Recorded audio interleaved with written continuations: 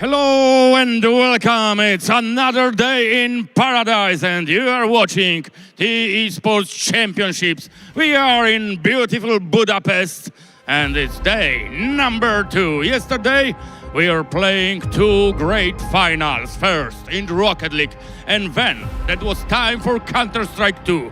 But it all the past. We've got 2 champions. It's time to show you the fights for another 2 trophies.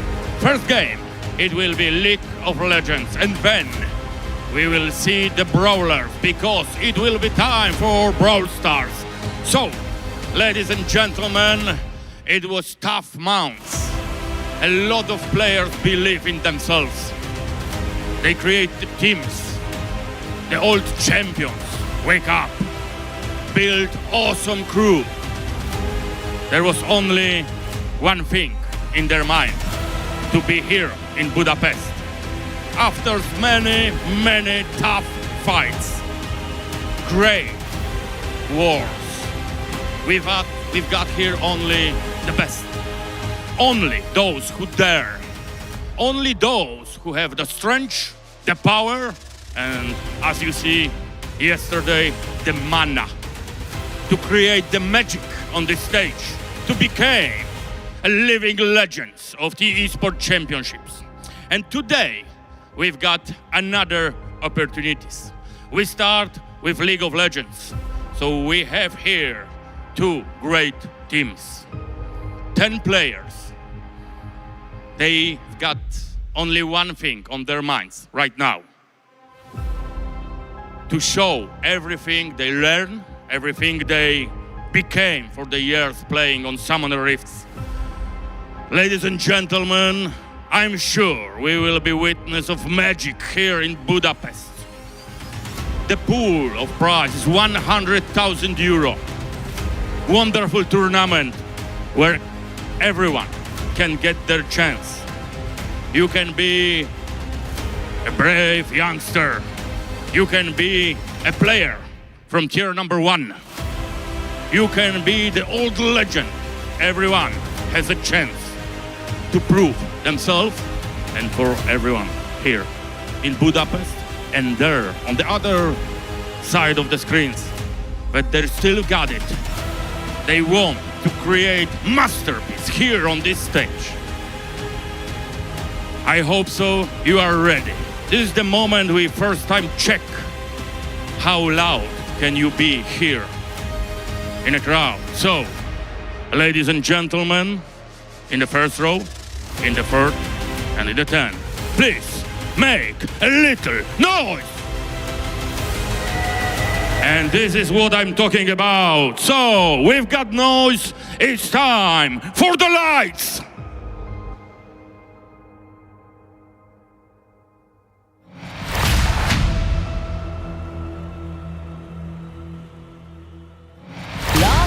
Legacy still echoes through these halls.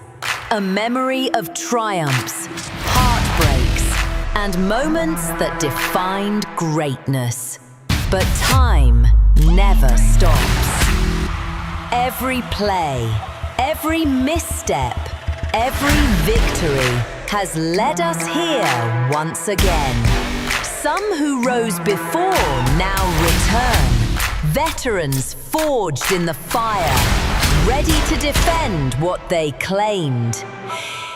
Yet new challengers emerge from the shadows, fearless, determined, hungry to carve their own legend.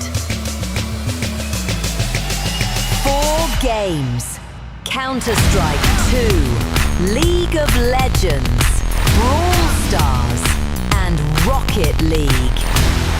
1 stage, 1 moment, 1 final chance to stand above all. This is the final step. This is the T-esports Championship. All right, so there was a light. Now it's time to meet the heroes who will play in the first grand final of T-esports Championship. Those youngsters fight tough from the beginning to this moment. But on this stage, there will be only one team which became a champions and take this trophy on my right. So ladies and gentlemen, it's time to introduce you the fighters for the big final of League of Legends at T-esports Championship. Their war scream is Polska Górą. It's Team All In as a first, Minimagic!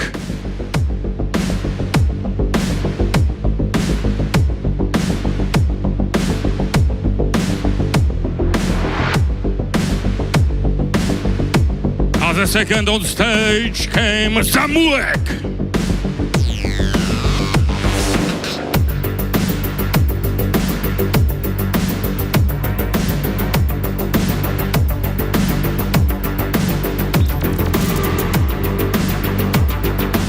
Third in the line is Mrozku.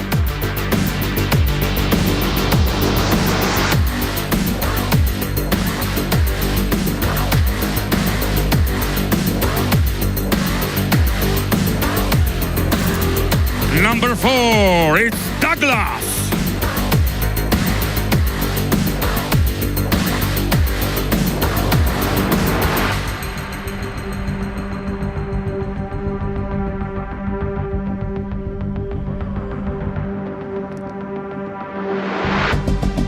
And number 5, Fraigo.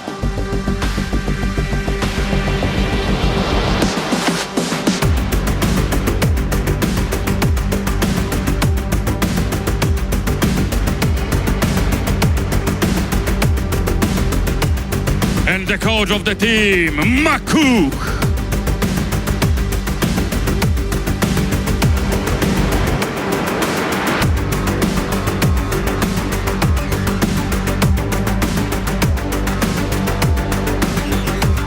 So please make a big applause. It's Team All In.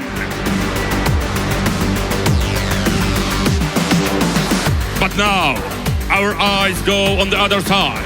It's time for their opponents. Great team. They have many things to prove. It's Team Excellence 6-9. And first on the stage, Septico.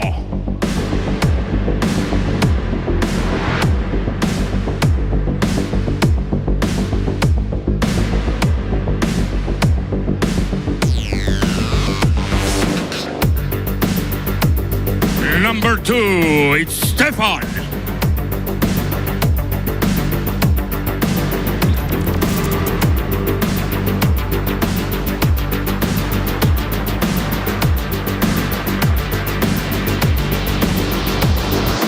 Number 3 belongs to the Haste.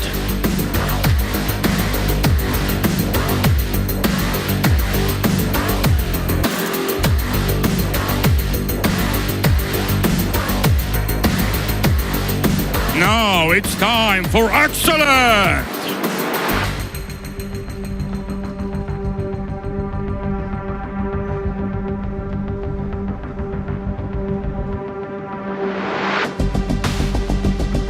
And last but not least, Thomas!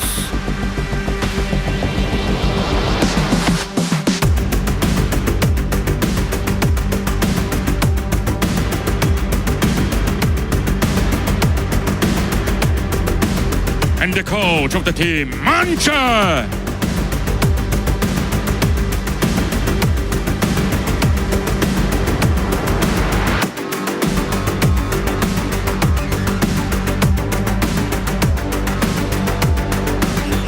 All right, make it loud, it's Team Excellent 6-9!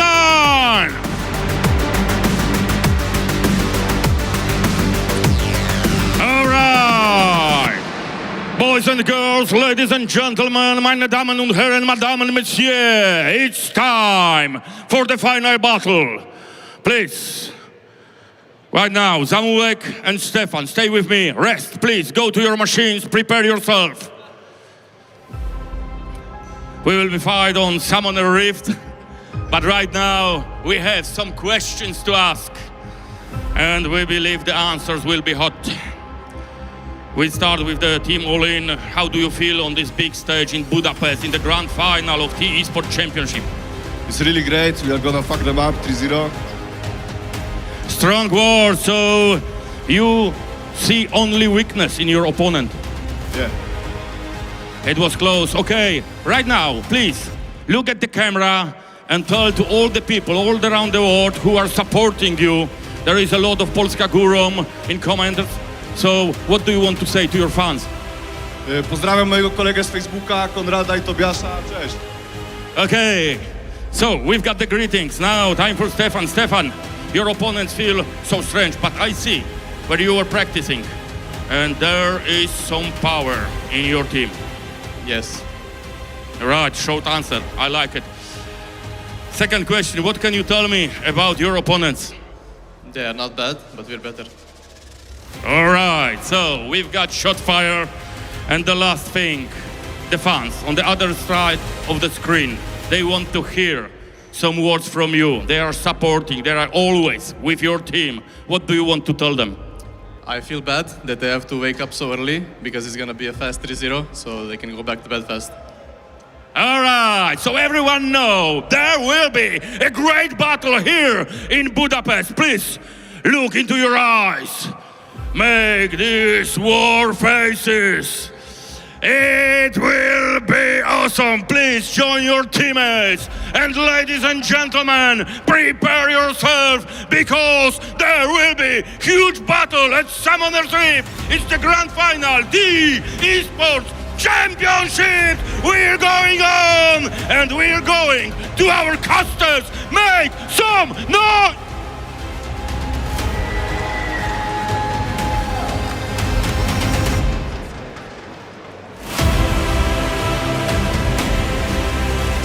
Welcome, ladies and gentlemen. We are here in the T-esports Championship Grand Final of the League of Legends.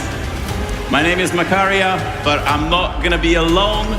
My greatest partner for the year is none other than Veteran. Yeah, great to be back as well. And I think with that interview, you got the perfect personalities of both teams down pat. Zamalek ready to take them all on, always being one of the best team fighters Poland's ever produced. And Stefan, controlled, but came up big at the end with that statement. Oh yeah, shots fired.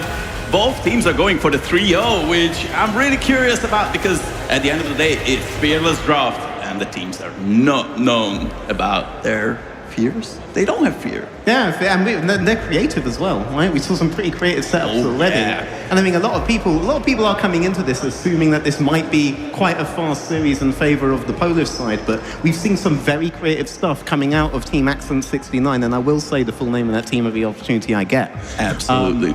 And they've taken on some really incredible opponents on the way up here. Yes, during the year, we've seen these players pretty much countless of times where on our screen we can watch the real prize, the money, why they're fighting for. Oh, yeah. Besides the eternal glory, obviously. Oh, yeah. But these teams shown throughout the whole year that they are not just some random mixes. They meant to be winners today, Yeah. both teams. But what do you expect? As you said, so many people expect the Polish teams to come out winning, swinging, but I feel like Team Excellent is back-to-back finalists. We've seen that narrative before in the biggest stage. You lose one final, Yeah. you win the next one. I mean, and they do it. I feel it's going to be a long series, right? I don't think this is going to be a straight 3-0 either way. I think Accent are the guys that have to be creative, but they've proven that they can do that. I mean, these guys did not go through bad teams to get up here, right? They went through the Agresivo, Parker, Zizifek, Roizen roster, right? They went through the Steelback, Nyla, Nafkala roster to get here. Those are really, really strong players, right? Steelback, still one of the best supports in the region. Parker, Definitely. one of the best supports last year. His setup was incredible, actually, particularly in his series against K-Corp. And these guys, they moved straight through them with some very insane drafts. The Swain Trundle into basically a full range composition that they were able to make work. A lot of thought into that draft, pairing it with the Sivir Taric. I do think, especially if you're looking at 5-man drafts like that, you see a lot of trust in these players between each other. And I was saying before, Zamulek, really glad that they brought him up on stage because he's the guy I'm looking at to do big things. Really strong team fighter, but against a team that trusts each other this well, that's able to view drafts in that manner, that's able to deny, Zamulek could really be given a run for his money. And this is the fun part about Team All In, which I really like, that these guys shown most of their gameplays throughout the year, because obviously they all streamers. And for the beginning of the year, I thought this would be a fun concept. You know, streamer teams are getting on track basically in the bigger stages of League of Legends competitive.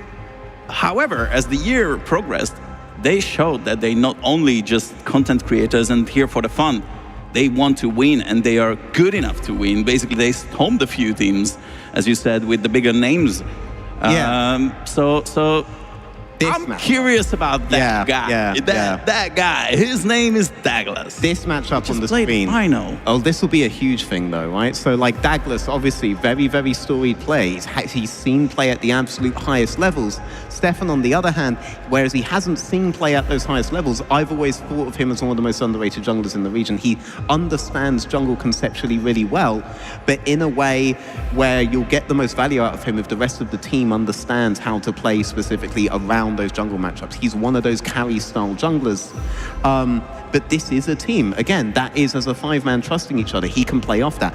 Douglas, I thought, is a really good pickup for Team All In because he imitates perfectly what their jungler's already doing for them. He is that bridge-style jungler, right? This is the thing, like Douglas shown so much strength throughout the year, even in summer, because obviously we were following the EMEA Masters, and that's where I saw Douglas as one of the main person who would not just fight for the win, but actually fight for an at least spot, basically. And if he can lead his team, I'm sure he can be even an MVP material for this final. I mean, and in an amazing way up to those two mid laners that we just saw on your screen there to enable this, right? Like Douglas, very much an all-in player, right?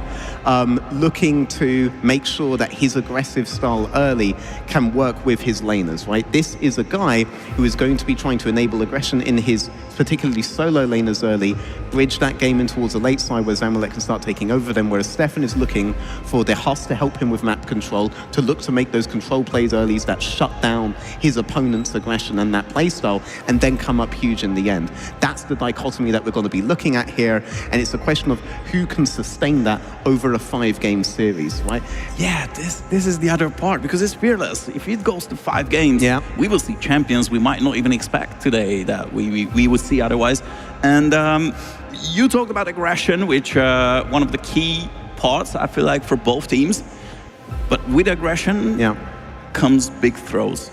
Comes big deaths. And some team fights are just lost because some people are over-aggressive. And if we look at KDA numbers across the teams, I'm not saying it's related too much, but still, if you fight a lot, you might as well die a lot. And aggression, I mean, it happened before. Aggression is the sprint factor in League, right? Whereas the control play that Stefan's team likes to do is more of like a marathon, right? So in the long run, it should favor Stefan's team overall, but this is why I highlight Zamulek so much. Zamulek doesn't view the game as that much of a sprint, right? He is a very, very strong team fighter in those late stages. He's that rock. So if Douglas' game plan early game does get disrupted by Stefan, Zamulek's always their fullback. So if they have a plan for anything, if Axon 6 and I have a plan for anything in the game, it has to be, remember, this Zamulek guy, he's taken on some of the best team fighters on the way up here as well, right?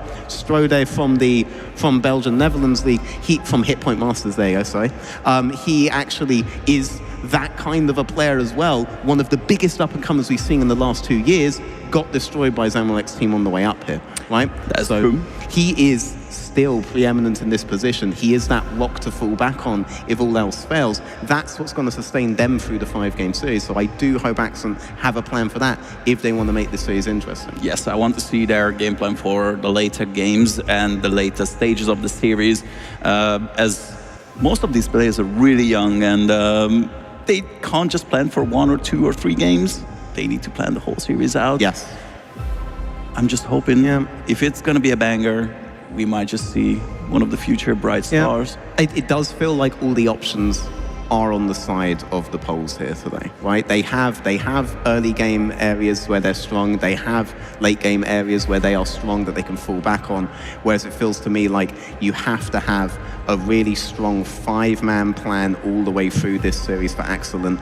But the later in the series it goes, the more I'll actually start to favor Team Excellent winning out on that marathon, or we're going to see some insane plays from Zamalek, is my prediction. And this is one of the greatest part about these two teams, as I was watching their road to the finals, which champions they played, which champions were banned against them.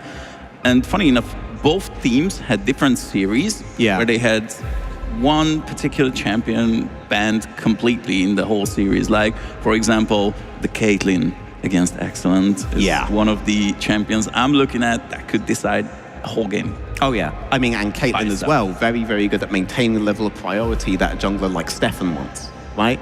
So and then on the mid lane there, you have the Aries, you have the Orianas, you have the standard, this is really great in a 2v2 fighter jungler meta coming out from the house mid laner there. So if you have that priority bot, you have that priority mid, you have pretty much everything you want as jungler in Season 15. Greatest logo of all time, by the way, 100% from these guys.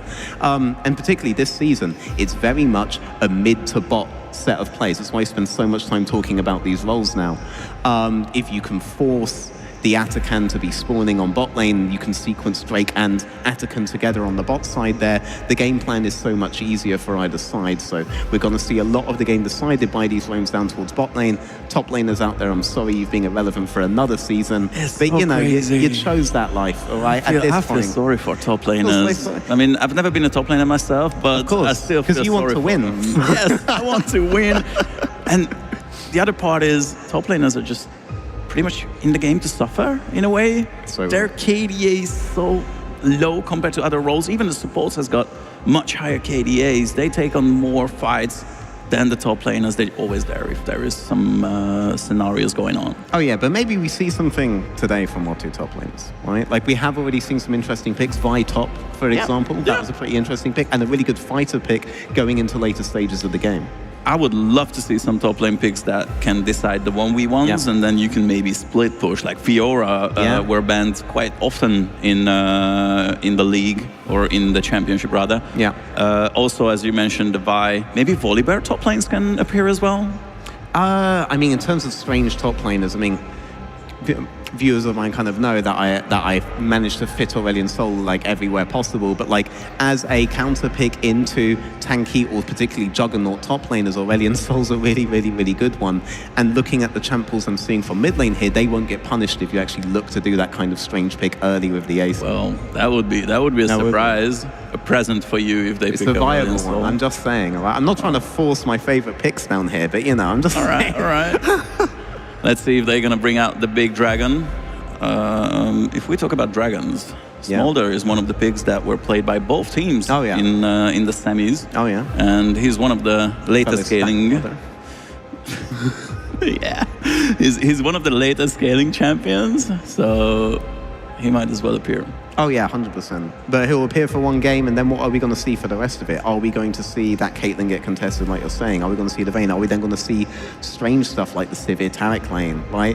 If you scout Team Excellent, honestly, what you want to do for the ban phase gets quite strange quite fast. They have a lot of nice picks under their sleeve to do. Yes, while on the other side, Team All-In tried to bring up some spicy picks in the semifinals, and the only game that they lost was played with a Twitch AD carry that didn't work out. Yeah. Oh, I mean, when I think of Zamalek, right, what I think of is his debut split way back in the day in Ultra Liga. When the Grand Finals, he brought out AP Kog'Maw in the bot lane, right? So these kinds of picks still available to him. That also won't disrupt your mid laner either. So we do have spicy potential on both sides of bot here. And again, this is very much a bot-centric game still, right? Yeah. I didn't decide this, all right? Riot put Atakan in the game. Riot made Drake's this powerful, all right? It's just, I didn't decide this stuff. You know what? I can't wait to see Kog'Maw banned 3 games in a row, and then 4th game, they just smash it in. Let's go. Give us a good Kog'Maw. I like seeing in the chat, by the way, a lot of love for Axel and Thomas, and some love for Stefan coming out in in force as well. I do think this series goes the distance. Genuinely, I do. Last year, all right, there was a ramp-up time, but it was a 3-0. Right? It was a one-sided 3-0. This year, I'm really hoping that Team Excellent can show us what they learned from last year. For sure, they have to give their opponents here a run for their money, right? Team All-In will go very aggressive early on, but if they stymie that aggression, they can definitely go the distance in this series. It's going to be all about that. Douglas v Stefan, for me, is defining the whole matchup here, right? First 15 minutes, I'm going to be hard locked on them and how the teams are playing around two very different jungle playstyles, right? Douglas, a really good enabler of very aggressive lanes. I think mid-top's going to play very aggressive with Douglas on their side here, and I think that's going to define everything. Please keep putting that logo up on the screen. Yeah, that logo. Team Excellent 69's logo is just really good, really good. Skirmish. On point. I think there's going to be skirmishes on first scuttle, or there's going to be very deep trades from Stefan. I think how Stefan play with each other, that's going to be a major factor here, right? There's going to be a lot early. Let's not think anymore. Let's jump right into the draft and see what these teams can show us today. The grand finals once again in the League of Legends side of the T-esports Championship. First game, Team Excellent on blue side, and they lock in Kiana.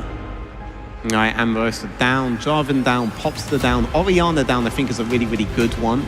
Orianna, one of the best mid laners right now, particularly with a fighter jungler, and we know Stefan favors the Xin Zhao, the Vise, those fighter junglers. He's certainly figured out the meta here. You do that with an Orianna, you can play slow on objectives, and this is very much a neutral objective game now, so good to remove the Orianna opportunity for the house. They've done that a lot.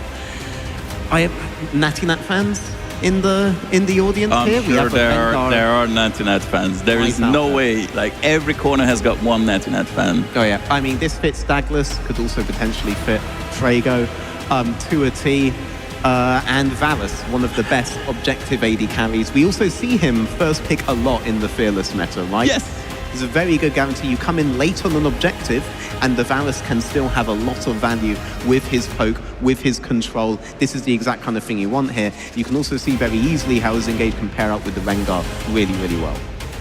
And my other part I really like about Varus is his burst is actually bigger than it looks. Yeah. And pair it with a Rengar, you can easily take out two not so tanky champions. I'm not surprised Excellent will play Ezreal in this game, just to stay safe, stay far, and try to match the poke of the Varus. Double melee with the Ezreal, no fear of a Vayne coming out now, given the Varus already being locked in, unless Frago really wants me to become a fan. But Sion here, we've seen excellent counter Sion compositions with the Trundle, which I will note is up. If Red have been scouting them, they may remember this as well. Yes. That is a big Douglas pick, right?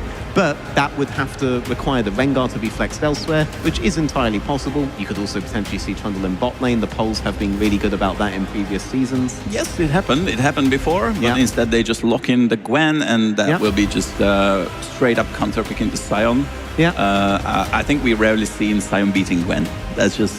That means the Gwen had to mess up something. No, Gwen, a really, really good pick at the sign. You want other control points though, right? Say Gwen is on the side lane, Sion decides to dead lane that lane and just ult in on your team fight. You will need at least one other big anti-tank champion. So looking at the mid laner there, potentially for this, or maybe even if the support wants to go something like a Trundle, to see what we pair up to go into this Sion. One is never enough, right? One is never enough, I give that. But also, if we look at the CC amount and the control potential that Red has at the moment, it's just not enough, I feel like. They need to find some very good CC machine, either for support or even for mid lane. I would love to see a Galio in this case, to be honest. Yeah, Galio's a CC machine, could be really, really cool. I'm looking potentially for Red, something like a Cassiopeia. Might as well. In the mid lane, right? Could be really, really good. It's a Kiana's don't like composition draft on, low range composition on the side of Accent 69, and Ezreal, being a high mobility champ with a dash, Cassio could actually work out really well. Kiana's just hate Cassiopeias, I'm pretty sure. So that might as well an option for the mid lane. They will ban away the RE. Yeah.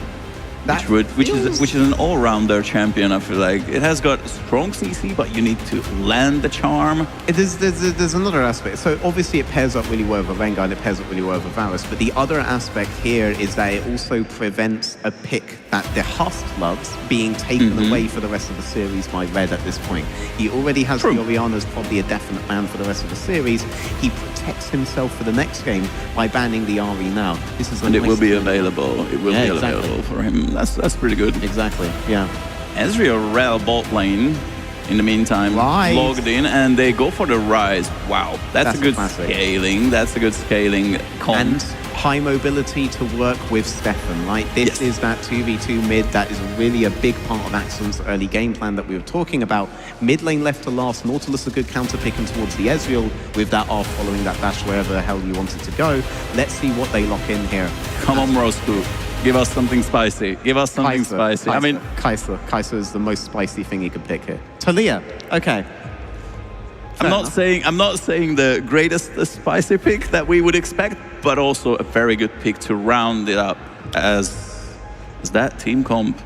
Fearless, mate. I apologize for coming out as a Fearless hater to the crowd, but with Fearless, you're going to get less flex picks, whereas I would love a Kai'Sa there. That would deny Zamalek a Kai'Sa for the rest of the series. You don't really want to do that. But the Taliyah here can match the Rise in terms of roaming potential, has really, really good potential early as well. Much earlier than the Rise does, so you can see the controlled aspects of Axelon's composition versus the Varus, the Taliyah, the Gwen, the Rengar. Counter-pick laners, they're looking to play aggressive early, they're looking to get first on these objectives, whereas Axelon, they have to make this work as a five-man team. Those two personalities we were talking about coming up huge in the first game. And that's what we want to see. We want to see aggression. We want to see both teams showing the world that they're here to win, not just here to play 40, 50-minute long games. They want to win. They want to storm the opponents, as the guys already mentioned it just right before the drop. Team all in, they're going to give you that all day, I think. They're going to give you that all day. I can't wait. I can't wait. Yeah. I'm all in for that.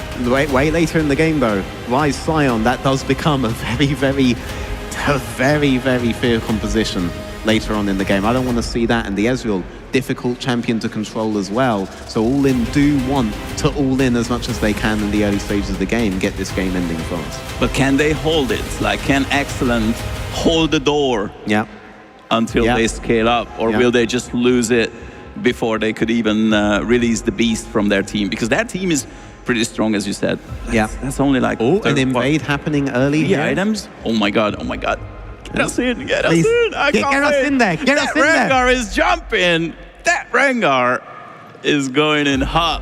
All right, Kiana forced out the top side jungle, and it is Red doing it, right? The team we were looking to have that level of aggression is doing it from level 1 onwards. They brought Minimachiak up into top side. They've cleared some of the vision there. They've given Douglas a good start. I was worried that Axelon would go for an early invade on this Rengar. You want to delay Rengar as much as possible. If you can get a situation where Kiana's 6, Rengar 5, that's brilliant. Red are like, okay, given they want to do this, what are we going to do? And Red's solution, which I think will be the solution for the whole series, we go forward first. They have to. You want to be ahead as a Rengar, because if you manage to be 6 before the Kiana, then you got pretty much a free kill. It's very easy to even gank the bot lane and maybe just focus out the Rel. You can do that, right?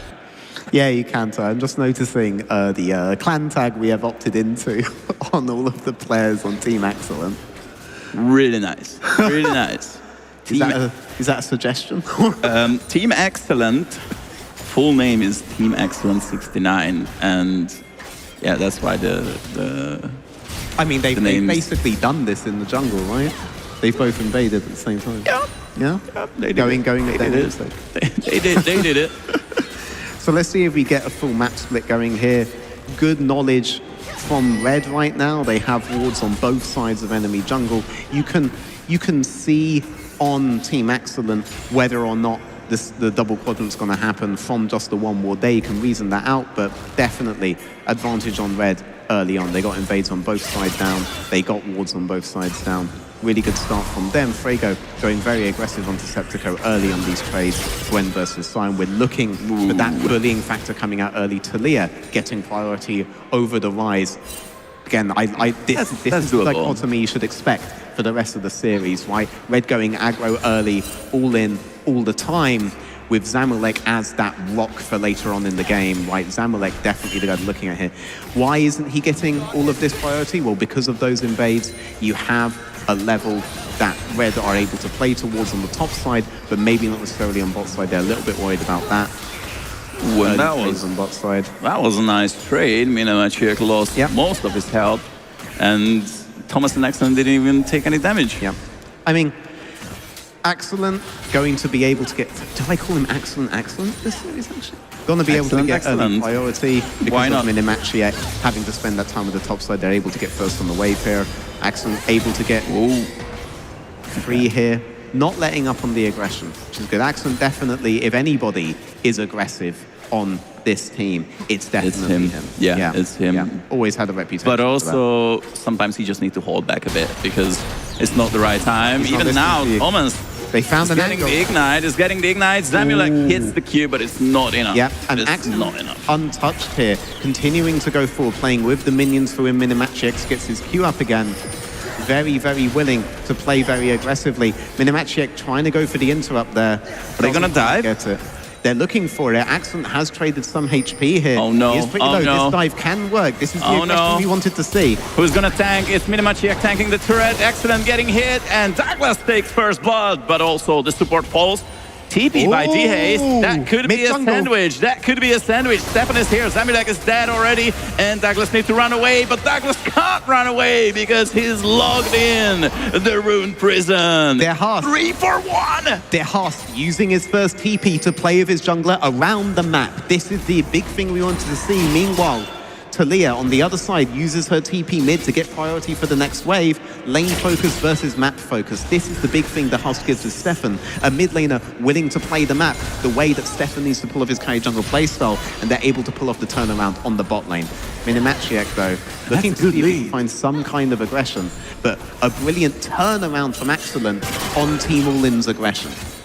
And with that said, everybody got 1 kill, basically. Yeah. But there is no extra gold from assist or anything else.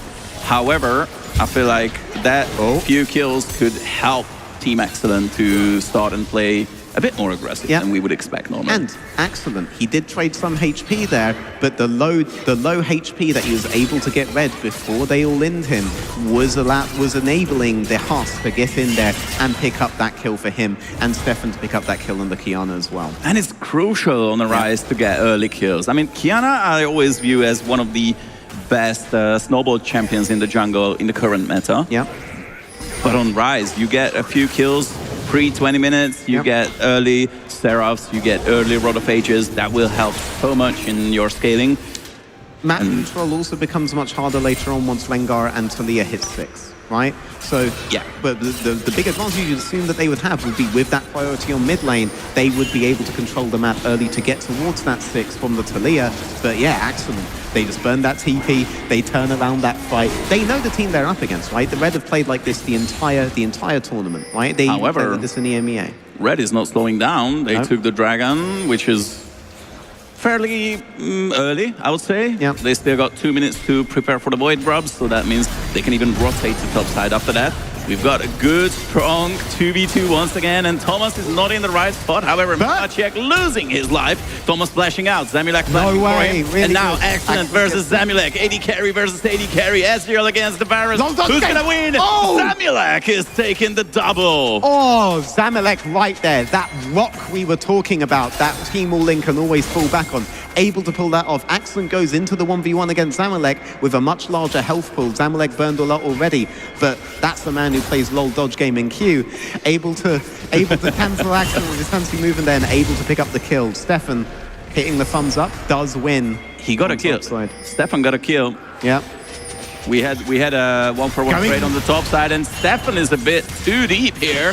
Minimachiek is in the perfect spot, but we've got the Kiana ult coming out, so Stefan is safe. Fancy moves on the jungle, fancy moves on the bot lane here. A really good series so far, 9 kills, and we're only 7 minutes in.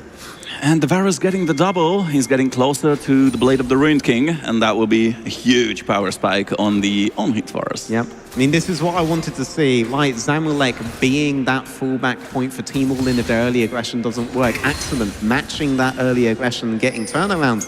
This is the League of Legends that I came to this tournament to see. Exactly. And what you mentioned in the drop, that you needed another champion that can kill tanks. Yep. Yes. What if the Varus just decided to go for this build and that's it? It's sorted out. He'll need to have some fancy feet. That low dodge game experience does need to come out for this one, and I think it will, judging by what just happened bot lane with the Ezreal. We're getting a replay of the top side here. We weren't quite able to see. That is a big mid-jungle play coming up towards top side. Frego able to trade a kill out here, but here's where Stefan gets that kill on the top lane before the scuttle contest that we see a bit later on. DeHoss, Stefan, these guys are going to play with each other like rocks, but that still comes out first on objectives. Yes, and that is a dead Stefan. Wait a minute, both junglers are gone. That will be painful. You can't really continue taking down the Void Grubs. Already 2 is on the side of red. Yeah, Zamulek very, very low on mana there, not gone with the full poke build. Axon still high up on mana. He could extend that trade a lot. That's why red are backing off right now. Grubs heavily contested early. Douglas, I will say, the aggression hasn't worked out. He's being matched on that, but because Stefan and DeHoss match late on those, Douglas is always able to get on the map first onto these objectives. He is first on these objectives so far. Yes, and that is a decent lead for red at the moment if we look at these objectives, even though the feats of strength is favoring Team Excellent 69. The Haze needs to run away. Quick phase rush proc. Yeah. Never hurt. It always helps. It always helps. Douglas has hit 6. Stefan is a level up on Douglas. We were talking about this being an objective for Axon early on, trying to disrupt. He was trading quadrants early. He was going for the matches on the sides on these plays with the house. They were able to get the advantage, but a level 6, level 7 now, Rengar is going to be deadly for these lanes. You're likely to see either less aggression by Excellent or aggression get punished. And what we can see now is a quick TP back to mid lane to catch the wave, but it will hurt once again, that rise. I have a feeling the Haze needs to be careful. And even Mrosku is quite confident. He's pushing out the waves constantly. Yep. But we've yet to see the Weaver's Wall.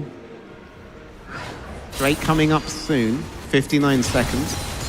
Right, so you see the resets coming out of all of Team Excellent for this Drake, whereas the resets on the side of Team All-In are very, very scattered. Minimagic, if you can interrupt this, that's really, really, really big. Pretty good. For the next Drake contest. Minimagic will have to come in late. They're going to have to play later on that with the Varus poke, with the Talia wall. They have the tools to play later, but you'd always rather play first on the objective.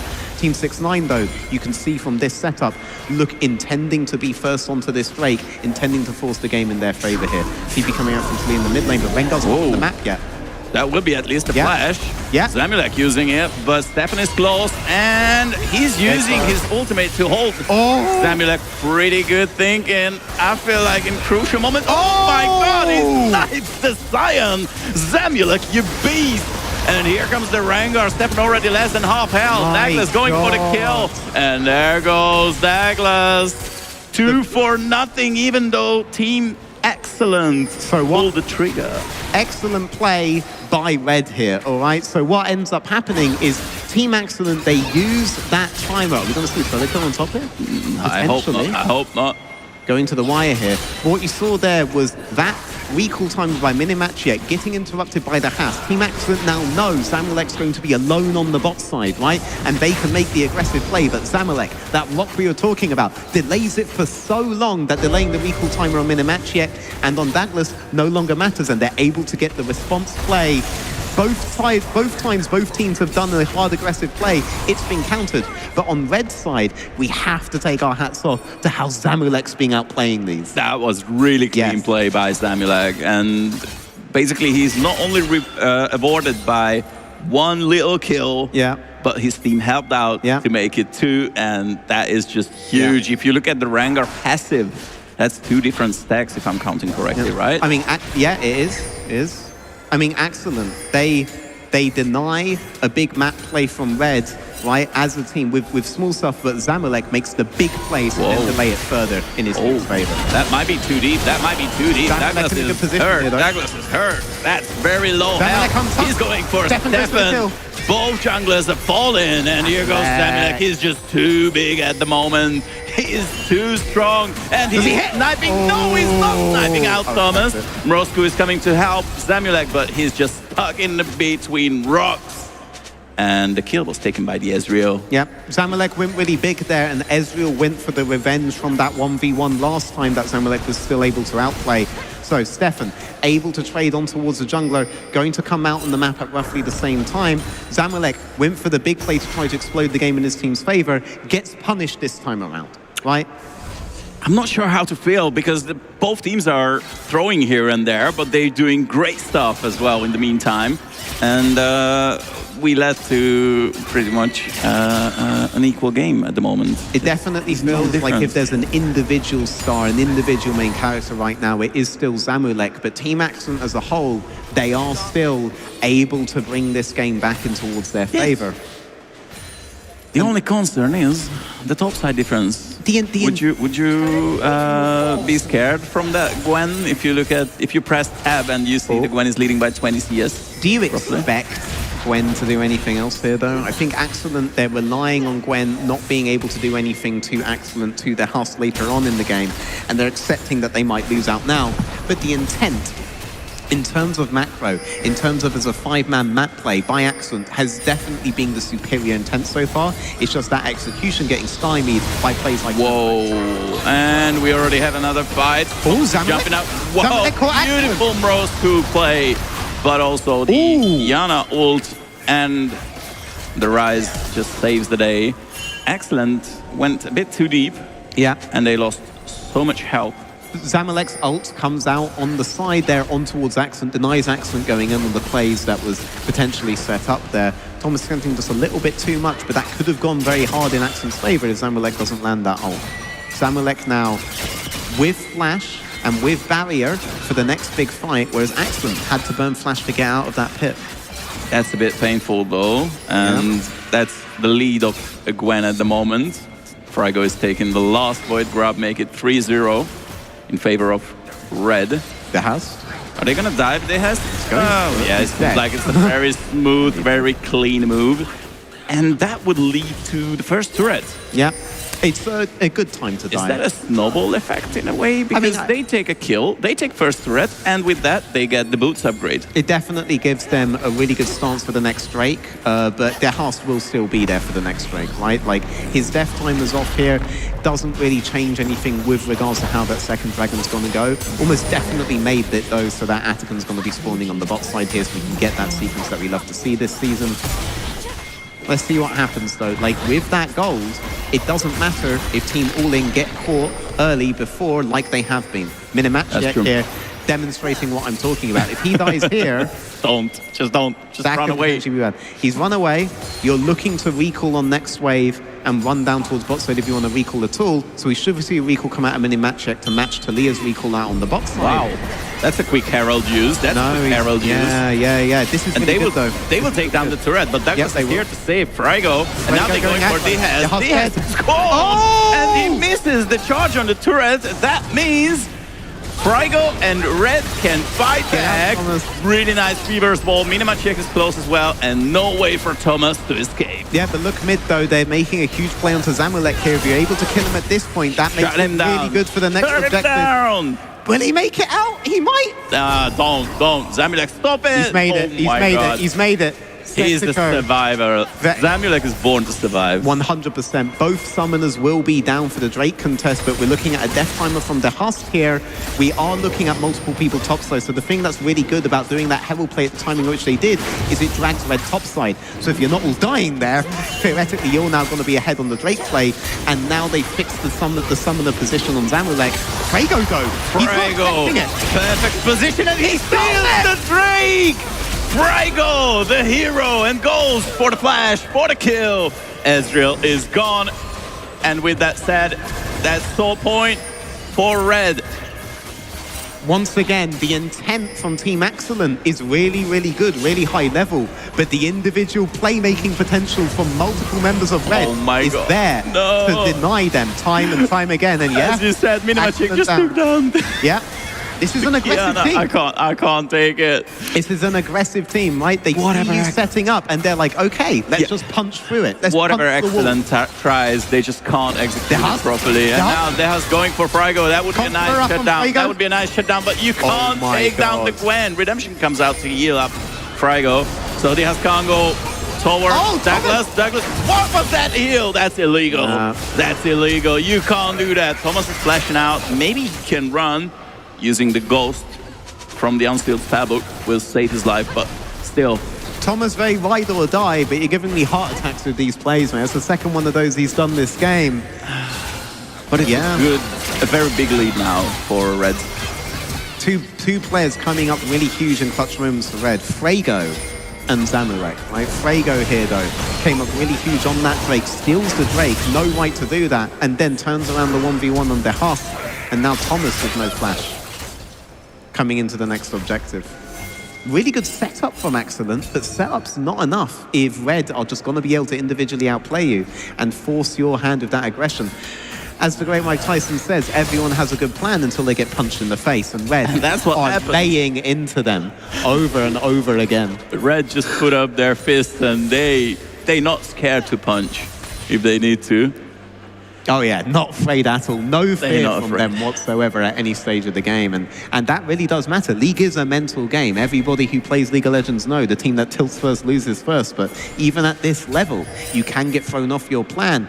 That should have been a free Drake, wasn't a free Drake. And it's turned into some desperate plays from Axon here. I don't think there was any real need for the house to play the aggression bot side, except he feels he needs to do something now. And Fager's like, mate, I've been doing things all game. And this is the part where it gets tricky, because now they running for the wrestle. Somehow Excellent need to do something, because otherwise they will just keep falling behind further and further.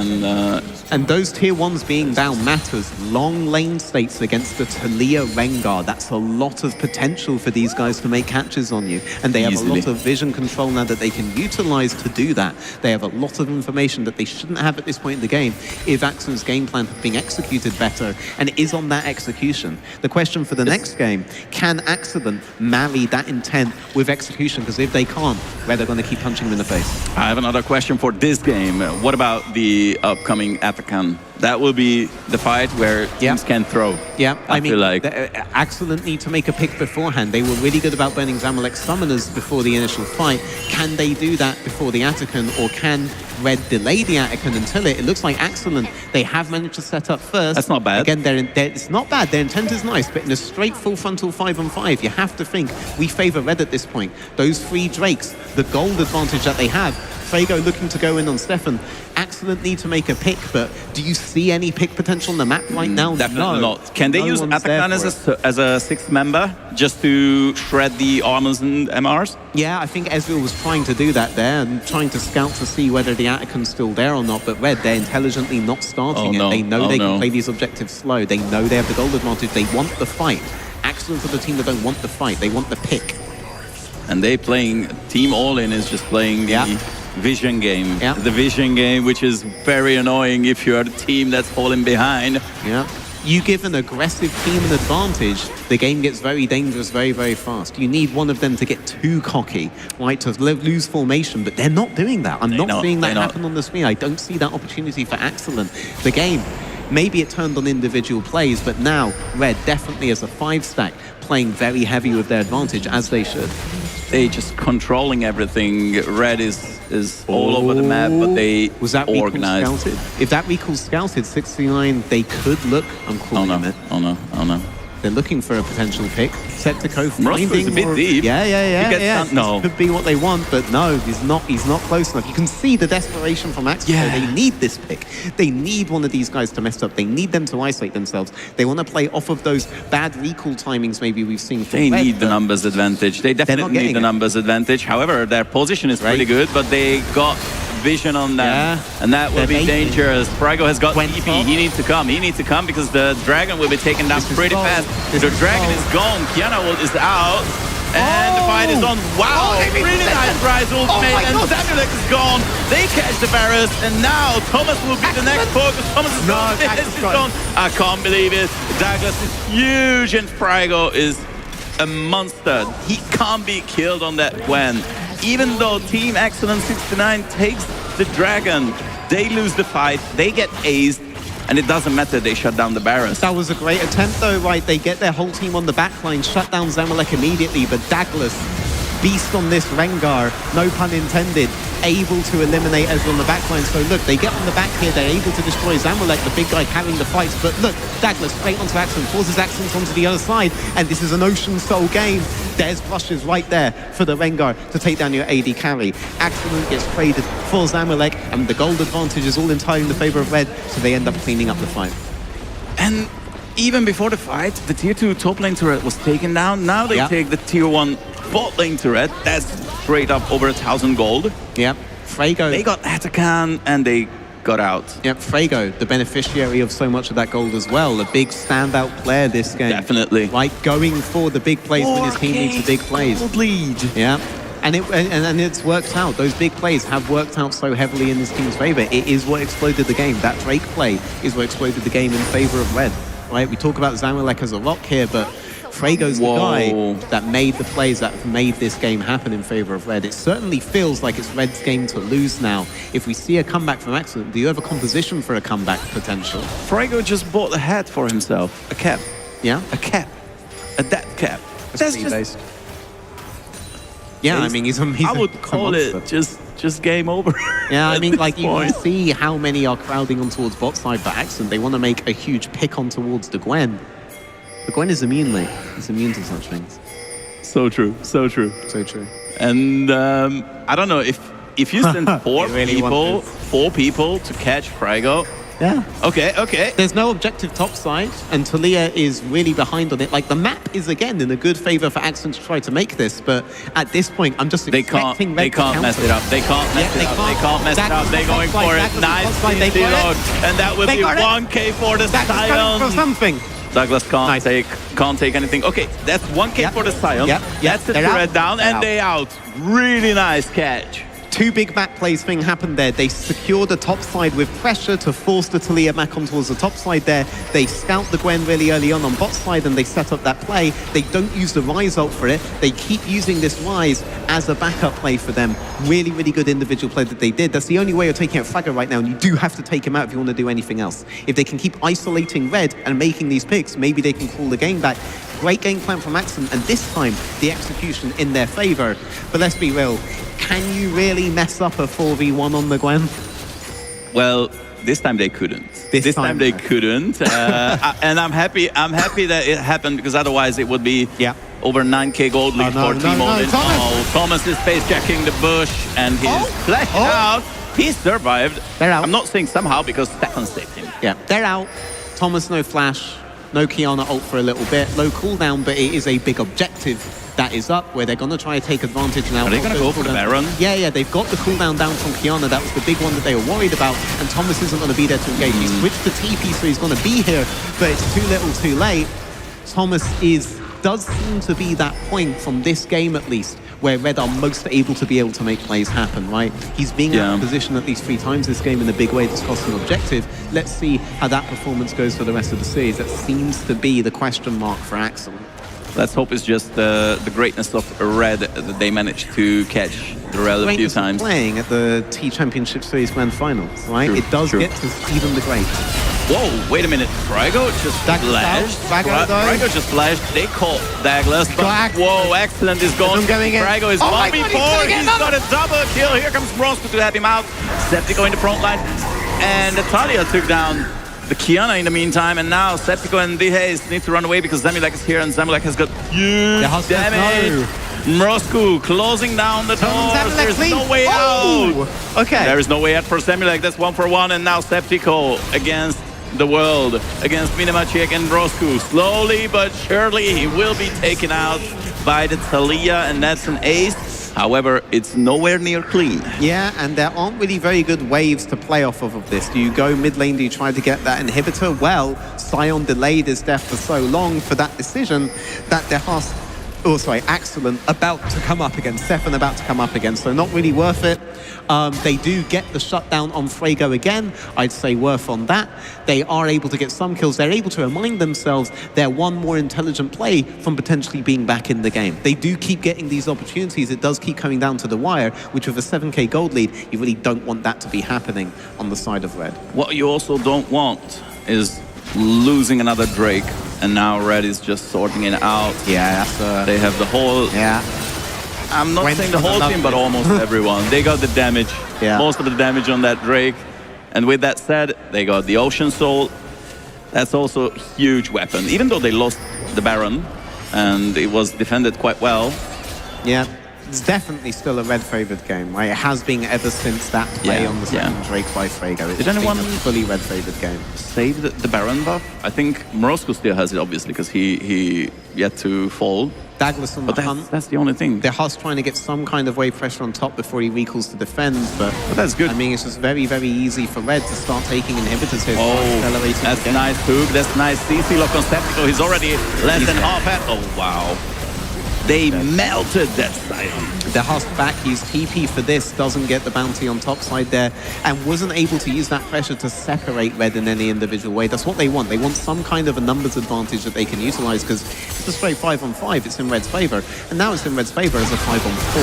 Oh, but Stefan is going in, and focus was on Zamulek, but it's Fuego? not enough. Stefan is gone. I think Fuego messed up. Fuego! Tanking the turret. Tanking the turret, but it's not enough. It's a 4v3 now. It's a 4v3, but sorry, 4v2. But Septico is coming back in a moment. 10 seconds. 10 seconds. That can be defended. Yeah, and I mean, Doug Can Red end? Can Red end? Oh, here comes the Beaver's wall, and the hook is pretty good on Thomas. Minimachiak flashing on Excellent. Excellent trying to kite the opponents, but it's just not happening. The focus is on Turret and on Thomas. Thomas falls, Turret falls, Nexus falls, and the first strike is by Team All In. They take in the first game. Slowly but surely, they just end it within 29 minutes. living up to their namesake as well. That was the aggression that we were looking for from them. Whereas you did see those really big map plays, those really good control moments from Axelin.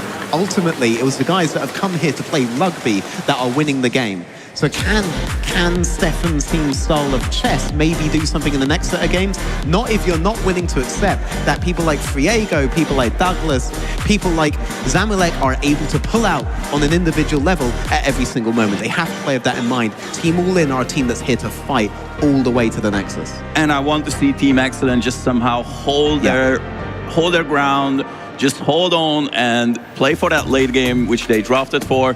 We've seen 45 kills within less than 30 minutes. I can't wait to see more of this. I would say we're just gonna jump for a quick break and then we will be back very shortly. Don't go too far.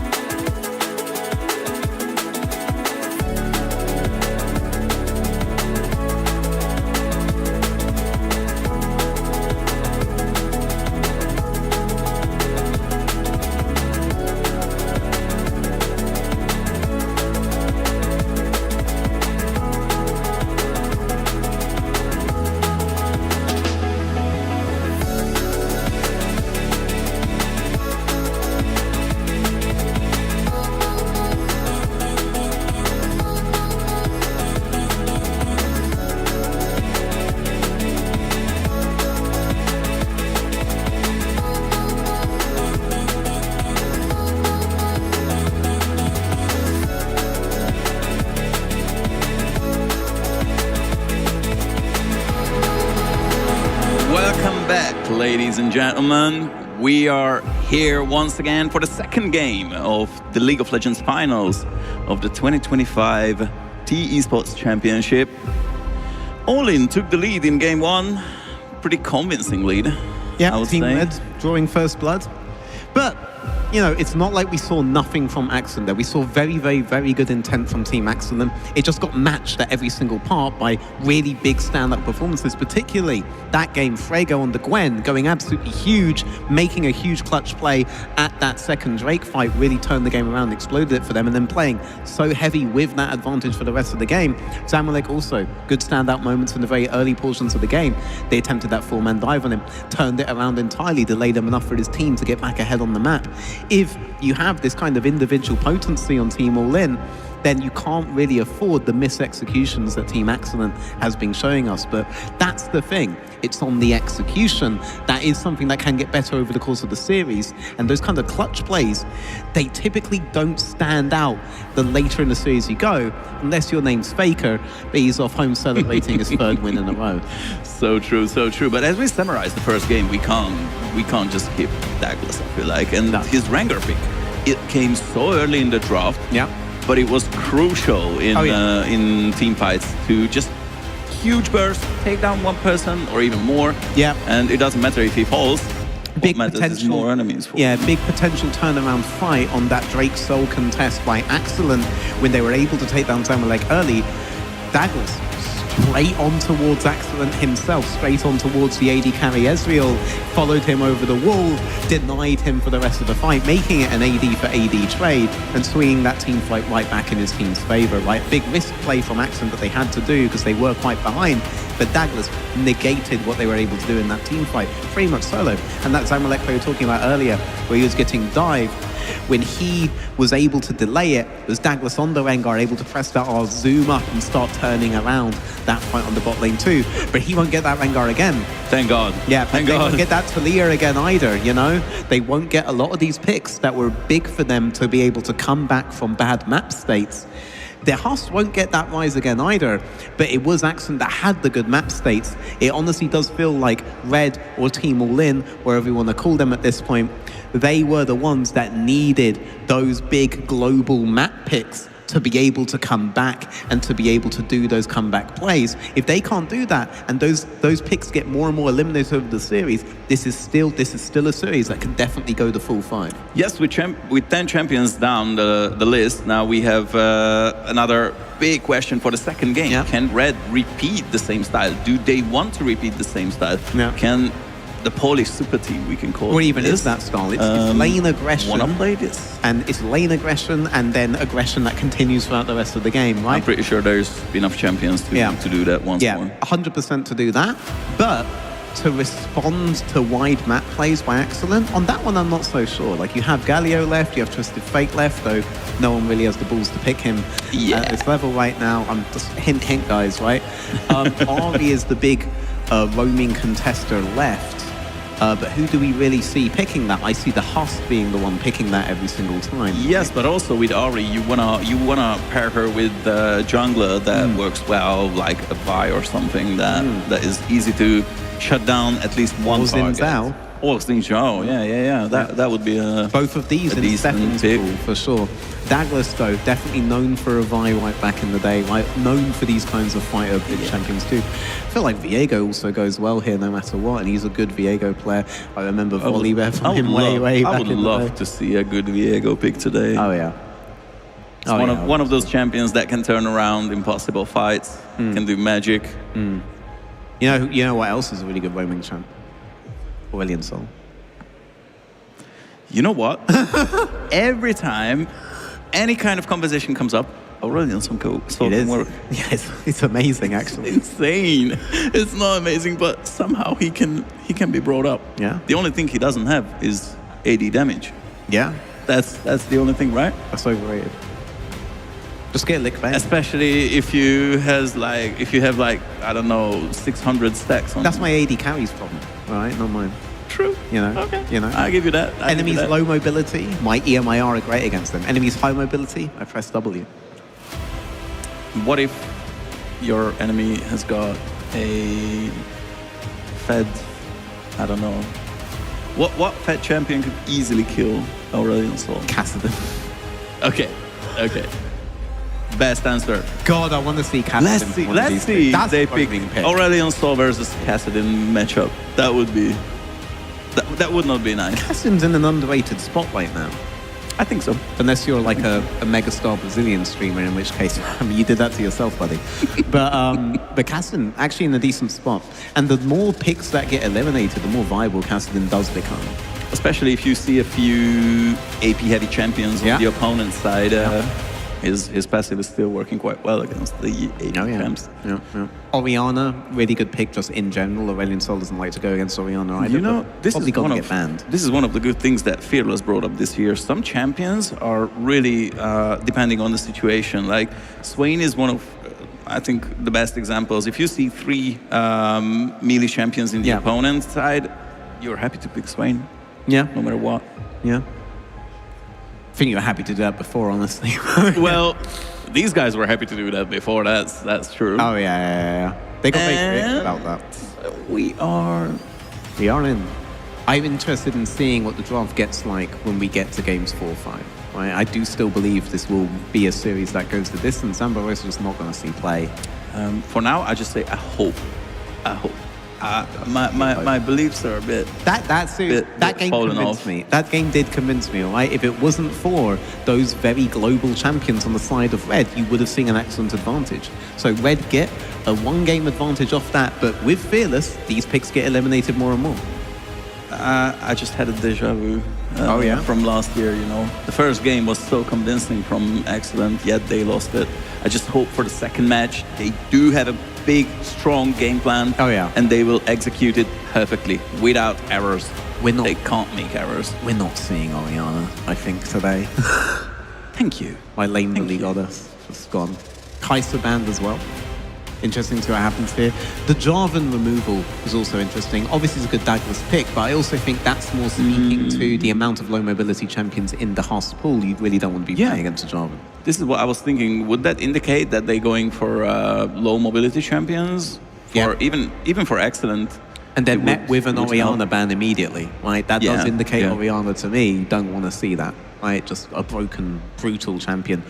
I was missing Yunara in the first game, and now Team Excellence 6-9 just locked her in. Feels more like a team all-in champion as well, if I'm going to be honest with you. That feels like something Zamalek would perform really, really well on, but we're not going to see that for the rest of the tournament. And Tristana, this is a good flex pick here that you can do between mid and bot lane, but it is a Zamalek staple as well. You want to talk about strong team fighting AD carries. Very, very good response, very good scaling, very good, no pun intended, all-in potential. Zamalek, big playmaker in the last game, really able to find those moments where the enemy team messed up. I'm not going to use the word you use, Zamalek, but absolutely did do that. Tristana going to allow him to make those comeback plays too. And there are still so many supports left to pair Tristana with if you pick her for the bot lane. I just want to see that they lock it in on the third side pick.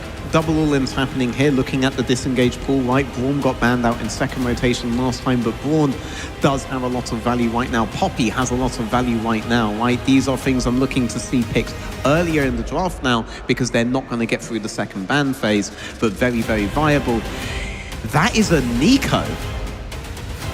Is that a Yunara Nico bot lane? It could be. That sounds horrible, actually. I'd dodge the game, to be honest, if I was on the other side. Well, yes, because now you need to think about, okay, what am I going to pick next to that Tristana? You can't just go for like Alistar, because your laning phase is pretty much doomed. Huge range for the Nico Yunara. It also can still be a Dehust Nico, right, later on. It can be. It that could won't be. really It could punish be. your support pool for doing it either. It could be, but either way, I have a feeling Team All-In is in a rough spot at the moment. Jax, also a flex here. Stefan can play this, right? Septico, though, maybe he's looking to show Frigo. They go You've for mentioned Alistar. There you go. So we have good disengage, but all in, remaining true to their all in. You can't let Poppy Braum come through the rest of the bans now because Jacksons are able to do that. It gets really bad really fast. Stefan can also play the Poppy. It wouldn't just be a Thomas champion here. You need to ban both of those picks. One down immediately. can we make sure that they can't hear me? I don't want to be doing the draft all in here. And if I do want to get paid. A little bonus never hurts.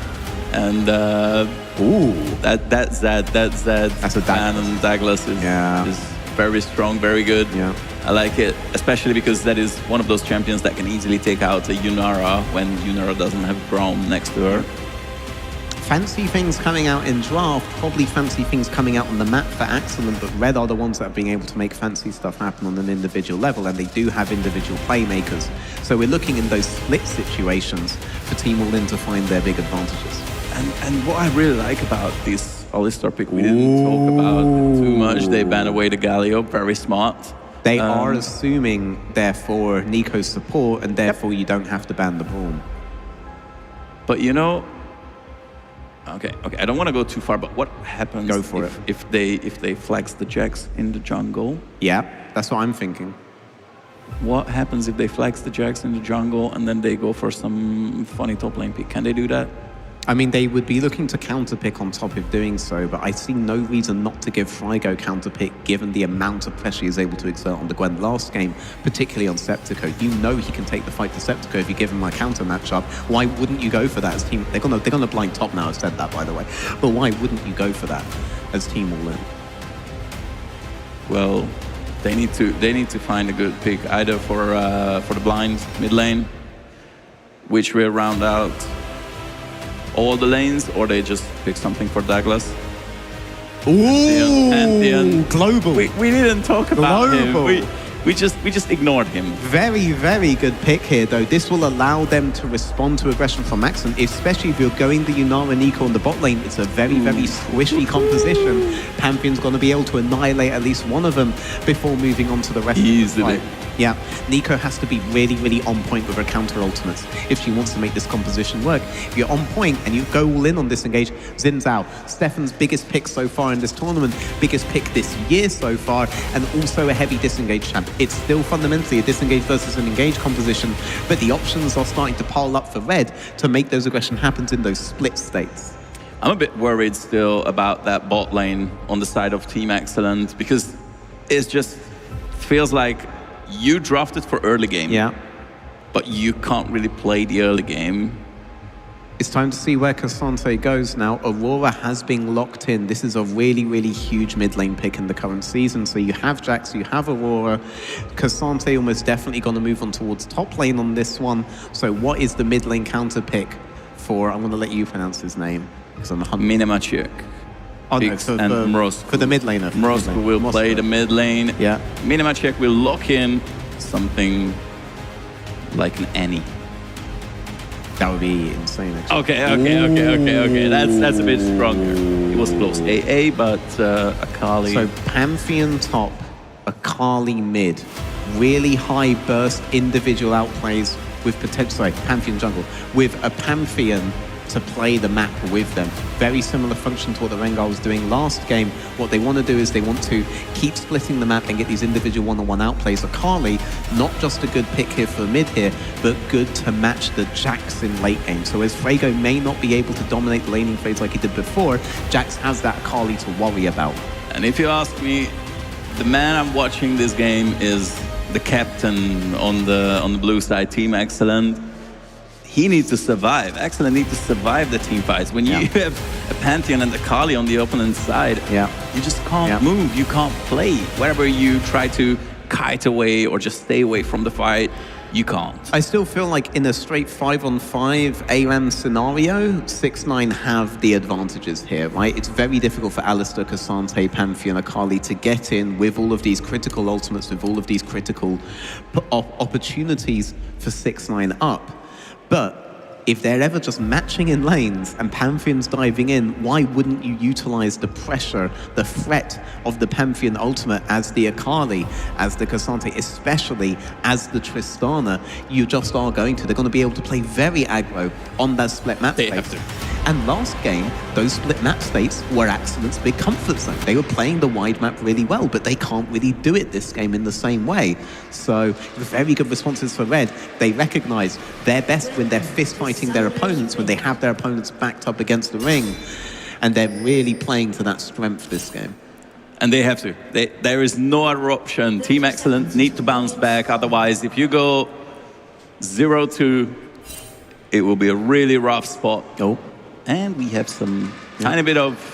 This is truly a chess boxing match, with Excellent having advantage on the chess side and Red having a pretty big advantage on the boxing side of things there.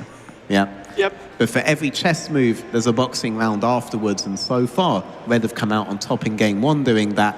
Let's see if Excellent can get such a lead on their chess that it doesn't matter that they come back to the next round with a concussion. I really like that idea. Just mixing it. I'm just yapping, mate. That's what they pay me to do. That's right.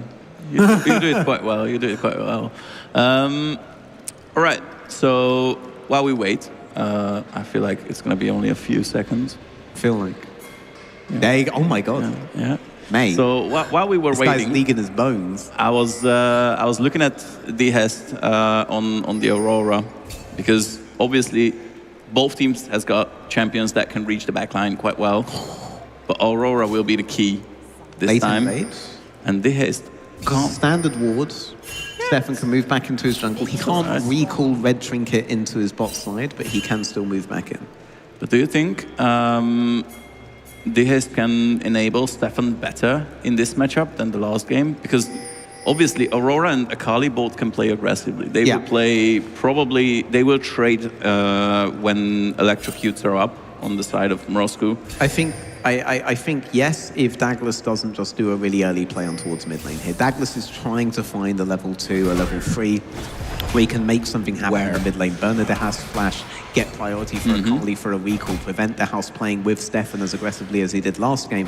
That's what he wants to do, right? Again, the solution for any intelligent play Excellent have for Red is to just punch them in the face before they get it going, right? And that's what you're seeing here with that Pantheon pick, except late game, if he doesn't use R, right, and he has that R in reserve, and Excellent know he has that R in reserve, they can't play aggro on these lanes. I'm definitely looking at this mid lane to be a huge difference maker in that regard. You can match that Akali on towards a Jax at any one of these points. They're likely to play a 4-1 composition really, really heavily towards that Akali and enable Akali to get pressure. Play a 2-lane map, prevent Excellent getting those cheap 3-lane plays that they were trying to get beforehand.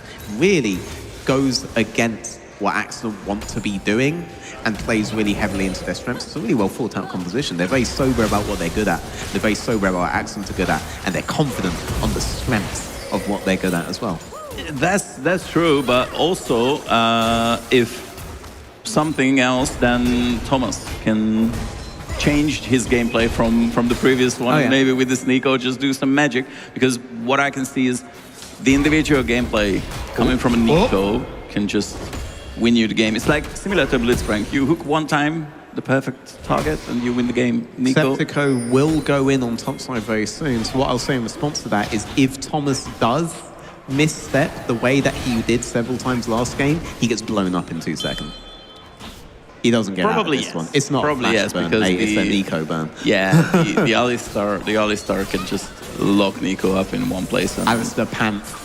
So easy to just shut her down. Charging the whole time. Here we go, Septico's gonna go for it. Frego really trying nice to play with his minion wave here. Huge play on bot side. Okay, that's a huge hit from Minimax. And Stefan stuck in between 4 men. And Zamilek goes forward, but that was too deep. Zamilek, that was just too much. And now the turnaround from Team Excellent. I don't know if it's enough. Minimax once again knocks up 3 members, and the damage is there. But the fight was won by Team Excellent so easily. Are you telling me that they're gonna ace?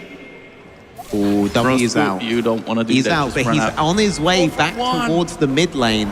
Very similar to what happened last game as well, right? Red get the initial play going really well. Excellent, though, on the aggression here, setting up that play for themselves. Red responds, but then DeHusk is the difference maker. He's on the map first. He's paying attention to the map the whole time. He leverages his mid lane advantage to be able to get here ahead of his opponent and is able to help turn the fight around. Thomas this time, not the one getting caught, stays on the back line there, able to get some CC out. Excellent. Coming in from the bot there, but DeHusk, again, the man making a huge difference. So when Axon's able to come in, he's able to start making some of the plays happen, able to get the damage out. And yeah, this is a repeat of what happened last game, right? A repeat of what happened last game. Completely. Yeah. And Septico taking the solo ball on the top side as well, which is pretty big. Yep. But right, I'm looking at 4-1 in favor of Axon. Axon. We've been there before, right? Yeah. Will this give Douglas the opportunity to get on first rake ahead? No. He's matching Xin Zhao Kui right now. Actually, he's not matching Xin Zhao Kui. Tell a lie right now. Xin Zhao's ending towards top side. Douglas will be ending on the bot side first. And you see Minimachiek setting up for the Drake here. So it looks like Red might be on the Drake first, similar to how they were last game as well. Septico getting pressure, but I anticipate Stefan will look to reset in towards the bot side of the map rather than play harder this pressure. If Jax plays on the wave now on this proxy and Pantheon shows top side, you know that's a Drake for you as Axon, so he's relatively safe to do this, right? There's always a good trade option for Axon here. They're playing now with the knowledge of Stefan just being on the top side, but he's looking to match straight in towards bot, looking to match Douglas here. Doesn't look like Douglas is going to get first on. That's not bad, actually. Both teams can come for that Drake. Yeah. And we might just get to see a nice little fight. A lot of pressure coming out on the side of Axon on that bot lane. They're trying to get control in towards that river first, but Red not quite letting it get to them. Douglas still first in the river again, does get control of that scuttle. Stefan's season going away on that. Though still, it's good to say that Axon were able to at least somewhat match on towards this Drake this time, even if Douglas does beat them to it, even if the level of control is still in Red's favor. I mean, vision control was there for Red, but they know they don't have the numbers just yet. Thomas coming to CC Douglas a bit. Yeah. Well, Minimachiek and Zamilek joins the party. They're playing it slow. Stefan's position is not great. Stefan's position is not great. Morosco going in first. Nice, Stefan is losing his life, maybe? Yes. However, Morosco is pretty low. The haste between worlds. Zamilek need to run away. Zamilek blasting the Aurora, and the damage is in a really nice flash from Zamilek. He can go forward. He's got the rocket jump reset. However, Excellent is saving his support. But they lost 2, and they don't lose the Drake. Slow play for Red, but it's a split play for Axon. It's not a proper 4v4 there. You have Axon 2 on one side, 1 on the other side, and Red, they can just pick which side they want to engage on. Gives them so much space, so much room to breathe, and Zamilek at the end there, making the plays happen, going all in like we were talking about in draft, right? We saw him take advantage before. Tristana lets him be a huge playmaker, and he anticipated Thomas CC coming in, clearly playing his LoL dodge game in Q, manages to get the trade kill, manages to get on, manages to force them off the Drake, and now the Drake dance will begin again with Douglas starting topside, Stefan topside as well, matching each other down. Let's see who wins on round 2, because Red, they needed that fight. They're closing that gold lead. They're only 1.4k down now, whereas previously they were 3k. And that is something that Red can work on as well. They will probably just delete that lead on the side of Team Excellent if it goes this way. 2 kills on Akali, very close to the rocket belt. And once Morosco get that, what can Excellent do to survive? Yeah, it looks like it's going to be a grub straight up. So Douglas still matching on towards the bot side, has enough information. Maybe there's actually a pink in the river there, but they can somewhat, well, they know now what's happening, right? So 2 grubs being taken. Stefan does go for the third, does mean they're going to be late on bot side. Douglas finishing the clear on towards his camps. Both junglers at 6 though. I don't think it's going to make a change of 6 for 7 on the bot side play. And I still believe Xin Zhao fully intends to play hard around this bot. They're delaying it a bit because Septico doesn't have teleport here. So they're not looking to go hard until they know they can time this with the Septico TP. Minimachiek burning the flash of Thomas. Thomas, buddy. We went over this. Run, but you can't. You can't. We went over this. 3-0-1. No flash. And Morosco goes for the haste. Yeah, no flash on Thomas. And as you said, his life is gone. Yeah. A bit of gray screen. So now, on the reset, back in towards the Drake, Thomas will not have flash, and you will have a big gold advantage for Red, so heavily favors Red now on the next Drake contest. Septico will have his TP up, but you have to think Red will be looking to win the fight. Frego really not letting up the aggression. No, Frego is just keep trading with Septico. I like it, because then Septico is having a bit of a rough time. Just keep up with the farm and all that CS. Nice trade. And that's an all-in. Oh my from God, Zhe. Just going for Can it. he go Almost, for the he's kill? got it. That's nice. Oh, One no. hit. One hit away to solo ball on Roscoe. Yeah. But the Akali survived, and that's more important. Pantheon ulted on the mid lane there. He's chasing this kill. Could give Moscow the room to recall TP and be first on the Drake as well. If nothing else, the Hust will get away, but he's going to be delayed on the map here. Moscow able to get the pressure on here, but Stefan sneaking it. Yes, they sneak the Drake, and that is pretty free. Yeah. However, look at Douglas. Look at Douglas. He's going for the top side. That's an all-out and an all-in, and Septico just ward jumps out. Yeah, and this is the big thing. Stefan, eyes on the prize the whole time. win. Douglas got distracted on mid there, is thinking this will be good setup, but forgetting that while he's making that play, Stefan also has a move in this chess game, and his move is just for Drake. Look at all that vision control on the bot side for Red, all for naught, because one guy's keeping his eye on the prize here, and the other's playing the kill game. But Red are playing the kill game well. They have gotten a lot of these. They have to get a lot more, though, against the chess moves that Axons are pulling off. And right now, slowly but surely, the first items are arriving for the teams. And to be fair, I'm still looking at what can you do with those first items, because right now Zamilek doesn't have the Yuntal. Oh, that's an all-in from Minimatch here. He even flashed to CC Excellent, and Excellent flashed as well. He still got the barrier. Here comes Mrosku. Can he finish someone? Of course, Thomas is already gone, and really nice CC lock on Excellent, and the kills are taken by the Akali. That's 5-0. That's a 5-star performance by Mrosku within 11 minutes. And if you're Jax, you are that airplane sweating gif right now. A 5-0 Akali is looking to match you on the side lane. That's guaranteed pressure for Team Red coming into the mid game. Look at that needlessly large rod. Just landed in Roscoe's inventory. They knew what they were doing at that name, right? Yeah. Yeah, they knew. I'm sure. Well, 5-0 Akali. Looking to try to get something now. Okay, no mana. No mana on Zamilek. Barrier, even... Imagine if he had a real weapon. Flash was 5 seconds away, and Minimachiek is stuck as well. He can't move, and the haste taking the free kill. Okay. All right, that's not bad. Kills traded back. 2 for 2. Kills traded back, but if we're playing a wide map state later, the fact that so many kills are concentrated on Roscoe is going to be a huge difference maker. Yep. So we still need more advantages. It's great that they've got these, but there's no objective on the map for them to leverage off of this. They need to start funneling more gold on towards the Shax, on towards the Has, so they have an option against the Akali later. Stefan goes in. Definitely don't give Akali a kill now, though.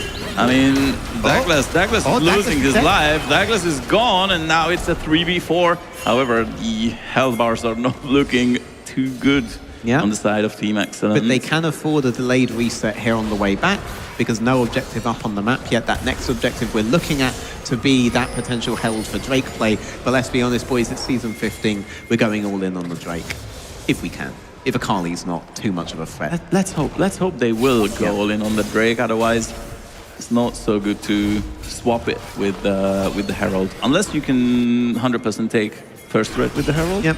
This is still a better game for Axon, even though you have to be thinking about Moscow going to mid-game. This is a much better game for Axon than it was last game. They're getting the grubs, they're getting the Drake. That intent that they have to play the map is being rewarded this time. They are actually getting the map plays, whereas beforehand, they intended to do something. Red were not quite eye on the ball on it, but Red punched their way through to the objective anyway. They haven't been able to punch their way to the objective this game. They punched it to kills, but not yet so far to these objectives that are such a defining feature of Season 15 League of Legends, especially as anyone who's betting against T1 knows. Watching these guys lose draft, lose lane, then get 4 Drakes and win the game anyway, must have been frustrating if you're a KT fan. Huge value in those Drakes for the long run. Yeah. And huge value in Roscoe at this moment, even though he doesn't have shutdown gold on his head. That's how it's supposed to work, right? 5-0 Akali, 0 shutdown gold. Yeah. That's really weird, actually. I don't know, man. But at least the 3-1 Aurora has got a 50 gold on his head, on her head. Anyways, so no one knows how this system turret works. plates are gone. Boss is the only one who knows how this works. Can we get him on the desk? At least turret plates are gone, and now the teams can aim for the tier 1s. Septico is taking a bit of a hit, and now Minimachiek, nice flank position.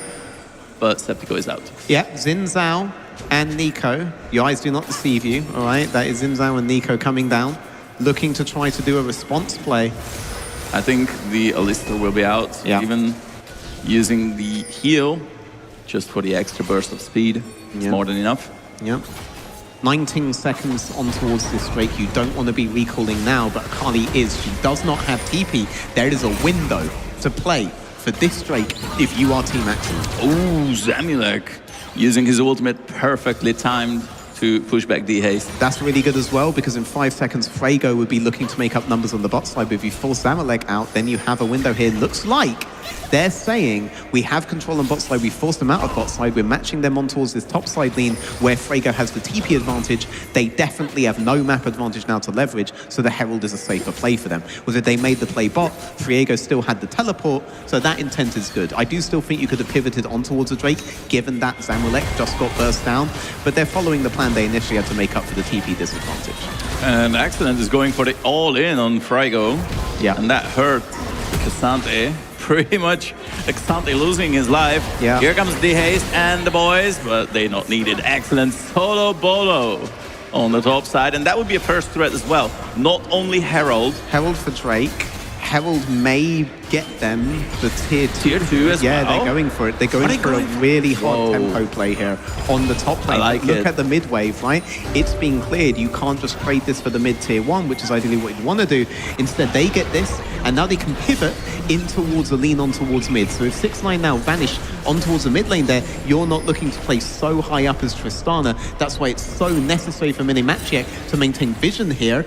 But instead, right, he maintains vision, almost dies there. Now Septico has all the info he needs to play up, clear the wave again. This is all Septico has to do. Uses E to move up into the wave, and Zamulek can't do anything. Clear it. You've traded tier 2. You haven't lost tier 1. That's a really good monetary trade. I still would have preferred to get that Drake, but really good trade. They have an open lane now that they can try to play the map with to secure the next one, and maybe even secure more advantages later on. And you know, after the first game, I was a bit skeptical about Team Excellent. How are their confidence? Can they just come out to this second game and just play safe, play careful, plan properly? Confidence. And they have the confidence to play 1v1s. They have the confidence to dive.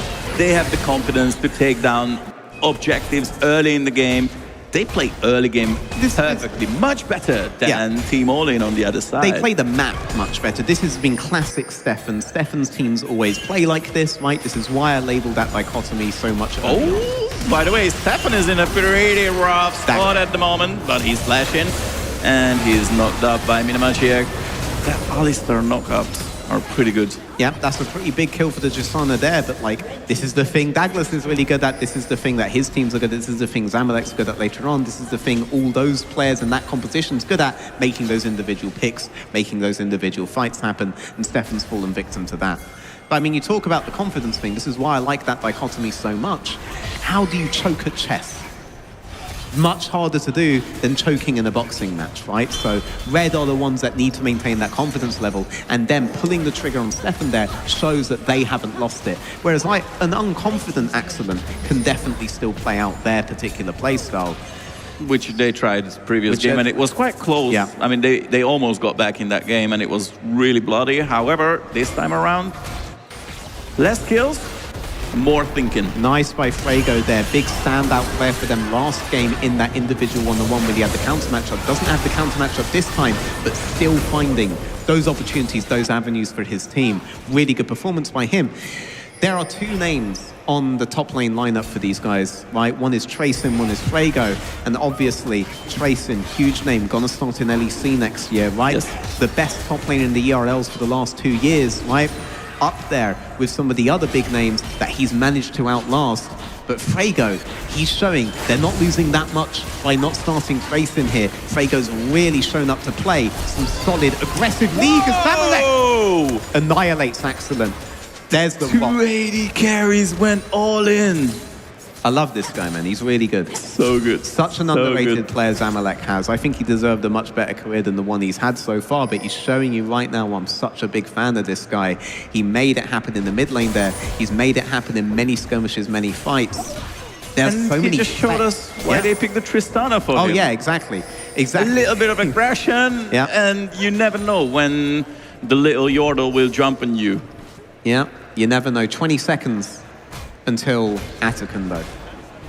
Right, who's in a better position? All right, Excellent is back. respawned. Excellent is back, so at least... Zamalek, no ultimate for it. Flashes up on the Akali, no flash on Minimachiak. Flash up on Thomas. Please don't get caught, Thomas. Excellent, not burning flash. Has burned the barrier, though.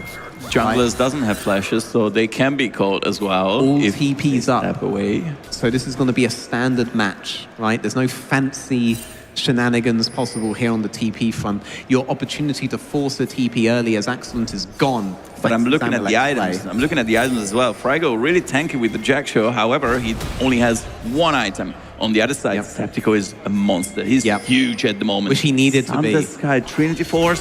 How are you going to kill that Jax? Well, Akali does still have the pressure on that lane topside, and she's noped out of potentially trying to hold him there. She's moved into mid now, so Septico's the one that's going to have to burn TP. Red are looking to force something, to force that teleport out. A slow play favors Excellent here, a fast play favors Red. You want to see that boxing, you want to see that rugby, because if they play chess, they're going to lose to the chess grandmasters. However, when it comes to fast gameplay, there is still an Aurora on the side of Team Excellent, and that champion can burst down so many... Oh! What happened there? Why would you use... No, and even Septico being caught, that's just not great. They've lost. However, Fraggo's health is gone. Fraggo's not tanky enough. Thomas backline, missing the Pop Blossom so badly, and now it's 3. He did his job. Whoa!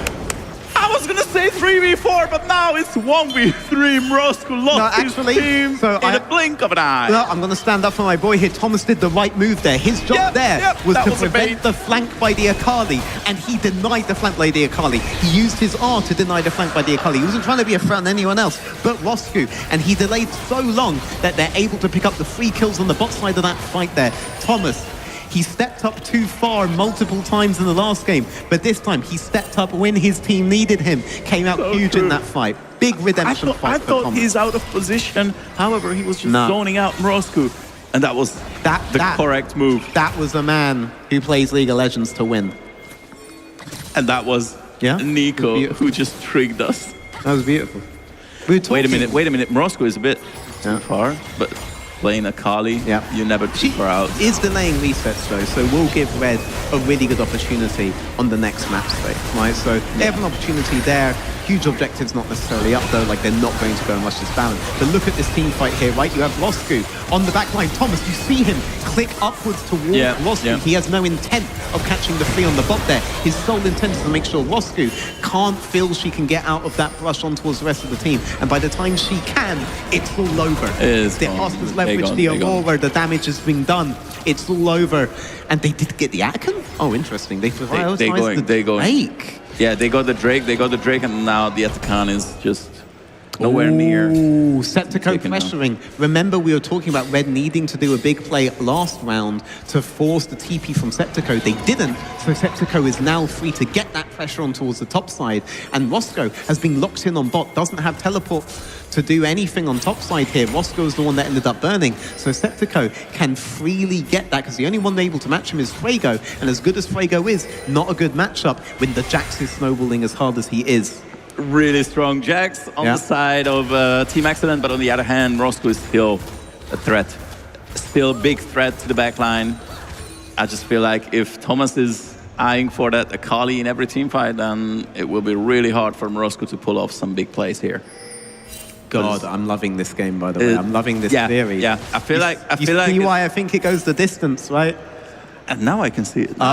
Team Excellent started playing, and they playing really good control. Yeah. But can they repeat this, right? Roscoe, he's still a 6-0 all they need is one good fight, and once Excellent gets the third item, they have multiple carries. Like, pretty much every single champion can be a carry in this team comp. Oh, they can, but there's the flip side of it. Your carries are all squishy. That 6-0 Akali, if she gets that angle in just one of these fights, if Thomas doesn't pull off those plays in each fight, if you don't catch Roscoe at the start, she can kill, and you're going to see one of those happen on bot right now. Oh no, that's a big shutdown. Once again for the Akali. Yep. Douglas leveraged ultimate for that. That's going to be an Atacon. And you have so many ways to get that first kill out that the Atacon will show value in these fights. 100%, but Zamulek doesn't have an ultimate and doesn't have a life anymore. Thomas just caught him. Use the They have to run in. They know they have to run. They know they have to contest. 4v4, 4v4. Oh my god! And Red is in a very tough spot. They can't really do anything. They need to fight. They need to fight, but they need to Eyes on Excellent. Frago going on Septico. Roscoe, he's invisible at the moment. They've reset it. That's huge, by the way. If Red were able to get that Atacon, they have such advantage. But wait a minute. Atacon, 9k health. Look from Roscoe might be enough. and Might look be enough. Excellent. They don't want to fight. Red don't want to fight. They just want to get out. Really nice headbutt by the Alistar, but he gets stunned. Minimachiek. Two-man knock-up. Roscoe is all in. Can he do this? Can he do enough damage? He can. Excellent is gone for the Alistar. Septico goes golden. Thomas? And Douglas is still alive. Douglas, how can you be alive for so long?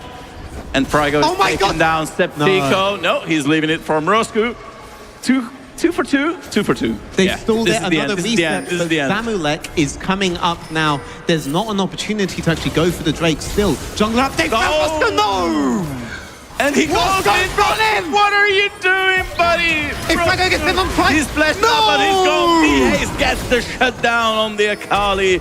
And with that, Roscoe losing stacks, losing his life, and possibly losing the Atacon. That's not great. That's not great. That's a huge error. That right there was boxing versus chess, and chess won out in the end there. On a long series, the playstyle that you're seeing from Team Excellent generally benefits.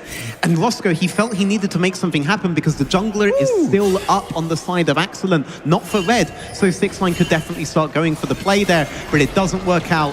Oh my god, the Atacon might still not be taken though. Are you serious? Yeah, we may go for another round. 5k.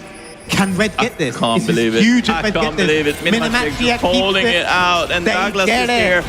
Are you kidding me? Red just takes the Atacon. No, they've gotten it. This is huge. No. Red are still in this. Red are still in this. They just need to get burst out on someone, and that Atacon will do the team fight for them. Look at the items. Absolutely huge. Look at the items. Yeah. The Akali, almost 4 items, including a Rabadon. Very close, very close. On the other side, T-Haze need to finish the 3rd at least.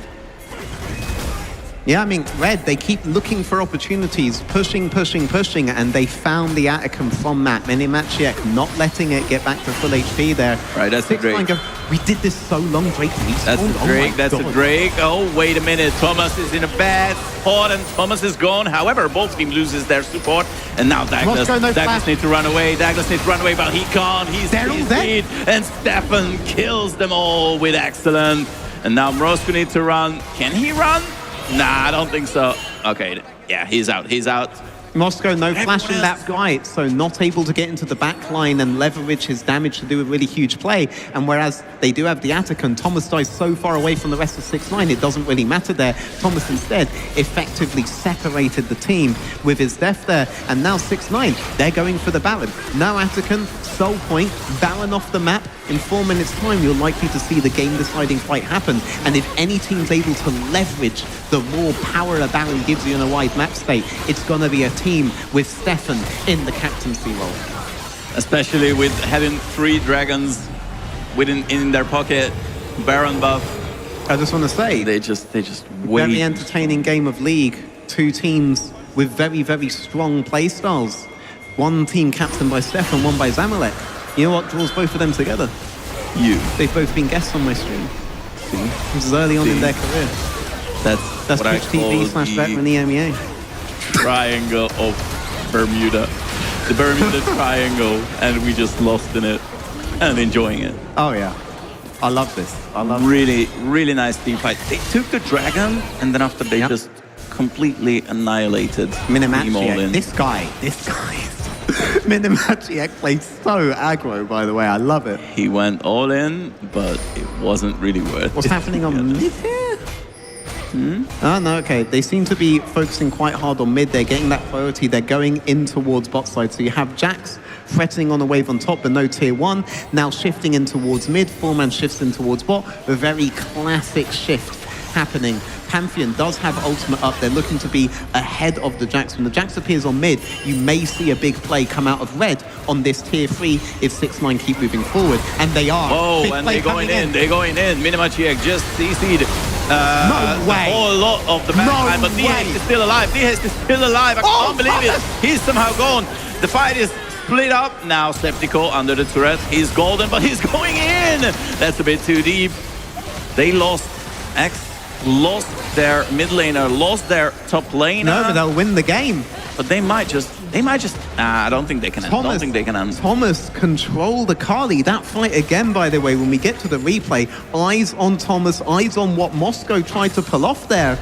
And see how Thomas was able to counter it. It made the whole thing work. They were fully aware, just as we were on the cast here, that on that tier 3, their only real play is to force Douglas in towards that play on bot side there and engage it. So look here right now. You have Moscow on the flank of a Sentry here, and Thomas, a perfect reaction there, locks up Moscow, roots him up, and Moscow has to burn his last ER to get out of the fight. And you see the fight continuing here. Moscow, though, does have the Zhonyas now. It's a very feather Kali, but doesn't matter because all of the threat on Accent is gone. Accent able to push up with the aggression. This is a very strong game from Thomas. He's making a difference maker in fights that previously were the domain of Red. If Accent are beating you both on the map and in fights, suddenly this series starts to favor them. And also, if we look at who's favored now, we've got a Dragon coming up in 1 minute. That's roughly the time that Team Olin has left in the tank, I feel like. Because for that Dragon, you need to set up properly. If you don't win that Drake, you lose the soul, you pretty much lose the game. It's late game now. Excellent is ready. 4-item Yunara. D-Haste is ready. Oh and now they're going in. Stefan in front line. Not just Stefan. D-Haste is here as well, but D-Haste is being blasted. Oh, nice Zamulek. All right, Nothing that's a 1 for 1. That's a 1 for 1. Stefan in the back line. Whoa! No, he died. No, he can't leave that. He can't leave that. However, Morosco's still in the back line. Not the greatest position. No, they lose this fight. Missing the Shuriken flip, and the fight is pretty much gone. Yep. Septico and Thomas are the only 2 members left. And you know what's the key in these last 2 fights? Zamulek is not shut down. Nobody can kill Zamulek. But the success Accent have found is not in shutting down Zamulek, but in shutting down Roscu, allowing them to keep playing the fight long, and then they eventually outlast Zamulek. But this time, Thomas went for the dive instead of just trying to control Roscu and punished his team summarily by doing that. In doing so, Roscu waited out Thomas's ultimate, then went in, found Accent, really, really powerful. Eon towards Accent as well at the end there is able to take out the AD carry, and suddenly Accent don't have that consistent DPS for the rest of the fight, particularly with how bad the Has got handled during it. And now Red able to get this break, able to extend the game by another 5 minutes, give themselves more chances. Thomas needs to have his eyes on the prize the whole series. He's been really, really good so far. But if he keeps doing these kinds of dives for the rest of the game, that's not what's winning you the fight, buddy. It's not going to work. Control Roscu, save Accent. Accent the Haas can win the rest of it for you. I do think that was the fight they could have won, but only if they remember what's helped them get this far. I just hope they can pull it off, because going 1-1 would mean we got a series in our hand. Oh yes, and the longer the series goes for, the more chance I can see Budapest on T1 Championships dying. So please, let's go the distance on this series. But you can see right there, Roscoe waits out Thomas's ultimate, gets straight on towards Excellent, and I mean, they named the team after him for a reason. That's their consistent DPS carry. That's being a linchpin of the rest of their fights. You're not going to see, well, maybe you see Kindred from Stefan at some point. You're unlikely to see these big carry champions come out in the jungle in the mid lane there. They're all big enablers. And who are they enabling? They're enabling Excellent 69 with the Smoking Pepe.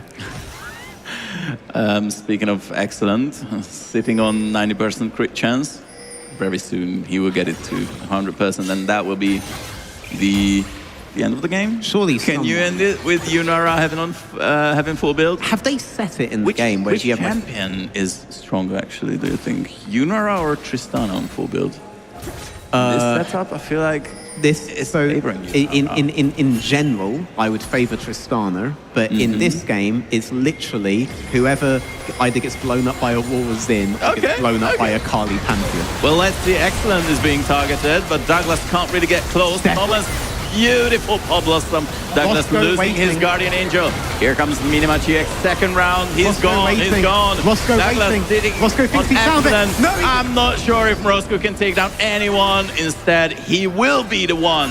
He's still Get finding. that down. Roscoe is gone. And now Zamilek flashing out from Septico. Septico will live that all day. And that's the Baron alive. 5-man alive on the side of Team Excellent, and they will go for that Baron. So much is happening this game that it doesn't feel like a Baron respawn. It didn't feel like a Drake Crazy. respawn before. But these things are coming up. 26-19. My God, these teams are going at it against each other. Those words said in the interview beforehand have clearly reverberated through both team captains. And I really like the pace that just shown us from both games. Like, they don't stop. They don't stop for a moment. You can see it in this fight as well. Oh, yeah, you can. And Thomas here does use his ult early. Roscoe waiting that ult out, but Septico playing very far forward here. Axon playing on the back. Look how he is matching Roscoe at all points. He's pivoting around his team as Roscoe pivots around him, keeping as far a line as humanly possible from him, making it as punishing as possible, pivoting around his tanks, making it so Roscoe can't get on him. Previously, it was if Thomas didn't use his abilities properly, Axon would get popped, but this time Axon took the whole fight in his own hands. Very, very strong positioning there, and thus able to turn it around for his team. We are getting to the full build champions. We are getting to the part where it's nail biting now. Either team can just win one fight and they will end it. However, Team Excellent can use the Baron Nashor to crack open the base of Red. And I want to see them do that this game. Just bring us to the distance. They will. I mean, this is certainly a game for Accent to lose. 36 minutes into the games. If every game is like this, it's a long series, even if it's a 3-0. They have broken the base in one aspect. That bot lane inhibitor is still exposed, but they want to play cautiously. They know the game is nigh on impossible to lose if they get that soul on the bot side. Red still have that Attica. If they're able to snowball those bursts into catch and the catch and the catch. But that requires Excellent to do a level of mispositioning we're just not seeing from these fights. We're just not really seeing that anymore. The only error potentially mispositioning 2 fights ago was corrected in the last fight. So Excellent, they're learning, they're gathering storm, they're gathering strength. Oh, and I really like the build from Excellent. Minimachiek. Oh, Minimachiek losing so much Roscoe of this losing health. more. Roscoe started flashing his out. burst. He needs to go. He needs to go out. He needs to go out. Oh, that Kastante trying to do some magic, but Tiger it. is very low. Wait a minute, Zamilek just shut down the Jax. No more Jax in this fight, no more frontline, no more counterattack. That means Red just defended. Yeah, the but push. that guarantees a soul for Excellent, though. That Does right it? there is the soul. Yes, 10 seconds to go. I mean, they can come This out happens. hand in hand, no? Red can come. You're seeing the TP from Just Roscoe. take- He didn't use ult. Roscoe. He's He's got going the for ultimate. Alright, excellent flashes. He's still got a bit of shield. Whoa! Douglas got destroyed. Completely 100-0 in a blink of an eye. You blink it, you miss it. In these team fights, the bot lane for They need to steal, Excellent they need to showing steal. up. Both Thomas. They need to steal, but Made they effort, can't, right. Zamilek jumping out, but look at the Stefan's gone in. Pop Blossom, beautiful. It's over. Pop Blossom, and that's just Dragon Soul. That's 2 for nothing. They can probably end the game through mid. Yep, the bot lane for Excellent. They've been showing up huge in each of these team fight components. Zamalek is still able to find the kill, still able to find the shutdown, still able to be that rock for Red. But the problem is the rest of them are landsliding straight in towards Excellent, right? And then they're unfortunately breaking under the pressure. And now having Roscoe as a one-man army is just not enough at this point. Yep. No resets happening, so spent gold is definitely in favor of Red. I mean, 20 Looks like seconds. Zamalek won't 20 seconds respawn for for it. Zamilek. Yeah. Brago trying to tank, but he One can't. down, That's Roscoe a full finding build. Excellent. That's a full build, Excellent. And he's not going to go down. He's still got the shield 12 ball seconds to on pop. Zamalek. There is no way they can defend it. And Team Excellent 6-9 will go to the distance. They will shut down. They will cut down Minimachiek last but not least. They go for Douglas. He's got the Guardian Angel back. All right, they need to just end the game. And that's it. 1-1. we will get at least 2 more. We have a series on our hands here, and you see the controlled play style of Team Excellent coming out properly in this game. Thomas, last game, had some question marks. This game, he answers it with play after play, controlling Lozku, who was a huge threat, but he could not get past Thomas there, ultimately winning the fights, and then Axon with his positioning in the last 2 team fights, denying dive attempt after dive attempt as well. The bot lane for Team Axon showing why they're named after him. Love the control from Team Excellent.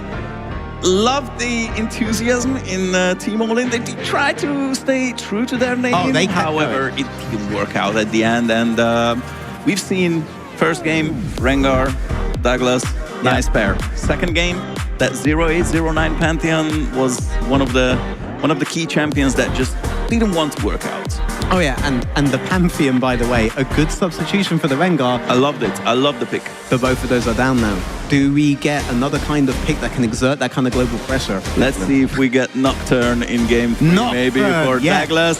For now, we're gonna go for a short break and we will be back in a moment.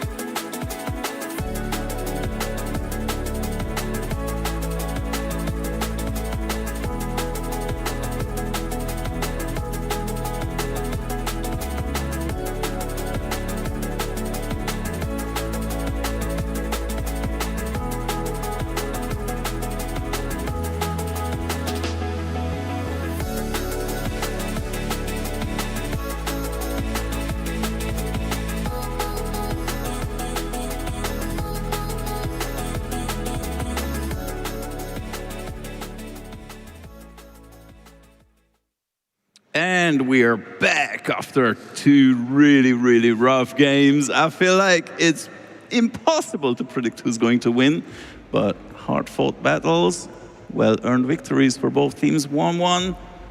Yeah. What are we expecting? I'm expecting one team to be 2-1 up at the end of this. Okay, And whichever okay. team that is, I think could dictate a lot of the flow of the series. I feel like if Excellent do end up going 2-1 out on the next game, I actually think in that scenario, All In are going to annihilate them on game 4. That's what I think is going to end up happening if it goes in their favor. However, if it goes the other way around, I think we're going to have a very, very close game 4 as well. I don't think Accent's a team that's going to get thrown off balance very easily.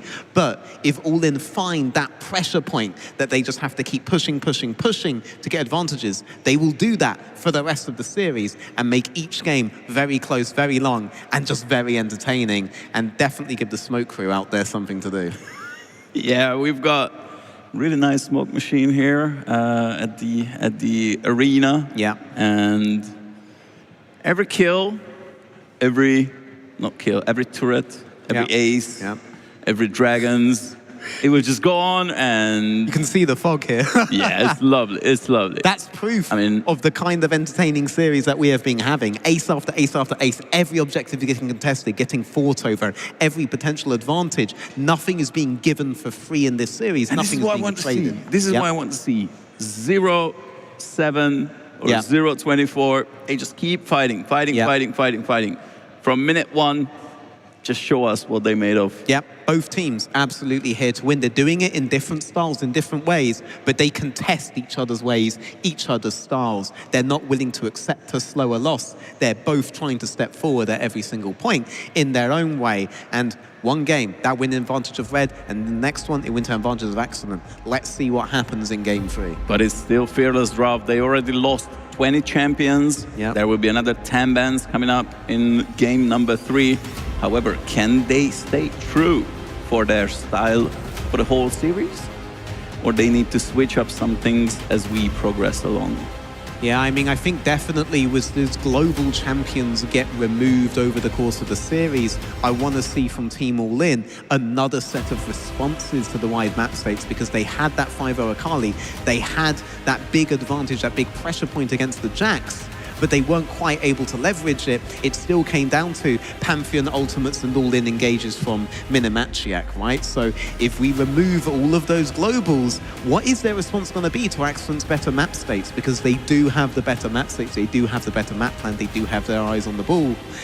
And League is all about timing. There's one little champion who is basically born to get teams around herself, which I'm looking at, and that's a Kai'Sa. You can always draft an all-in team comp around the Kai'Sa, and that can spice things up, that can switch things up, and that's what Excellent might be a review. good idea. They had that banned in the last game, first round, right? So, but if that does ever get let through, that does feel to me like a champion that would be very, very strong in their composition. Then it does have that global capacity as well. You brought up the Nocturne before we went to the break beforehand as well. I want to see that for Team All In, a dive-heavy, global-based champion. It's exactly what we've been seeing from them both here and for the rest of the tournament. But moment of truth on what we're likely to see. Right. now. Switching up sides, that's very good. And we get to see what champions were used in game number 2. We will get to see them hopefully for game number 1 as well. But for now, switching sides, meaning Team All In can start controlling the draft a bit.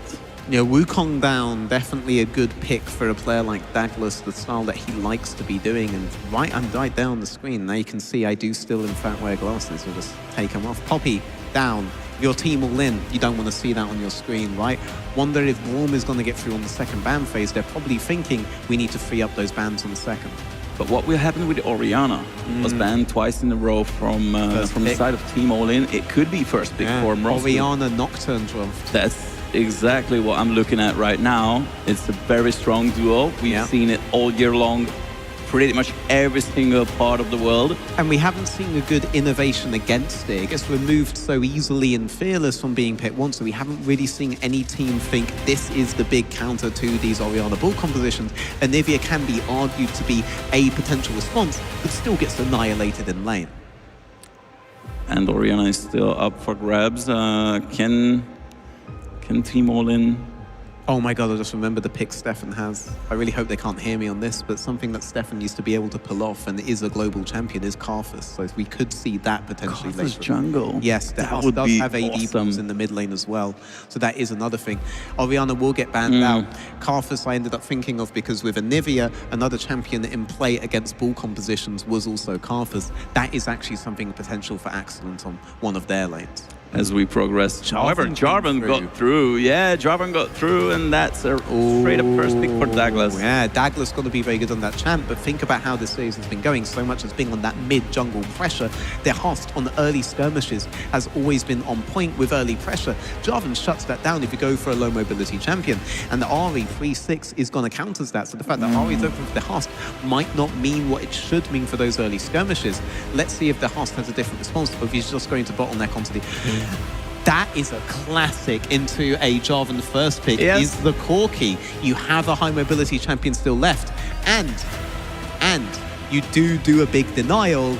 Everybody in the chat will know. Polish Corki, really big up-and-comer. That has been denied for the rest of the series against Team Red. And Vi for Stefan coming out here as well. A really strong pick for him, been the fallback point for him. And we still have the potential to see that Ahri come out of the host later. Really good could duo. go towards the bot lane, then you have the Vi Ahri composition. But ultimately, I believe this will be a Corki in the mid lane, as it's such an effective pick into a Jarvan first pick in terms of those priorities around mid. The host, such a big part of those. You think so? It could be a Corki mid lane? Yeah. And then Yes. are we expecting a Ziggs AD carry maybe? For Excellent, or AD carry rather? Yeah. You do Might have to as well. start thinking about these things, right? So Corki, that it used to be back in the day, is that Jarvan first pick annihilated all of the low mobility champions in mid, and Corki was one of the only proper responses to it that you could actually do. So that's why I immediately think of mid lane Corki when I see this, as well as being a good denial pick against, you know, the potential of a Polish Corki, which has been both a mid and bot lane staple. I'm not joking with that. And they go for the Bard just to round up the bot lane potentially. We've got Zayarakan on the side of Team All In, which, once again, a really strong duo. Yeah. They came back this year, I feel like. You want to talk about map play, though. That is one of the big globals up there. That is something that enables very strong map play. But what I'm thinking about here is if you're able to get those 2-3 wave advantages on bot lane in terms of reset timings for Bard, are we going to see him impact the Septico-Frigo matchup on towards the top side? Because I don't see Minimachiak from his playstyle so far being someone who plays on those times. He plays aggressive sometimes top side, but not on those times, as Bard has those timings open to him. And you know what Bard is really, really good into as well? He's one of the only guys that can do the warding patterns you need against a Nocturne. So if they were thinking of doing Nocturne that we were talking about... I think that Jarvan has to go in the jungle, right? Yeah. But I mean, they don't have an option for anything else. We have seen Jarvan in topside before. If they're planning to do a bait-in towards Nocturne later and deny the Jarvan from Stefan for the rest of the series, then they don't have that option anymore. Bard was always really, really good against that. Also, you know what, mate? You know, what about Nocturne in mid lane? Shout outs to Vedia. That would be so good. That would be so good. But I would just slam Malphite last and week. then, but you know. And then you need like, I don't even know. You could play like a Gragas top lane for some AP threat, but nah. Don't go for Nocturne mid, please. One won't be banned, right? We have that Bard out. We don't have... God, what's that French guy's name? I actually am a defender of his. He does Bard Smite top and Ivan top. Chat knows who I'm talking about. If my viewers in the chat, they're going to drop him in. I've forgotten his name. I apologize. I apologize to him. There goes the Rumble. There goes the Rumble. Okay, this is probably top. But... Yes, it is. But the host has done this in mid. And you know what? It's been years, but he has done it. You know what's great? It doesn't matter where Rumble goes. It matters that it's on the side of Team Excellent and not on the side of Team All In. And they have the Jarvan. Me helping when the Rumble ultimate is on your head. They've denied that. So that's a really good denial from them. That's a really good point. Yone in the... Wow. Okay, we're really seeing the kind of player Rosku is with these picks. Yone in the mid lane here for Rosku. What a phenomenal pick. Is someone who can sustain against the Corki. I believe we're on the patch before the second Window and shield nerfs as well. So this is potentially a really good scale into all-in, no pun intended, pick for Rosku in the mid lane there. Corki has some safety against Jarvan early, sure. Oh my god, okay, that's not Rosku. That's Frigo. That's a denial against the host as well. Oh my God. So, Smart move. Frigo gets the Yone top lane in towards the Rumble. Second wind, Doran's shield still intact. Ari is not just a good pick for mid lane here, given that you've taken the Jarvan away, and not just a good pick into the mobility, but a good denial against the Husk for the rest of the series. This is the pick we've been looking at for the Husk to come in huge on, given the Orianna's not coming out. He's not going to get the chance to do so. Whoa, and they lock in Lissandra for the mid lane, so that means Corki Bard bot. Wow. As we were expecting. Wow. And that Lissandra into Ari is And something Rakan. that... And Rakan as well. And it's an anti-dive champion into an all-in dive composition, right? They're really, really good at compositionally defeating all-in in the draft phase. But game one, they had that, and it didn't work out, right? So Well, this time around, they need to play it slightly better. But I feel like it's easier. It's much easier to play this team comp into Team All-In's team comp than game one. Are you an excellent believer now? Have you been converted? Oh, they're getting in the head. I can't say, but I really like the Lissandra pick in last champion select. Like, but let's hope just go for Excellent haven't gotten into the heads of Team All In, because they need to play aggressive defenses. They need to get those individual picks. We were saying this last game, but that is just the kind of compositions they go for and the kind of team that they are. And if they do that, we know that they can force their way back in from what happened in game one. And you know what? I didn't see anything last game that indicated that Axon have gotten into the heads. You saw that aggression occur Not at all, not at all. all the way up towards the end, and I'm still expecting that to happen here. Let's see what happens first skirmish, because the story has so far been Axon get an advantage on countering on that first skirmish. If Red turn the tables here, though, that could be a big indicator for the rest of the series. I'm curious what they bring out here. That's for sure. We had so many fights. We had so many battles. We had blood. We had kills all over the place, all over the map.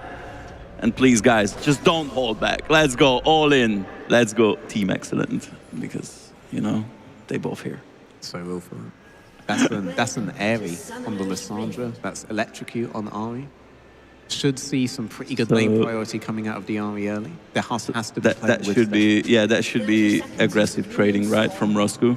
Yeah, whenever Electrocute is up, you just go there, pop it, and pretty that's good lane matchup for the Ari. Like, Yeah, I mean, I know, like that's I know. the story of the compositions they'd like to go for. They love. I mean, look, people love these streamers for one very, very good reason. They're aggressive. They like to get those individual advantages. They've gone for drafts that get those individual advantages, that get those individual picks. So the fans are getting what they want from this, right? I have no doubt that Roscoe can pull that off in the mid lane, but I do doubt whether he can get on towards the map at those grouped points where Stefan's playing the map properly with his team here and calling on his team to play with him. That has been what the Husk has done. There's a really good opportunity here, though, for Ari to deny that early on. Let's see. That will be key. That will be key. The Ari gameplay here, you can just roam, you can start moving with your jungler once you hit level 6 and try to pick people before they just jump into dragons and other objectives. Sad I'm not going to get to see the Husk story. I will say that. Bit sad. Well, you got Roscoe Ari instead. Wow. Might as well just, I don't know, it will be your new favorite. You never know. You never know. One game sample size, man. I can't do that. All right. There's something about the Husk playing with Stefan that's just very, very nice to watch, and we've seen that throughout the course of this series. Definitely. As well, right? Very, very good two-man there. Is clearly key, crucial to the early game of Axel, as any good mid-jungle should be, even in your solo queue games, right? Yeah. You know who I'm not used to being relevant, though? Top lane. And Frago has managed to be relevant in both those early games. Septico, last game, big zone factor when it came to his opponents. And I remember when he was holding mid lane with the Jax there, just eeing up on the Tristana and denying that wave priority, allowing that tier 2 push with the Herald on top. Clearly a crucial part of the team when it comes to those portions of the game. And this will be the most aggressive matchup we've seen. It's not one side's being hard countered by the other in the kind of let's just play tanky and be useful for the team later way. Both guys are here to fight, both here to skirmish early. This is going to be a bloodbath on top lane. Both have clearly come in with something to prove. I want to see who proves it. And look at those handsome guys on the screen. Yeah, I can see him. God. Yeah. So all in all, that top lane matchup. I mean, just looking at the champions, because we can say we're in 1-1. Yep. Just looking at the champions, I feel like Rumble still has a tiny bit of advantage by the early game poke. strength that he has. Also, when we get to team fights, Yeah. it's much easier to place your Rumble ult and be useful than to do a useful Yone ult and not die. I mean, a slight grouping by Red that goes for too long. Bard ult, Lissandra ult, Rumble ult. Oh no, Rumble ult. Just and they will be logged down. mental. At least one member will be logged down by the Vi Yeah. to make it easier. Yeah. Vi will be This like, is what oh, I'm no, saying. you in particular are not getting out of this. This is what I'm saying. Like, team excellence, team comp is just feels easy to play. Feels easy to pull off. And you want these easy five-man compositions. The longer the series goes, the less mental stamina you have, the more attention you have to be paying attention to because you are mentally exhausted from the course of a series, the better these kinds of compositions will go. Remember that game 3 composition, the Trundle Swain one we had with the Sivir, with the Tally, that plays itself, man. Everyone just slams one button and just runs true. at them. Right, that's the exact kind of thing you want over the course of the series, and Axton are the guys that come in for it. They've taken victory over Red beforehand, right? Yep. So on that light, even though loads of people are favouring the Polish team coming in, we have to remember Axton have had their number before. Red statement game in the first game, but still on the back foot here. We're still seeing really, really good individual play from them, though, right? Really, really good individual picks. Moscow had his moments. Samulek had his moments, right? Mini Miacek seems like an absolute psychopath to me right now. Yeah. Frago in the first game. He had some amazing. crazy moments, yeah. But yeah. these are individual moments, not those big synergetic compositions, those big wide map plays, those big team plays. And League of Legends, ultimately, is still a team game, despite what your solo queue games might have you think. And this is why this game could be a different match in this aspect, because if you look at the Jarvan, the Yone, and the Ari trio, they just need to make sure they organize those team fights. You can't rely on only yourself. You need to trust your teammates that they land those ultimates, or in Roscoe's case, he lands the charm, and then you can follow up. That's almost a nice CC, but Minimatch missed it. Excellent, taking a hit and a bit of a tempo barrier used there. Tempo barrier? I mean, that's such a polite way to put it. How else should I put it? That's barrier, a tempo barrier. burns now on both sides. The Zamalex will be up earlier, so they will be looking to make a pretty aggressive 2v2 play on bot lane. Let's see if Douglas is around for that. I imagine he will be. This is what Douglas specializes in, enabling the aggression of his laners, being that bridge jungler. That's what we know and love him for. Stefan, we're looking to see that objective control, being first on these objectives, having his eye on the ball there, while Douglas goes and boxes out the rest of his team. That dichotomy was true first game, true second game, and it will be true this game. This is the story of the series. The question is, what will be Douglas's speed in these cases? Can he maybe get numbers advantage and turn on the objectives? Or will they just farm kills and try to gain some gold advantage? Beautiful position, excellent flashing out, but he lives, and that's what matters. So next rotation, all summoners up for Zamalek Minimatchiek, no summoners up for Excellent, right? It's going to be a really huge advantage because 30 seconds, what's happening? The first strike of the game. So bot lane, right now, definitely advantageous towards Team All In, towards Red, towards the Polish streamers. They're Husk recalling. I expect to see a TP match, but Mirakus? How am I pronouncing this? Mrosku is going to be able to have wave advantage there. I think this is a huge bot side play for Douglas and Team Red coming up, hugely in their favor, unlike the last two games where it's been Excellent pulling it out. Let's see if they're able to pull out some kind of miracle here, but I think this favors Red now. It should be, as Corki just lost the flash. Obviously barriers will be up in a moment. And I'm looking at the junglers, and Stefan playing the aggressive gameplay. There we go. And Dihe's level 6. Dihe's level 6. This is the way out Douglas walking in. Go for it. That's not really a great spot you want to be. Douglas is out, but can he get back to that Grom? Great position by Stefan, and even the solo laners were following him, so he was ready to go all in. Knew the start of Douglas at the beginning of the game, saw his CS when he came out on towards bot side, knew that he had a repeat clear from bot towards top happening, perfectly timed to go in and chunk Douglas there. He's like, okay, we delay this by forcing aggression out on Douglas. nullifying him a little bit for now and just trying to reset the map in our favor. Maybe we can do this until Accident gets summoners again, or we do this until Douglas, by this tracking, is topside wall on bot. Thomas going for mid play, making the difference. They still play the information that Douglas is leaning topside, right?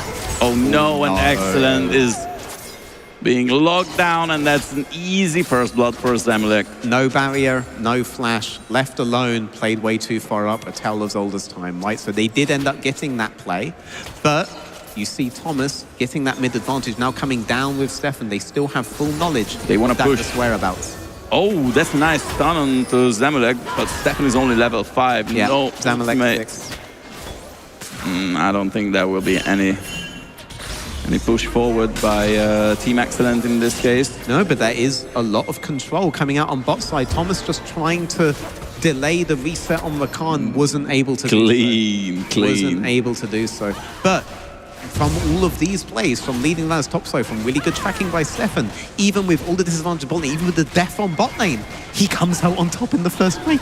I mean, that's a huge win. That's a huge win for Stefan and for Team Excellent. Bit of extra movement speed, a bit of slow resist. Yep. That's just great. I mean, to have as first Drake. But the big thing here, right? Like Douglas, obviously a big name. Everyone knows him. He's played in Tier 1. Stefan has been in Tier 2 regionals for a long time, but has never really been seen the light of day. But he's always been this exceptional jungler that understands the map at a ridiculously high level. He is exceptional. And you're seeing that in this game.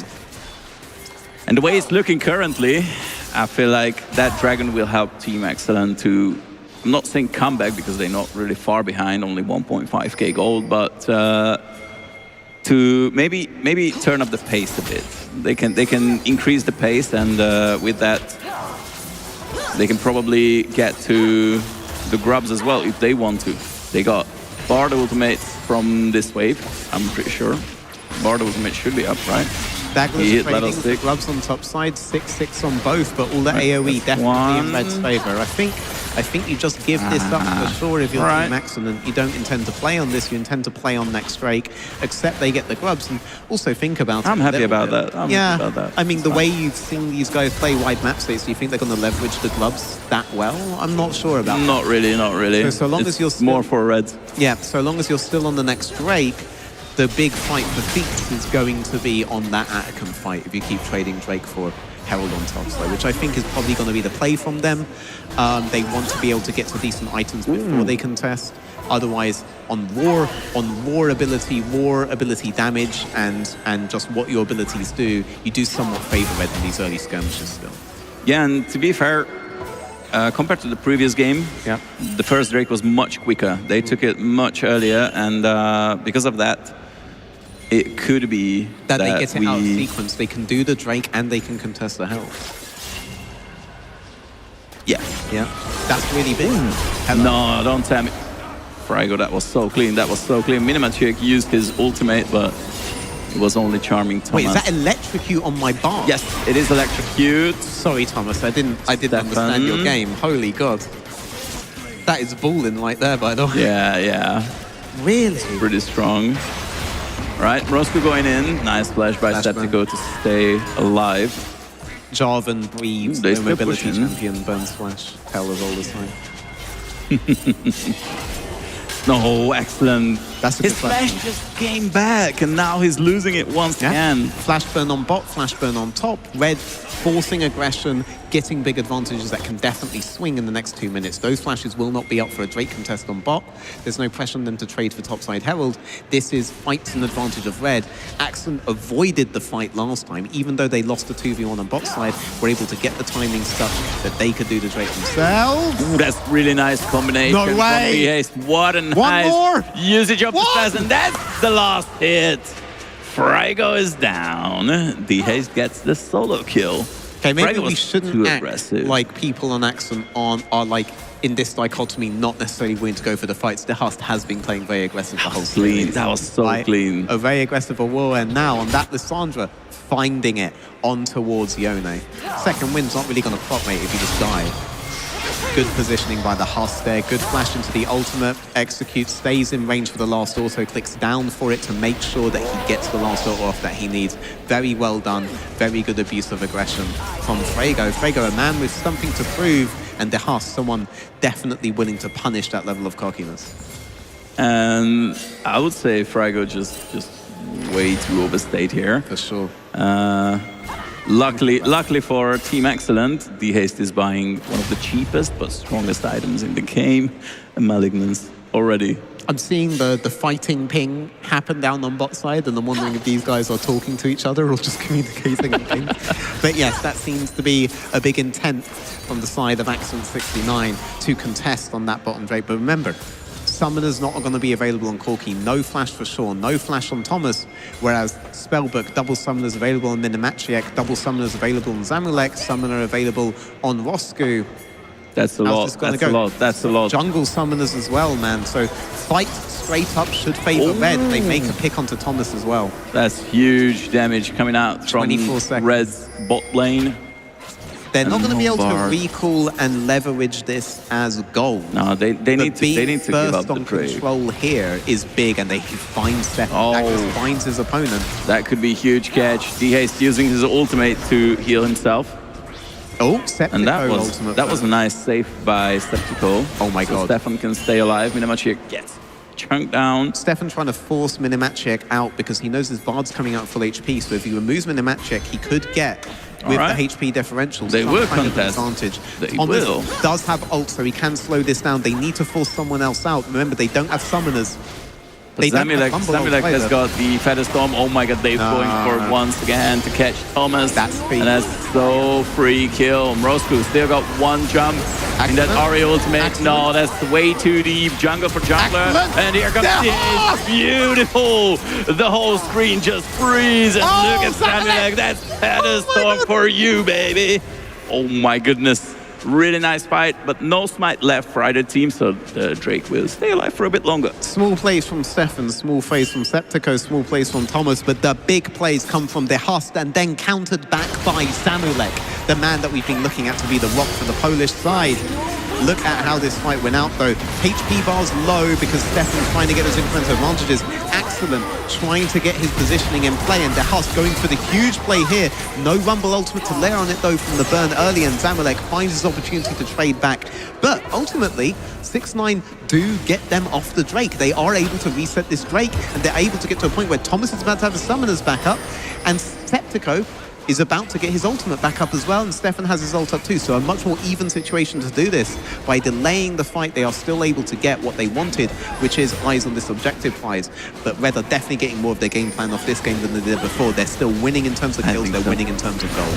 And they can feel it, 3k gold lead at this point, 14 minutes, plates are fallen. And I'm looking at Frago once again, he's playing this carry Yone top lane. He will arrive in team fights, and he will arrive in style with huge damage once he gets his hand on second and third items.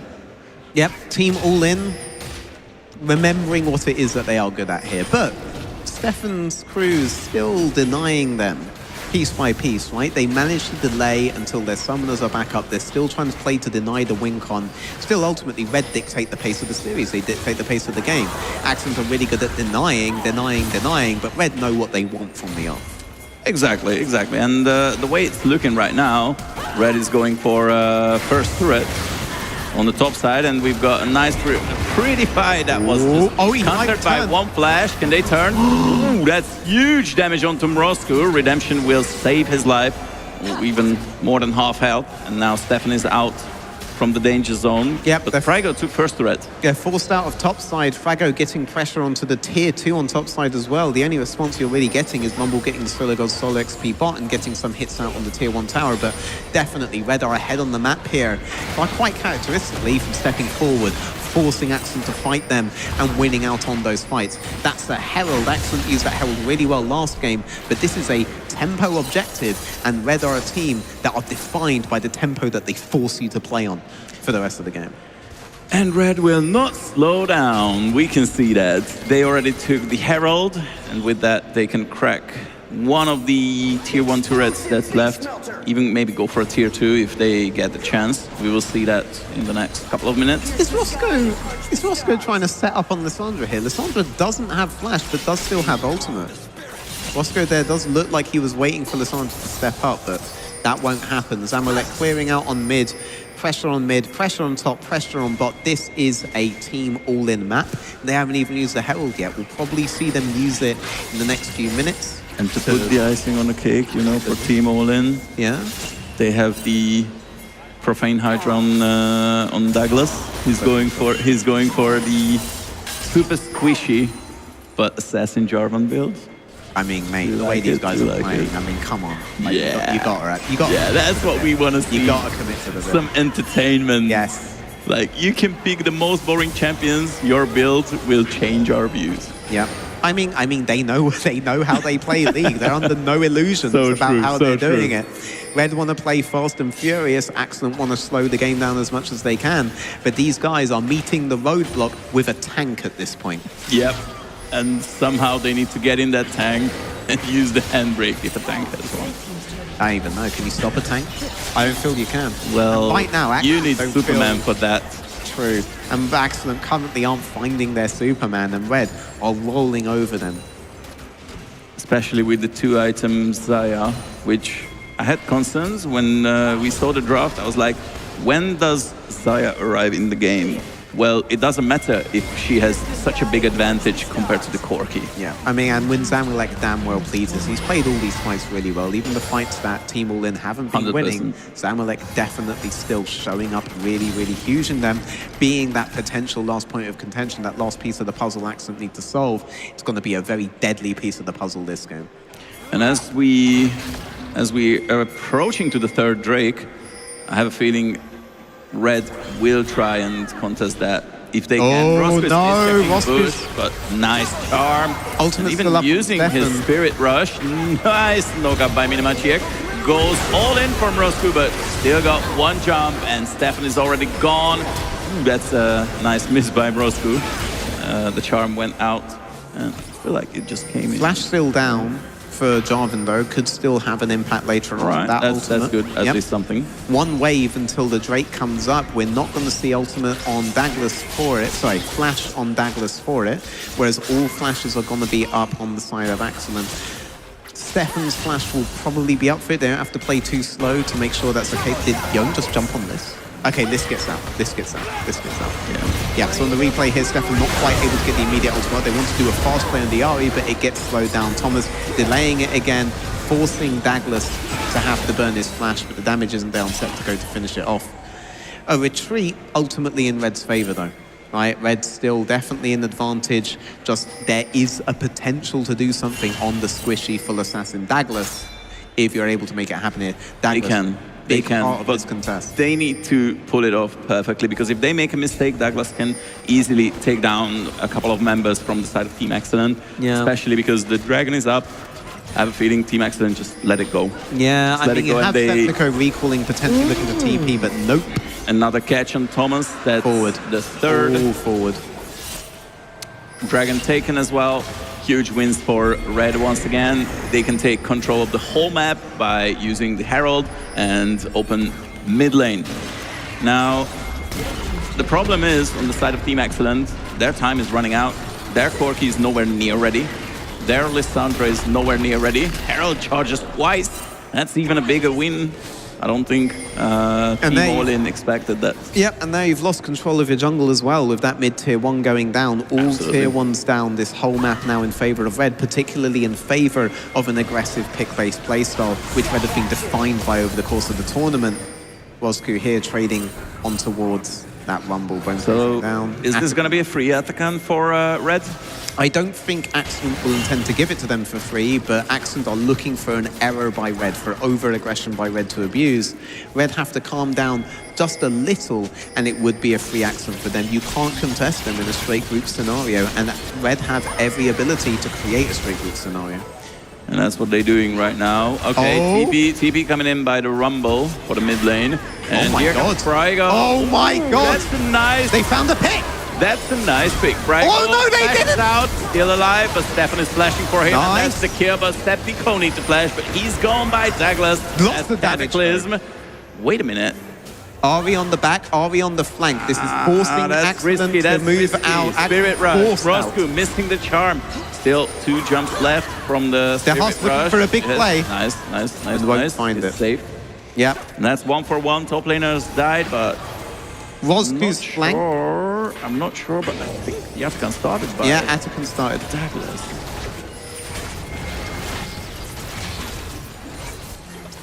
Douglas. Douglas. That's very low awesome. health. That's very low health. Minamachi came back with a TP. A reset.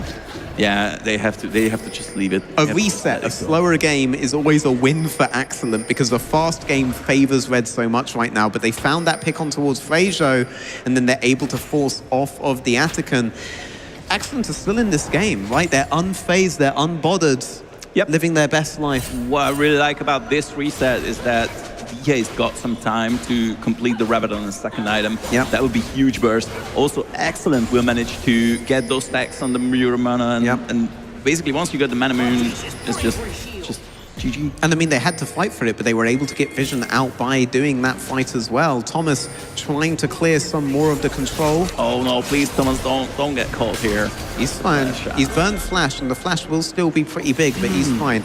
He can still delay it by using his ultimate. It looks like Red, aware of that, aware of the global potential, not quite willing to commit. Now they are, with the pressure on the bot side. Right, Let's see what Bart does. I think he has to YOLO it on the ult. Pico, no, he No, can't do anything. He can't no, do they're anything. allowing it. So that's, well, we could say free Atakan. 2 waves Nothing happens. until Drake happens.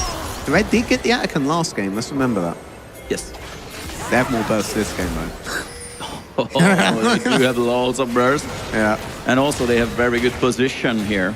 I'm not sure if Excellent want to go in. Roscoe. That's a nice Bard ultimate, but only hits Douglas and he's safe. And now He's it's still got down. the flag and drag. Oh my god, Stefan went can't for it. move. They playing pinball with Stefan, and now Lissandra is gone. Whoa, they annihilate Yeah. the whole team of Excellent. Thomas can't really move as well. Oh, and that's beautiful. no. All in by Douglas. Nice damage by Excellent, but he can't finish anyone. Can they just open the base? Low range, very, very Easily. squishy. Red cycle, kill into kill into kill as the Atakan allows you to do. Leveraging their heavy burst, leveraging their aggressive play style. They're really not happy about dropping the last game. Excellent, gonna have to go a bit back to the drawing board, look for some more defensive, tankier builds if they want to fight this. I do want to see some of that Swain Sivir Tarek. I do want to see some of this kind of thinking coming back in, because if they try to meet them on the squishy v squishy, Red, they're going all in all the time, mate, and you're not positioning perfectly. They're gonna find their opportunities. And as much as I loved the Lissandra pick against this all-in team comp, when you die as Lissandra without pressing your ultimate in a fight, you know that fight is lost so hard. See you, Thomas. Goodbye, Thomas. Rip my electrocute bard. We love the Bard pick as well. Love It's it. not working out this Shout time. out to LaFirus, our resident one trick on the US. Whoa, Frigo. At this point, Red is running circles around Team Excellent. Oh yeah, 6-9. certainly feels like a victory march into the base of Excellent right Definitely. now. I feel like they're playing with their food. A very free Drake here for them. Second Drake of the game, but I doubt Excellent gets any more Drakes. So I doubt even Red will get any more Drakes the way it goes.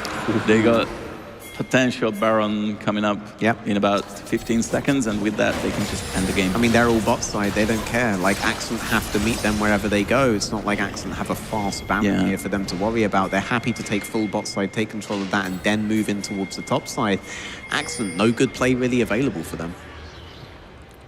However, on the side of Red, Trying to catch a rotation. They do have. Yep, he's going. No, he's not going on chance, Minimatch. No chance. There is not enough damage to shut down even the Rakan, because he's still got Redemption, he's still got all the summoner spells from the Unsealed spellbook, so...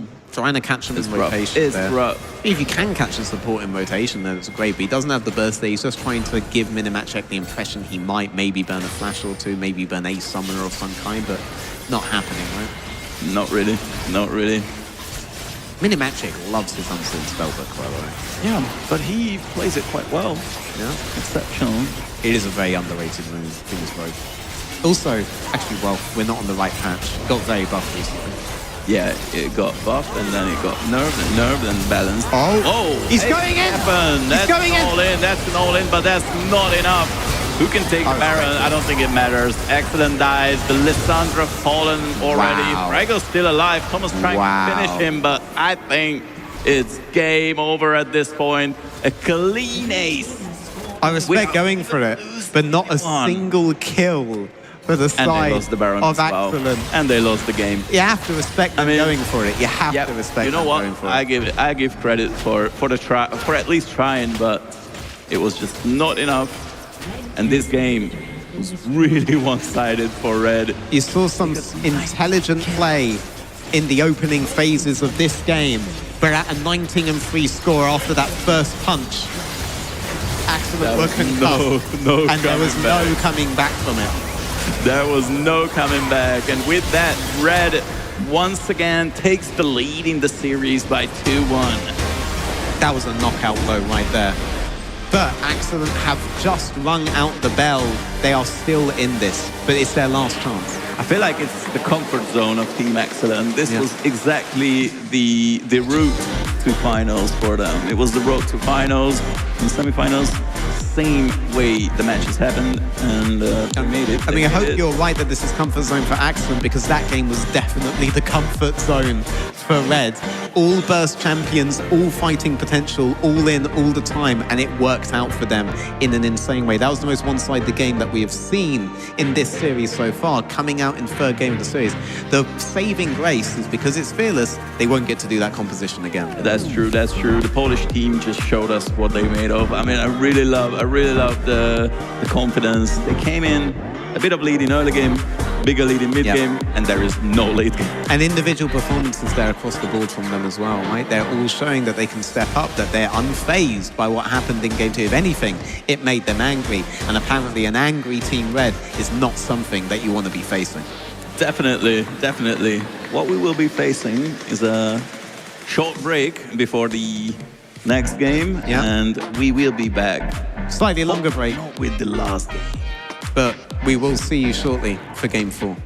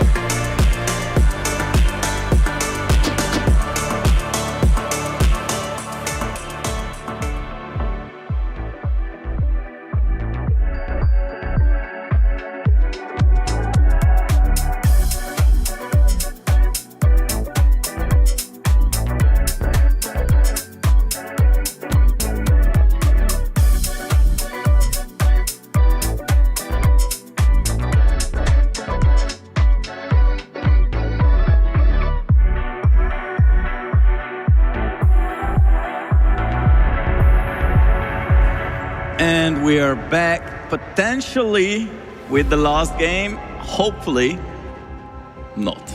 Hopefully not with the last game. I mean, I've seen things during the pause that actually lead me to be a pretty big red believer for the next game. So we'll see. It's either going to be a red stomp or it's going to be a very long, drawn-out Accent win. And I want to say, if Accent do draw out a win in this particular game, I do think the series goes straight in towards Accent's favour for the 5th game. I think that the mental longer, edge. yeah, the longer the marathon goes, the more you favour that controlled play style that's not so based on emotions, not so based on mental, not so based on individual output. We will see for sure.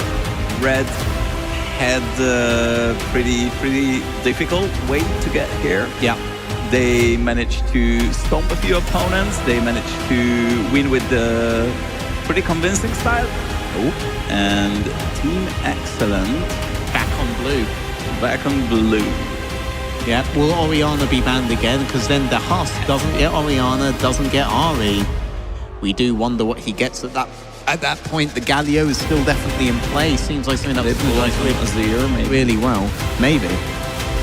Azir, no. So they banned it immediately. They keep doing it.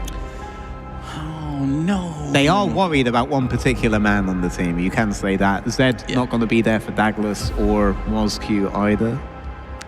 They took out the Lucian on the side of Team Excellent. I'm curious what else does Zamulek plays on the bot lane that will be good Everything I've from seen early game. From Oriana. early game. Oriana down. Everything I've seen on Mosque makes me assume these two bans are actually targeted against him.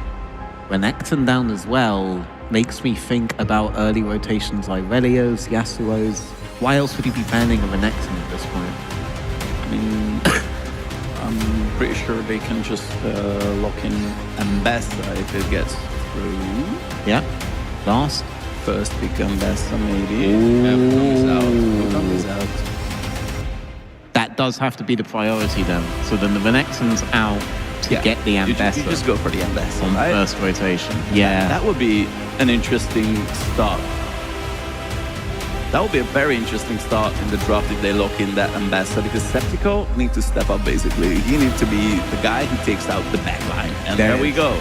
So mid lane now is very open. You can take whatever remaining pick you're worried about. The Hast going away. The Ari's no longer an option for him. Right, the Ryze is not an option for him, the Lissandra's not an option, the Talia's not an option for him. I feel like the Husk pool that he plays well with Stefan is being pinched. Galio might be the last big global.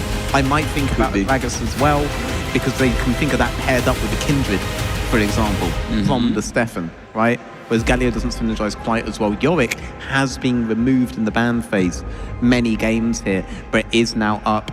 Maybe Frego's just an absolutely insane Yorick. Let's see. He needs to be, otherwise that Ambassa will destroy not only his game, but his team's game. And you just don't want that. Counter pick top would usually then be done with a jungle pick here, right? But you do have a unique opportunity to pinch the pool of the Husk. Let's see if they do it. If there is anything they're worried about from the Husk now. No, instead it is the Trundle.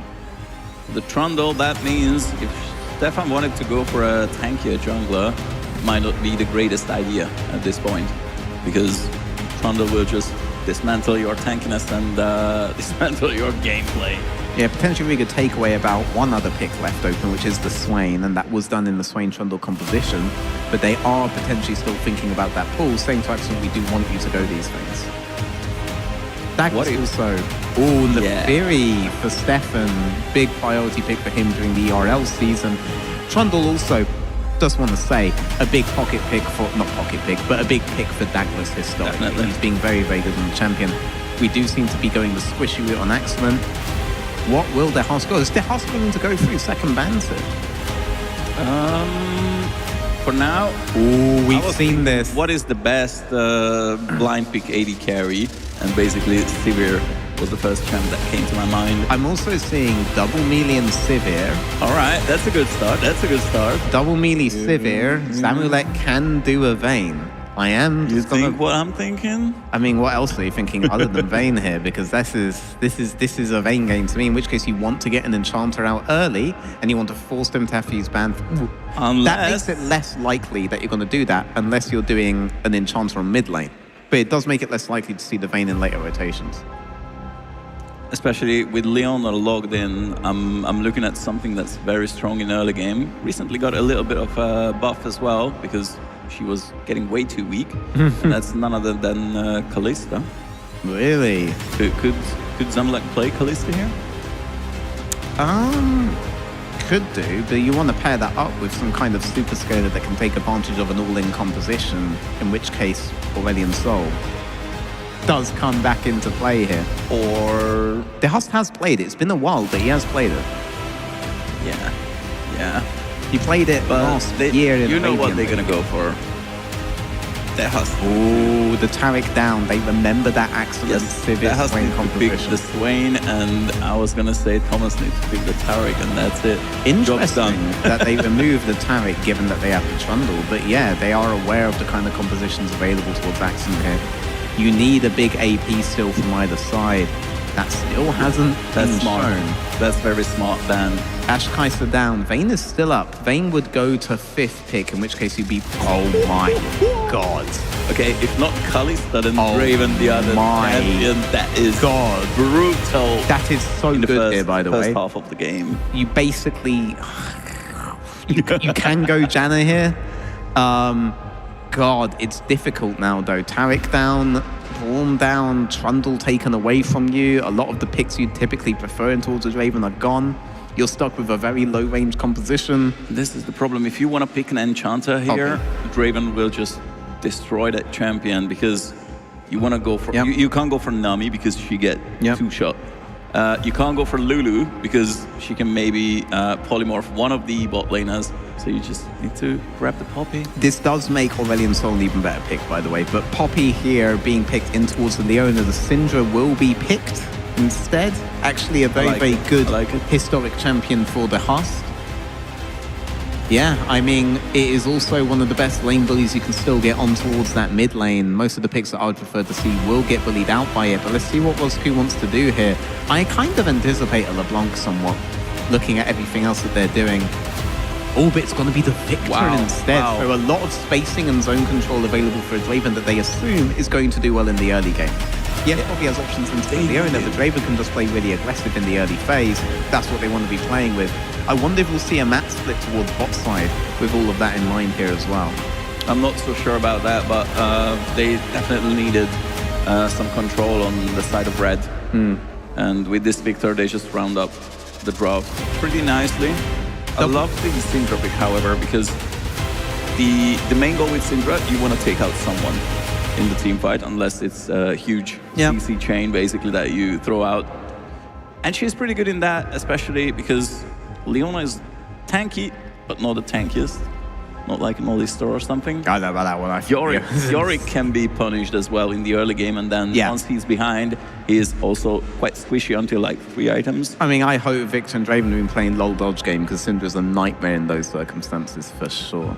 That's 100%. That's 100%. And if that Syndra managed to catch the Draven with the Scatter of the Week, then that's half win. That's it. That's her big play, is to get that Draven in these skirmishes with Scatter of the Week and try and translate that into a kill.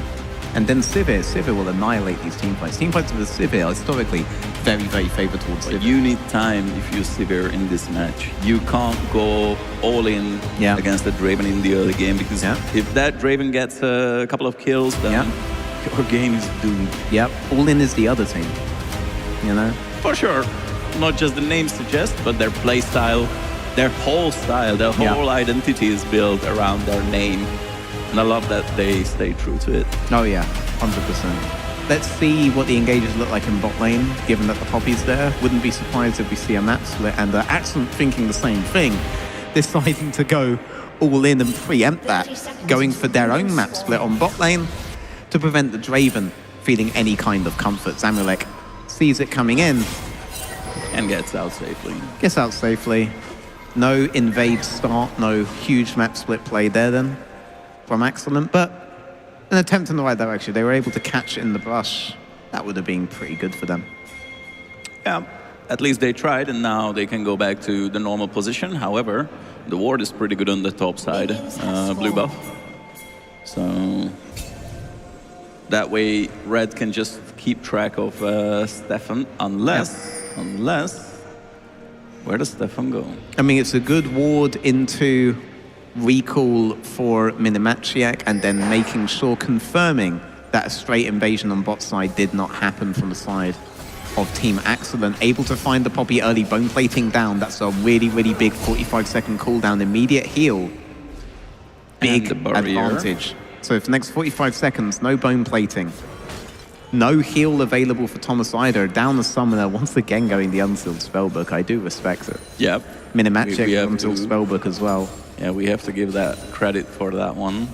Both supports choose to go for the unsealed spellbook, and then they can do some magic here. Sivir just trying to get the XP there, right? Fully aware this is not a very good situation where we have jungle camp for jungle camp clear on the Nefiri, right? Looking to stay bot lane just in case Zamulek went too hard, traded too much HP. He may have peeled off of that to get the immediate kill, but hasn't sacrificed sequencing his camps early on for it. So Stefan aware of all the potential conditions here.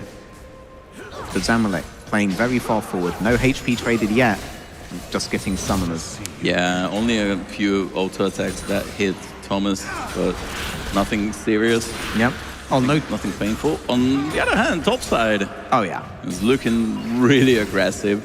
Oh, that is very low, and D-Haste already drunk the 2 potions. Time to go back to LoL dodge game, the Hast. He need to. Zamulek getting another wave in, but Accent, you know, that does just mean he's getting all of this XP for free on towards bot side. Again, this could all fly in their face, and on the first skirmish, Zamulek gets that big shutdown that we could just call it there and then, but doesn't seem to be happening so far. Accent also, to be noted, does have the cleanse. Yes. So on the dive scenario, on the Leon engage scenario, it's not just the Poppy W that he's relying on, he's also being quite self-serving. Bone plating up again, down again. Took a bit of a hit. Even Zamulek. So at the start of the next wave, they still have an opportunity on Thomas, but Thomas been playing pretty safe around that cooldown. Yeah, and his health bar is way too good compared to Minimachiak. Minimachiak's pretty aggro, man. This guy is... this guy doesn't care, man. This guy doesn't care. Obviously, if they see the option to go get a kill, especially onto the Draven, then he will happily sacrifice himself, I'm sure. Oh my lord. Oh no! D-Haste. You need to be careful here. That is not a certified LoL dodge game moment. Neither is that! That's a flash burn on Rozku. I was not expecting D-Haste to have enough mana, and I'm sure Rozku felt the same. Okay, Excellent need to run away. The cleanse wasn't the greatest, but at least he survived. That's a lot of HP down on Excellent. Barrier will be up for Zamulek soon. That will be a huge advantage, taking advantage of that bone plating being down at the brief part of the beginning of that wave. Frago down on mana, but Septico down on health. That means they both need to be careful, but none of them want to go back to the base and oh god, this restart. Is explode, isn't it? Oh my god, I feel like Minimachiak's just trying to hold it in. Yeah. Frago. That's a bit of a pain. Septico just needs to run. Least annoying Yorick. Now you just need to go back. You can't stay anymore. Thomas keeping the HP up. And he does have the heal up in 3 seconds, and we don't have Ignite anymore. I think they can go in. No, but I mean, Nefiri fully aware that they might. Yeah. He did interrupt. He doesn't know. He thinks that Accent's not there, so he goes in on Thomas. Okay, and that's... Zamulek. That's pretty much it. Zamulek just needs to clear the wave. The wave helps a lot for either side here. Yeah, what Minimachiak has achieved is getting varied recalls denied from 6-9, so Zamulek's going to be able to recall with an advantage. Minimachiak stuns Thomas. Remember, Thomas doesn't have bone plating here, doesn't seem to have a good way out. Zamulek down on mana now, though. Yeah, that's maxed out right there. And now they need to go back, to recall. especially Thomas trying to interrupt the recall, does interrupt both, gets first blood on the Minimachiak. Damn. Thomas coming in hot. Aggression on both sides, but Thomas, he ends up winning. Yeah. He solo kills Minimachiak. That's crazy. Like, we've seen the Leona going in all the time. And even though No, that was that aggressive, bot he just lane lost life. was a true game of inches, Crazy. but Thomas whipped out the 12 at the end there. Well, and that gave him the advantage here. Oh, that's a nice flash and scatter. Home plating. Here comes Stefan. Oh. That's another kill for Team Excellent. Now Stefan needs to run away. Nice pillar used by Douglas. Yes, he has again? Here comes Oh my Thomas, God. the savior. And now Douglas is in a rough spot. Not even a rough spot. He's back in the base. Minimachiek needs to run away, but Thomas is flashing forward. Why? Because Stefan and Excellent come in No way! behind. Oh, And that's another no! kill. 4-0. Not a certified lol dodge game moment from Minimachiek there. Steps back into the second part of the queue. Gets taken out, but all the pressure coming in from the mid lane there. All bone plating's down. The all-in works for Excellent. Really Boom. nice. Yeah, chomping on the Nefiri there. Burn flash, but will have his E up again soon and plays with that in mind, playing really, really close to the wall.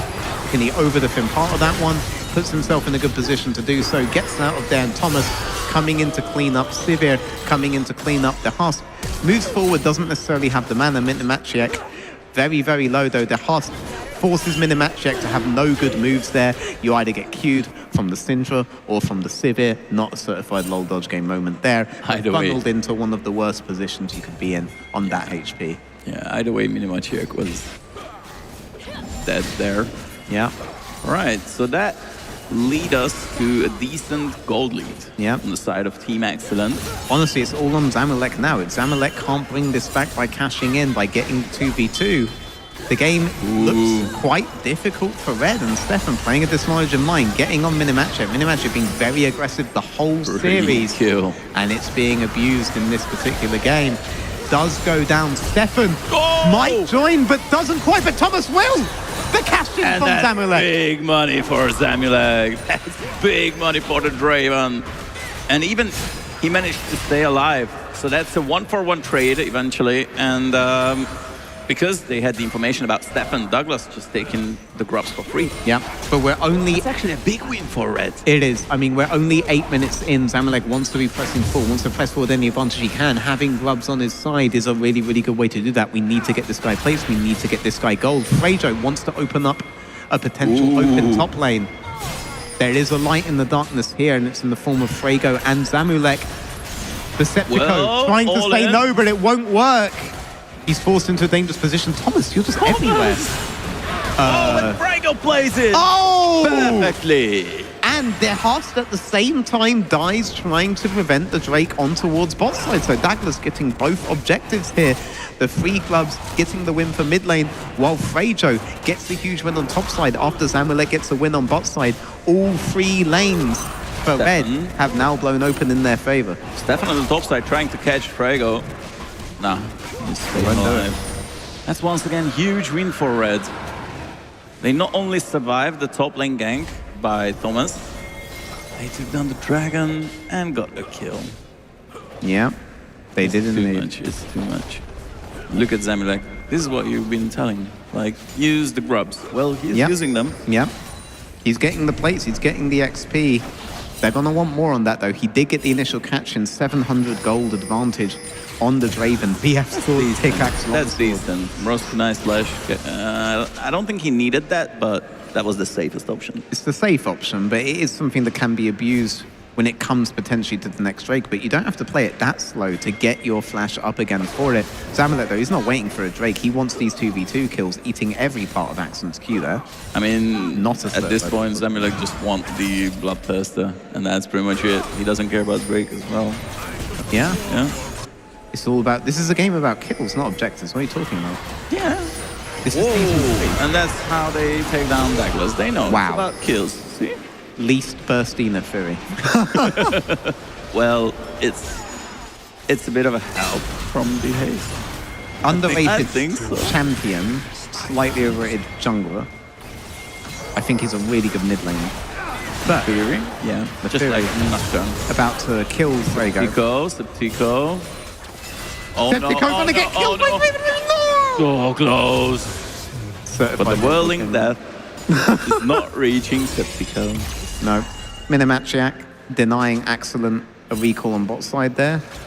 Pulling for I'm not quite sure what. That's not really going to freeze. Oh, it might freeze actually. Because I think Zamalek was able to push that up just on time. By the way, this is the kill on the Husk that gets the Drake for Douglas. He literally just moved from Grubs through mid, finds the Husk. The Husk goes in towards Catwalk. Minimachiak there again. Yeah, I mean, not too much more to say. Like, you definitely should be more conscientious of Douglas moving in from Grubs. Zamalek trying to get more plates. And it's pretty good that Mrosku got an assist from that, because that will give him extra stacks as well. This might be a nice all-in. That would be a nice all all-in, but Septico just dodged everything. Yeah. Well, that one Zenith blade. All right, so that is, after 12 minutes, Grubs used once again 2 turret plates for Red, and now Stefan could be in trouble, or Frigo rather. Nice damage, and here comes the Nafiri, all out, all in, and the dogs are... No, he misses the last two! He goes for the E, twice in a row! But Frigo can't reach him with his Q. Stefan, your spells are back. Yeah, ultimate down though now he for just Frigo. took down the Maiden, I think. So low health on the jungler for Team Excellent. My God, Joven's playing aggressive on bot lane, by the way, as we look at this replay. Stefan, multiple chances to kill Frigo here. Doesn't quite land the Q. Oh. Respect that he went for it and can't land his E on top of Frigo either, so Frigo just barely gets to live there. He played the dodge game. He did. Certified long dodge game move. He definitely played it. However, now Septico at least managed to take down a few turret plates on the top side here. That's a nice amount of gold for the top laner of Team Excellent. But the difference is in the jungle. I didn't see that coming. 1.4k gold lead on the side of Stefan. At the end of the day, Douglas is playing the Trundle, which is like you press your R and almost your job is done in the team fight. Who are you pressing it on here, though? It's just Poppy, right? Either Poppy or the ulting Ambessa, so it will be easier to destroy. Nice scatter the weak, nice damage onto Zamalek, but it's just not enough. Yeah, I mean, if Zamalek ever dies at any point, all hope is basically dead for Red here. They do catch scatter the weak. Yeah, they need another cash out for Zamalek. Yeah. He's weak for now, but he is still the one big point of strength for Team All In. Trying to find the Husk himself, trying to get some kind of revenge. But Thomas really has the number of everyone on the map this game. I love how Thomas plays this Poppy. Like, he's all over the map. And that leaves a bit of safe place for the teammates. Wherever they see Thomas nearby, they know there won't be any trouble.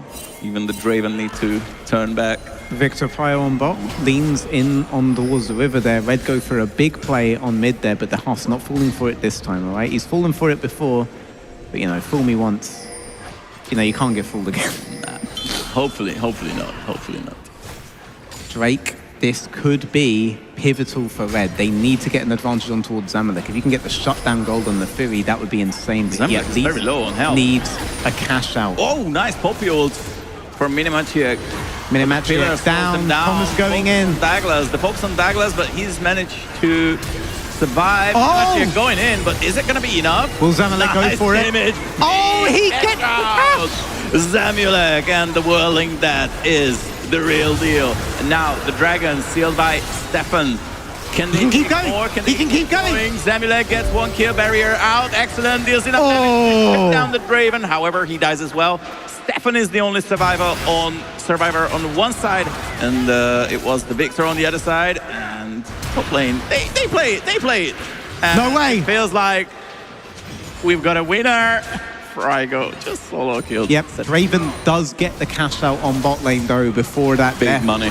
Does help grab the assists over as well. That's actually a really huge fight for Zamalek. He needed those. It does give Red an opportunity back into the game. And Frejo continuing to have wins on top side against Ambessa is going to be huge for them later on. Red are still in this game. They're the ones pulling out the comeback. They're the ones worming their way back in, whereas we assumed it would be opposite earlier. Yes, and with that said, I feel like Zamalek grabbing that 700 gold bag is pretty big. However, Excellent got also some shutdown money, and that's, I mean, it's still a big advantage for the Draven. We're waiting for the second item, and once that's completed, Zamilek's damage will be huge. However, he will only have 25% crit chance, so that might be a big gamble, right? Little bit of one, but I mean the raw damage that Draven is able to output is the big staying factor now. Another objective contest, Zamalek posturing very aggressively here, zoning potential himself just from his raw threat, so long as Thomas isn't able to pin him towards the wall, and Zamalek definitely denying that of his position. Red want the fight, you can feel that they want the fight. Yes, but the Herald is already taken by Douglas, and they're trying to get out. Once again, the Scatter the Weak hits Zamilek, but it's just not enough. Yeah, 1k gold launch for him. The Fury does fall off fairly hard as we get later in towards the game. Civido comes online. No, this is my biggest concern. If D-Haste hits these Scatter the Weaks, he needs to make sure there is follow-up. Now he's in trouble. Nice Poppy ult, but the damage should be enough. Well, I'm saying it should be enough. It should be enough. Yeah. Oh my god. Leona, Minamachi came to finish off my god. D-Haste, but it is going to be a disaster for Red if they lose the support as well. Well, since Poppy is here, the support is gone. And Stefan, look at him. Look at him. That Nafiri. But it does look like Fraser's going to get bot tower, and Draven has been belting away at mid lane for that. I think Red will take a 2-lane for 1-lane trade here. I mean, yeah, the map is all over the place right now. Excellent. Getting some kills here and there, but they losing the 1v1 on the top lane, or between the top laners. Yeah. And the Draven is still Stefan, a huge threat. 6-0-2. Zamulek 2-1-2 on the Draven pick. This is the fight of the two team captains for Game 4. Yeah. And this could be the deciding game here in the T-esports Championship. If Zamulek brings it back. If Zamulek manages to carry his another team. cash-in. Surely another cash-in is all they need. That mid tower's looking quite low though. Yeah, but he will clear the wave in no time. And he will manage to scale up in no time with that Draven on 2 items at 18 minutes. And 2 of those items are between the more expensive ones if you're an AD carry. Okay, I think it looks like we're doing a hard trade on top here. Going straight for the tier 2. Zamalek off the map for this one. This is why I like Trundos. They just go and eat the turret. Lord. They eat the turret, especially if they manage to take the 3 Grugs. That's free. That's free turret. Right. Douglas need a quick recall. And let's see where the match goes from here. 20th minute. And what we have is Red trying to get some vision around the bot side. Minamachiek probably setting up a trap because we've got the portals. And here comes Thomas. Let's see, Mrosku right next to his support. And because Frygo is here, I really love the move from Red. They're just trying to keep Frygo available at all times on the side lane. Oh, Zamulek is in a really bad spot and he's being caught by Excellent. That's a huge shutdown, and now Draven is on the gray screen. The fight is not over yet because here comes Douglas and he just eat Excellent alive. And Stefan could get logged in. He's jumping through the ball, but Douglas is flashing for him, and that's double kill on the Trundle. He was falling behind if we compare the junglers, but at the end of the day, what matters is that he got 2 very important kills. Herald down, but you don't respect the Poppy, Mrosku, and you get logged under the turret. That will hurt because you just lost your flash. Mrosku without the flash, I'm not so sure if he can just keep staying alive in that way. Septico on the other side of the map. I can't believe it, he being caught. Douglas showed himself in the mid lane, dropped the Herald, got 2 kills, and runs straight top to shut down Septico, which is pretty painful to see. And now Atakan alive, and both teams are trying to do something with that demon. Well, the demon was Minamachiek. He got caught out. A Draven ultimate is not enough to shut down anyone, and Frygo get logged in. D-Haste takes the double, and the Atakan need to be interrupted. Roscoe, you have no flash, buddy, and you have no place here. The whole red gets caught in the middle of a crossfire, and that is an Atakan for Team Excellent. Well, they had the lead in the early game. Red was trying to catch up to them, trying to get back in the game. And eventually they threw what they were building. Zamulek was not even close to that topside action. And now the Atakan is easily taken by Team Excellent. They got a Dragon and now the Atakan. It's a huge buff for the team fights. Especially because with the Sivir ultimate, with the plenty of dash that they have, they can just get close to their opponents and burst them down. The Dragon was sealed by Zamulek, but will that be enough? We will see probably in a few minutes. That Draven lost so many stacks. That's so much gold that could be utilized. Well, not anymore. And now, after the intense moments, we've got some time to just chill and relax and plan the next few minutes, plan the next few steps. Both teams are waiting for their power spikes on a few characters, while Frigo is being caught by D-Haste and Septico. Another kill for the Syndra, and with the third item, Rabadon, I have a feeling that Syndra will just one-shot anyone that gets nearby her. Yeah, D-Haste is leading the gold chart by quite a margin. And even Roscoe is falling behind. However, he's got a few kills, he's got fully stacked Victor, and he's going also for the third item. We will see if it's gonna be the Zhonya's or the Rabadon. And that's the experience shot, which I'm sure once we get to the level 16s, the upgraded ultimates will help them out to burst each other. Another 1.5 minutes until Baron spawns, but I feel like so many things happened during this game. Already over 30 kills, and Minimagic in a really bad spot, just like Roscoe is in the bush.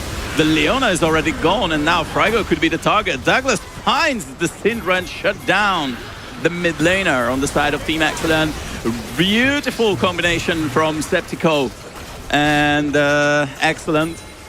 The Sivir gets a double, and with that said, I think it is the fight over.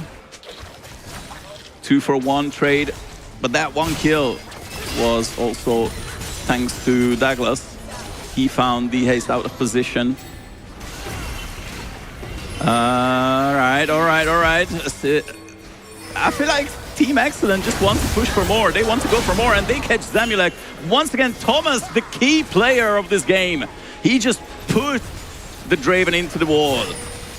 He just pushed that Draven into the wall. They shut down Zamulek, and it looks like we're getting close to Silver Scrapes. We're getting close to game number 5, because right now Team Excellent controls the map. The last couple of minutes, they are owning Team All-In.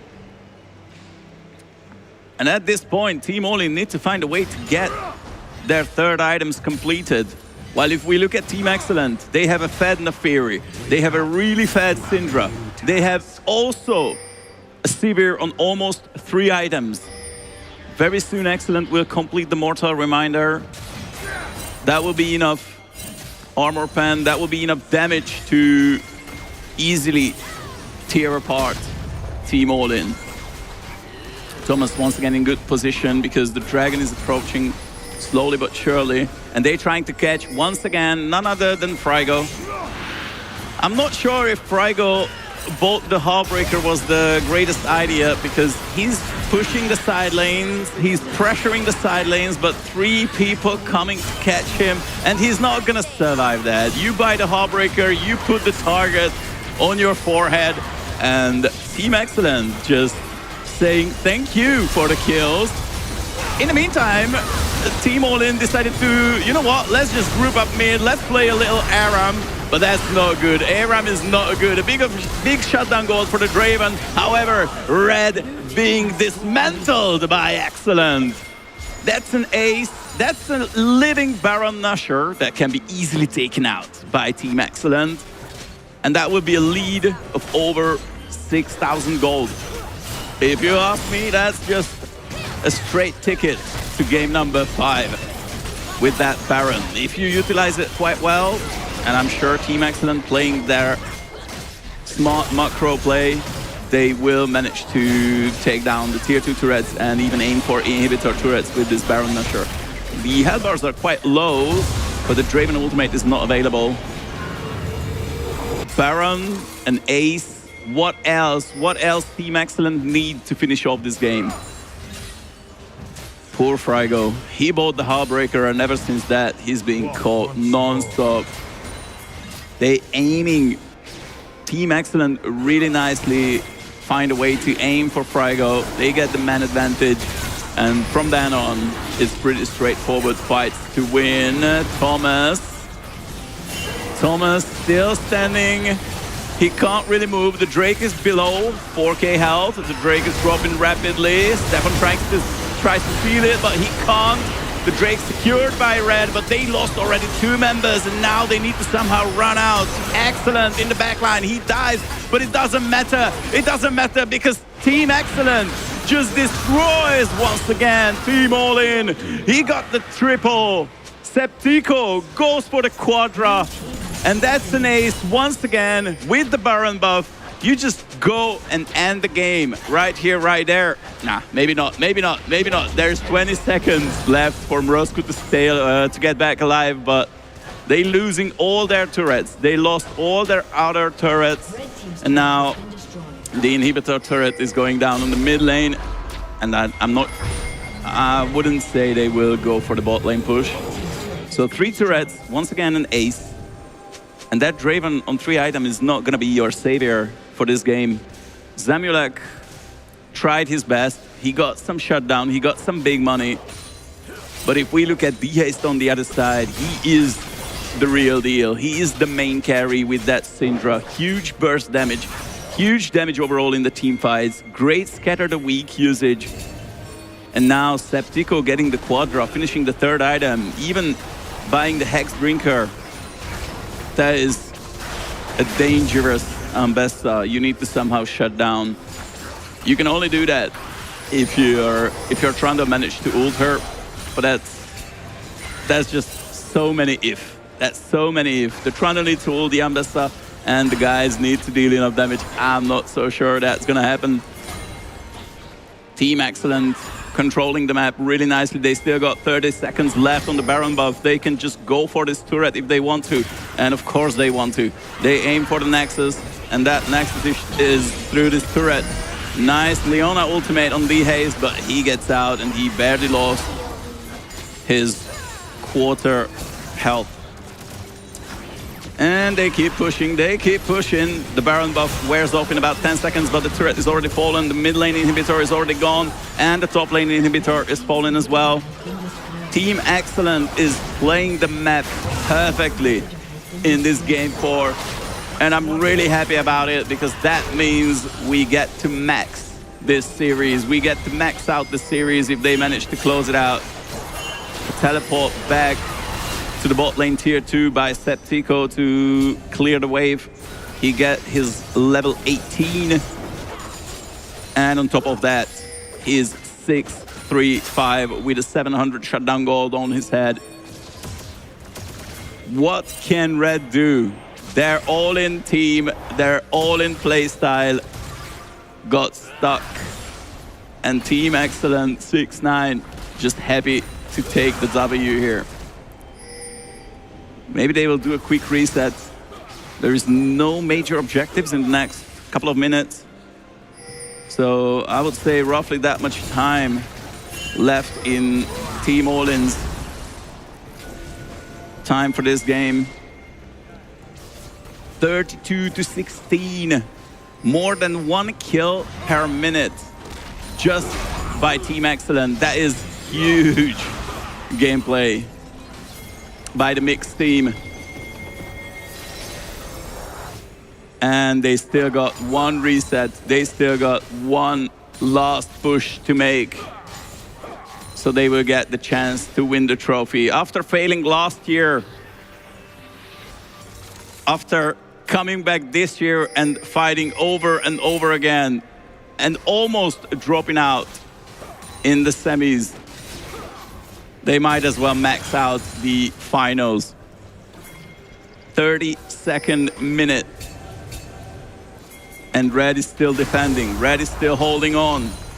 They're trying to reach at least 4 items on the Draven. Mursku had to buy the potion just to get some buff, just to get the most value out of that 500 gold on the Victor, but he's only level 16. That's very low compared to the side of Team Excellent. They take down the last inhibitor on the bot lane and they're pushing. DH splashing out. The Leona ultimate was a miss. The Red side need to somehow find a way to do a last fight that might just buy some time for them. I'm not sure if they will be able to do that. The lead is just too big for Team Excellent. They even waited for the Dragon, which is only their second Drake. It doesn't have too big value, however, it's better than nothing, and they take it, and they take it. Smart play by Stefan. Baron is up in about 10 seconds, but Team Olin is the first to arrive to the Baron pit. Oh, not even the Baron pit, they're trying to set up a trap. However, Thomas is engaging on Zemilek. Exhaust out, Zemilek is in the air. Zemilek is very low, but he stays alive, and no way they catch the Syndra. Frygo flashing forward, Douglas is in the backline, Roscoe still alive. Septico cuts him down, Septico is godlike. Leona falls, and Frygo can't finish anyone, and now the Draven is dead, and Douglas will be the last man standing, but he's not making any magic here. Septico goes for the end, and that will be it for our 4th game of the series. We going for Silver Scrapes. We going for game number 5. Douglas, he's running the marathon, but that's not what wins game for you. Douglas is gone. The minions finishing him, and the Nexus is fallen. Team Excellent equalized once again. And that means 2-2. T-esports Championship final. And we got to see Silver Scrapes. We got to see the teams going all out. 40 champions banned away. Even 50 for the last game. But the guys are maxing it out. We got kills every single game. We got more kills than the actual length of the game. I'm curious if we manage to see that for the 5th game. We're gonna go for a short break, and I'll be back probably in a few minutes. Don't go too far.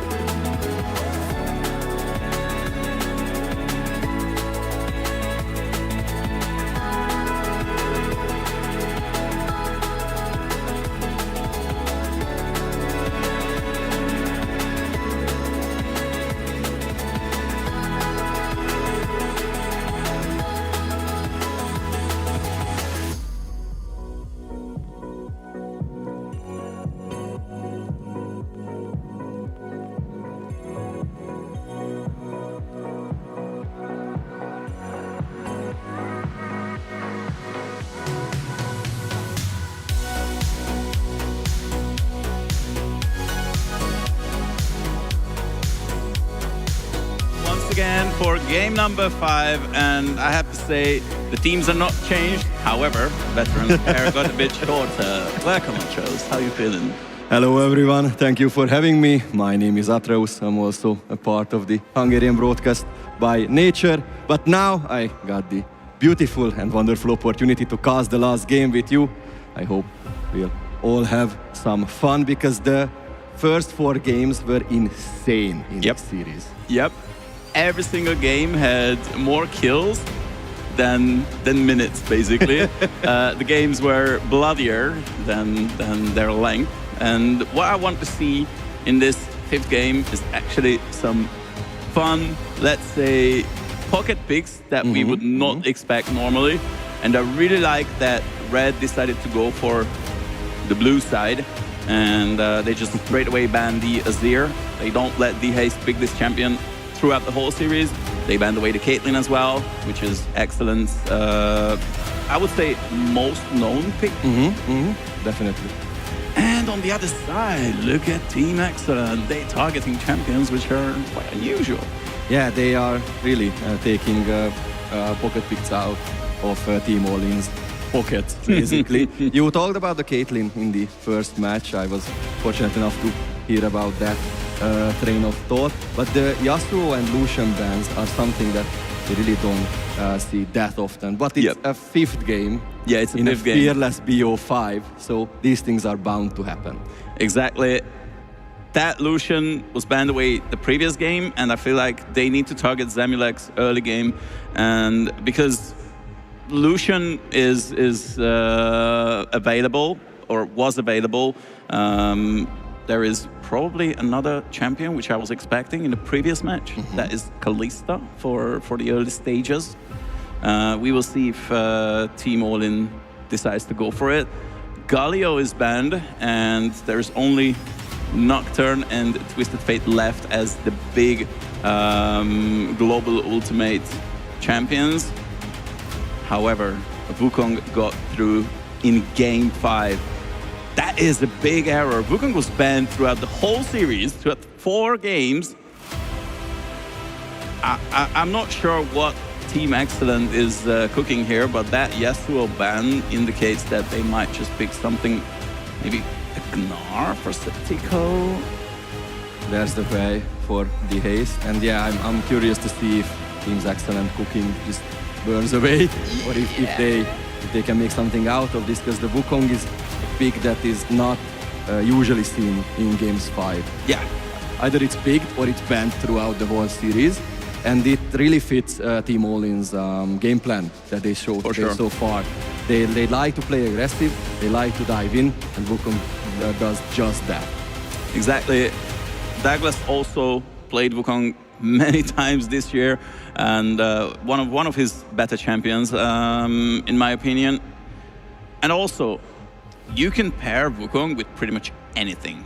He's got survivability, he's got huge damage, he can engage. You maybe need a little bit of AP next to him or some follow-up with a bit of CC, and he will manage on his own. And another champion that was banned quite a few times, and I was expecting, I mean, Team All-In's name suggests Kai'Sa should be one of their top priority. And they get it. They get that. And Kai'Sa opens up a lot of possibilities for Team All-In, because you can still go multiple builds with the champion. You mentioned needing AP damage next to the Wukong. Kai'Sa does just that. You can still build AP and the pocket pick of pocket pick. Wait a minute. Amumu support? Amumu support, I can't believe it. The whole year, I was expecting Amumu as an engaged support. I was telling everybody that Amumu is the 7th best engaged support on my list. Nobody picked it. Last game I'm casting this year, guess what? Amumu support. Thank you, Mina. And the Derek to answer it for Team Excellent. What is going on, guys? Try to negate the All-In that Team All-In has put together so far. Because this team comp, the Wukong, Kai'Sa, Amumu, does only one thing. They put their sights on an enemy champion and they try to delete him. Well, I guess Tariq is just there to save the day in that case. and they played Tariq in the semifinals.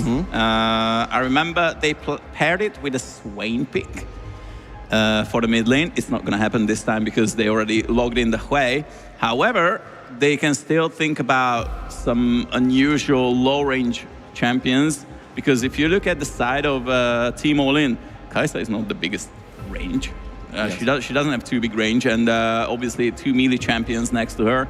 I'm curious what will be the top lane pick for Skeptical, because in jungle, technically you just try to somehow match the Wukong. Yeah, you just need to match the clear speed, you need to match the ganking potential and the pressure that Wukong can put out in a game. I really like the Silas ban also from Team Excellent. I think that speaks for itself.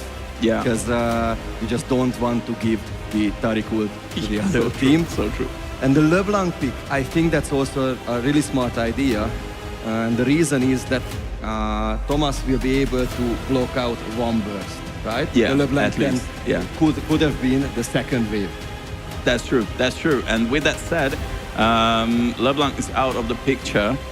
What can Roscoe pick here? Because he played Control Mage, but he also plays the more aggressive style that we've seen. For example, his Akali.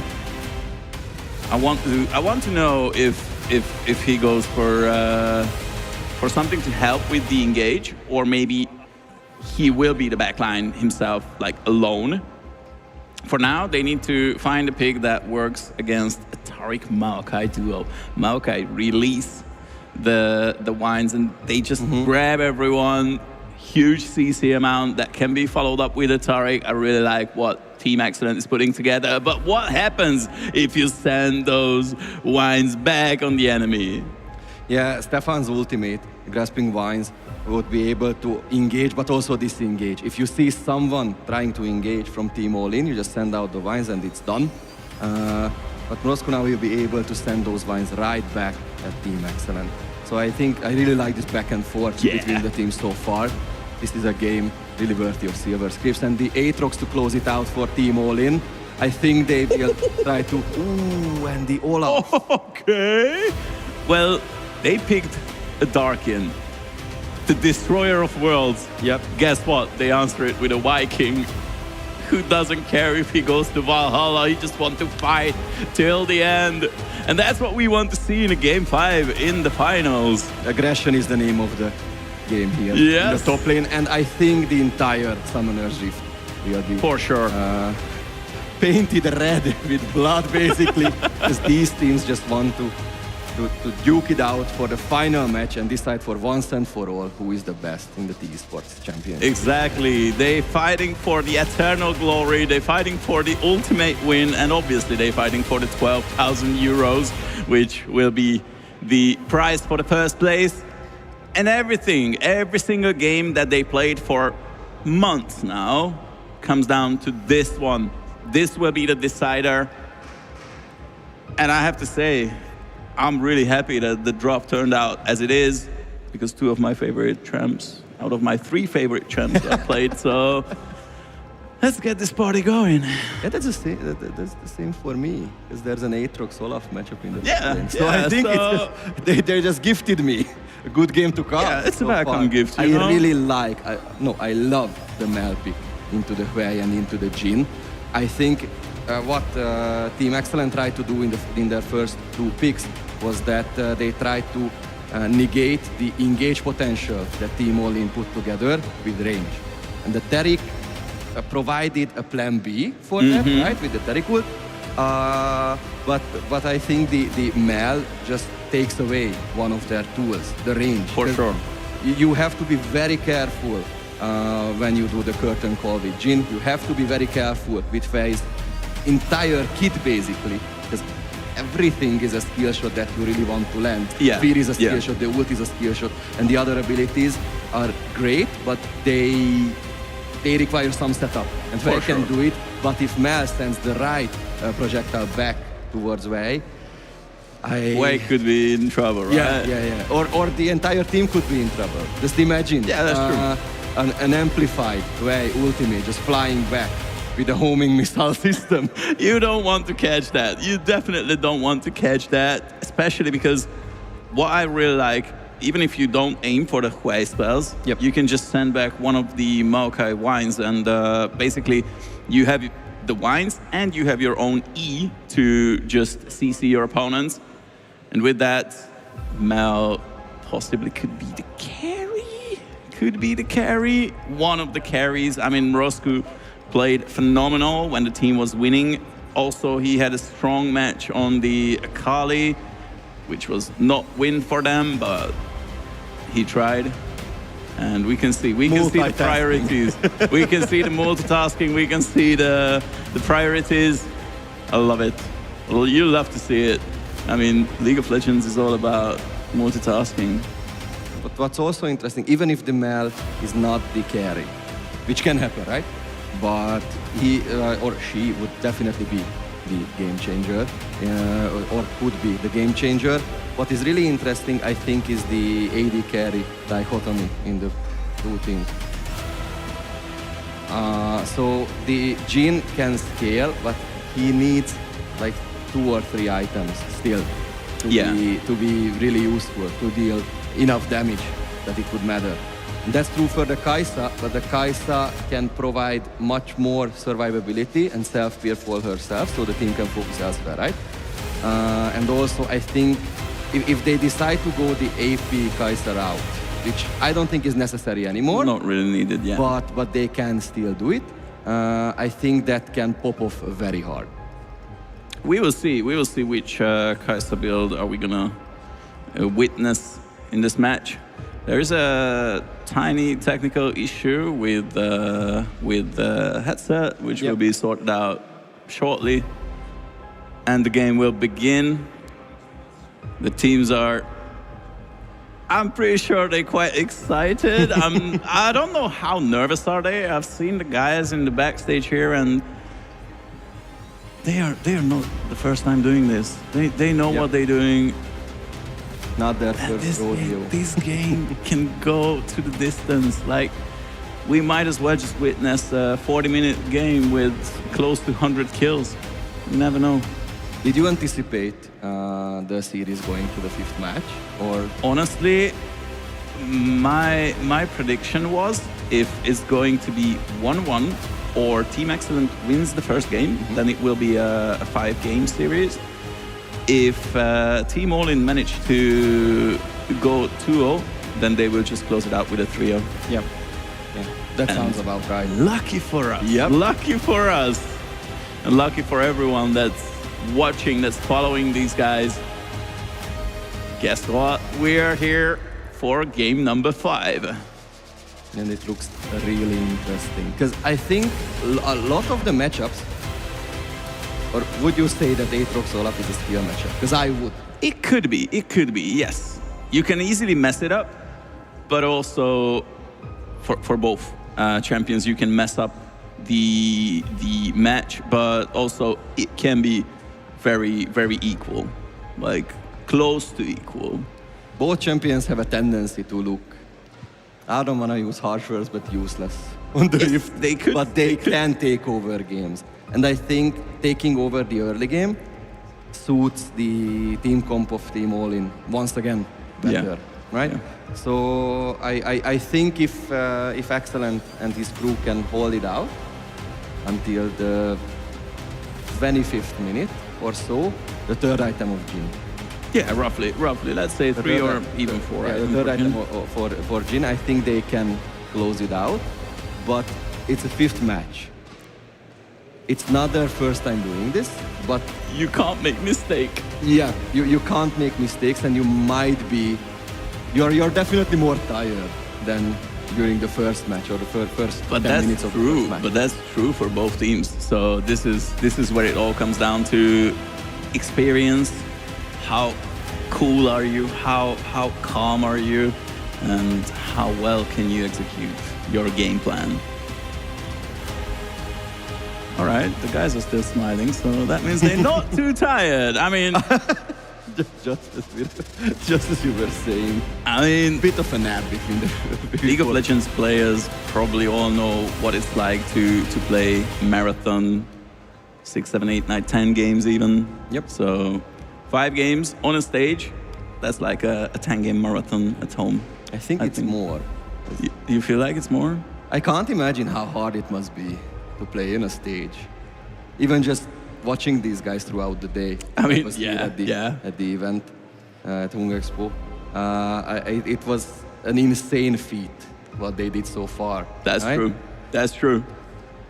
Let's see if the sound issue is fixed. Oh well. It's happening. I know it's happening. So yeah, We're getting I closer. believe that I think it counts for more than just 10 games. All right. Because there's a lot of money on the line, and not even a lot of money, that's not all, a lot of work on the line. These guys have been at it for the last 2 months. I mean, At the very least, they were fighting a lot. Even though in the same time they were playing multiple tournaments, because obviously most of them came from EMEA Masters. And apart from that, they were doing their own stuff as well, because I know most of the guys on the side of Team All In, they were doing their own streams. They were practicing, they were just working to get here. They really worked hard to get here. And we will see if that work will reward them with a trophy. Or Team Excellent.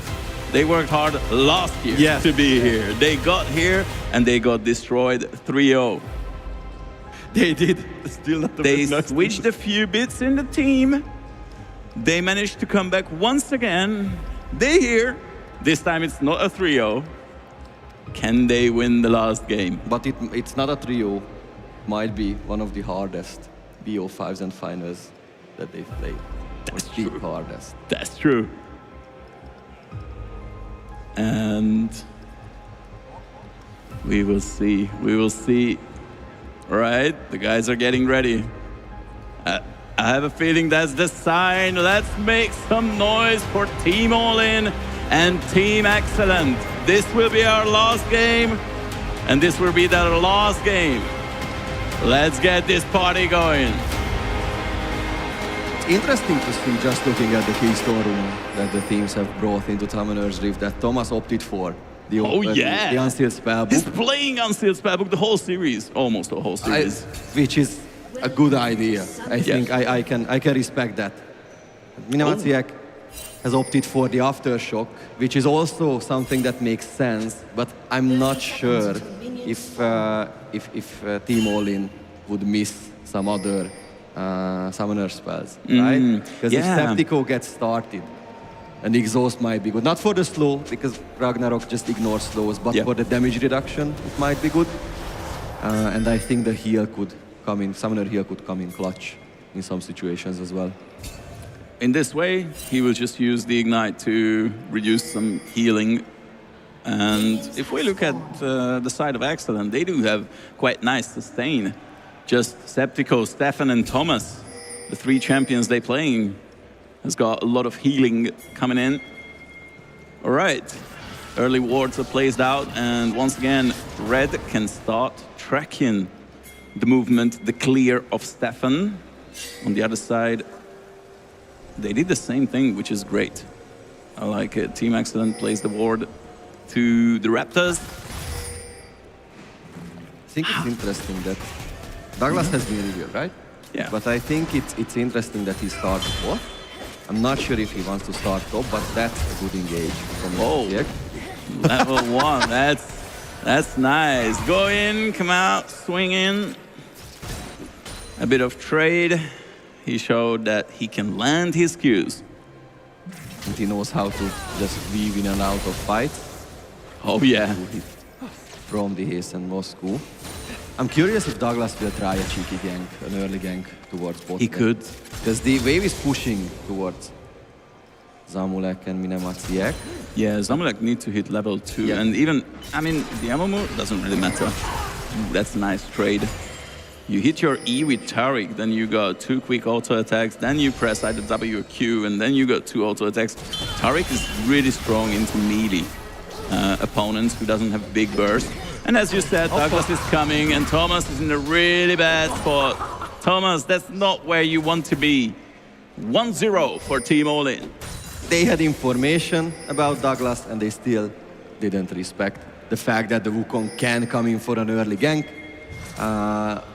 Thomas and Excellent landed a nice combo for some chip damage onto Minamatsiak, but it was far from enough. And they paid the price. But this is not something that we didn't see today or haven't seen today. Yeah. Right? Team All-In has been aggressive throughout the whole series, and now they keep up that same trend.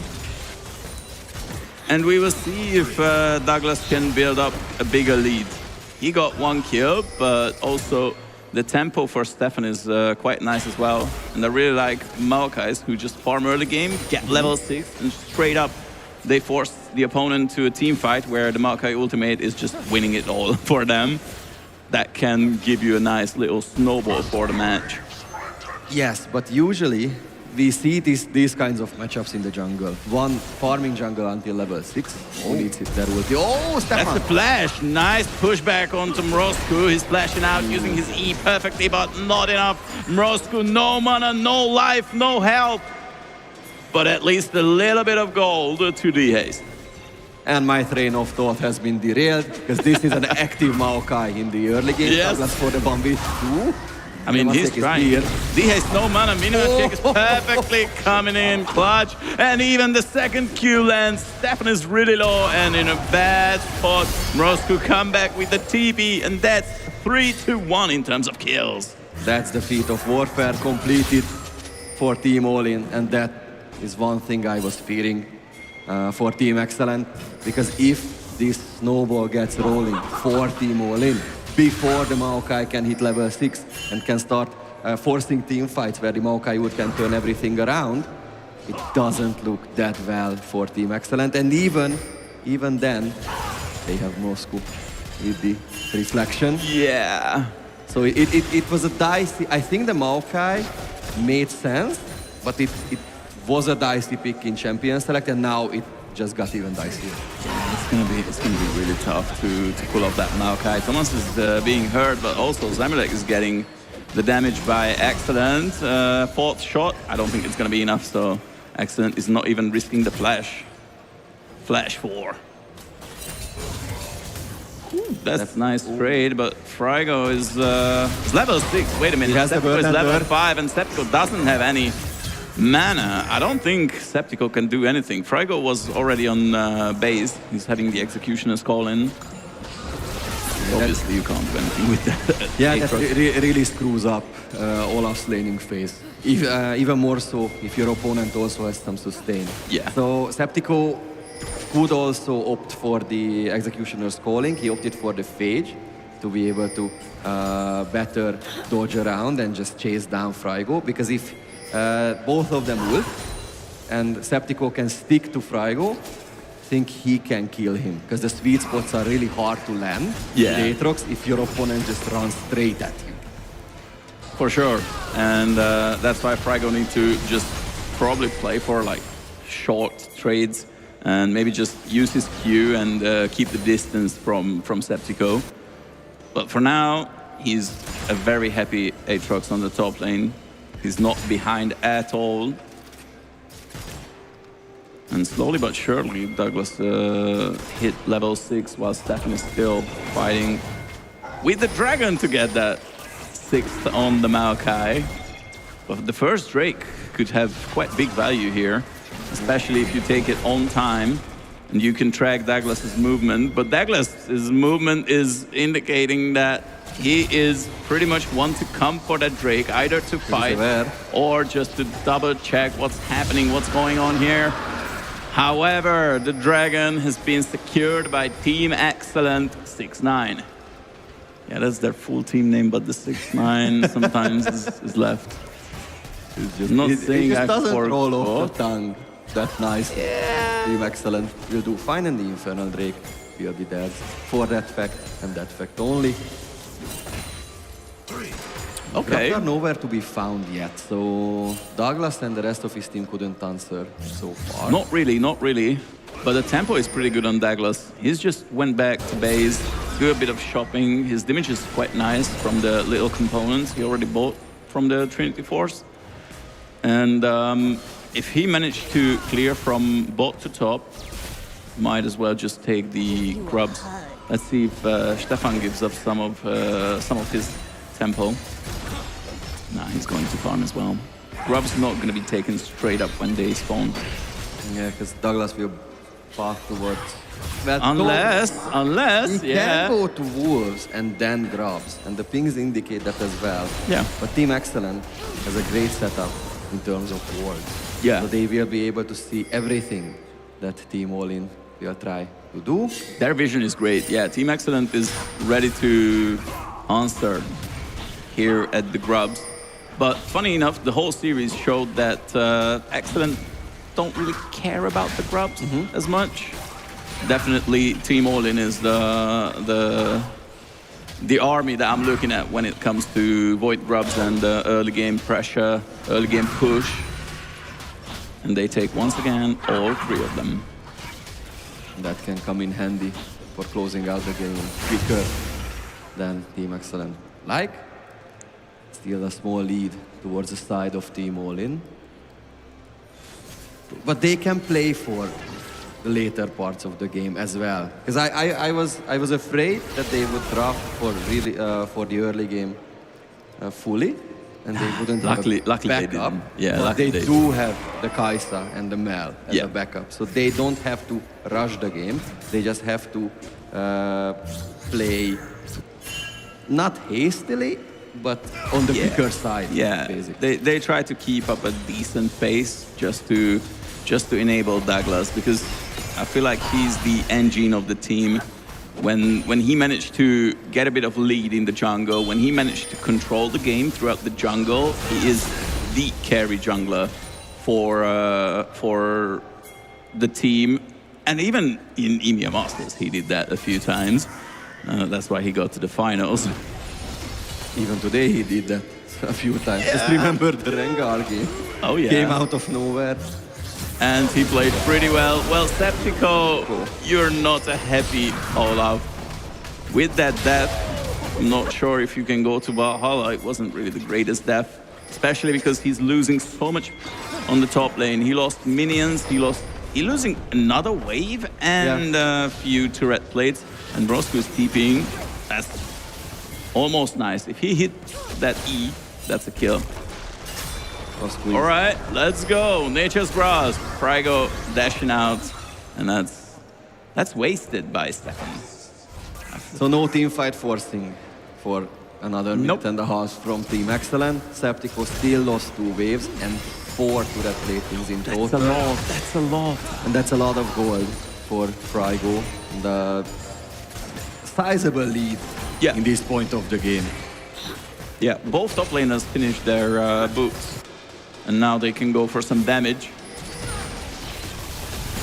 Can the teams just play for the next Drake in 1 minute? They need some setups. I can see Team Excellent ward game is looking pretty sharp around the Dragon Pit.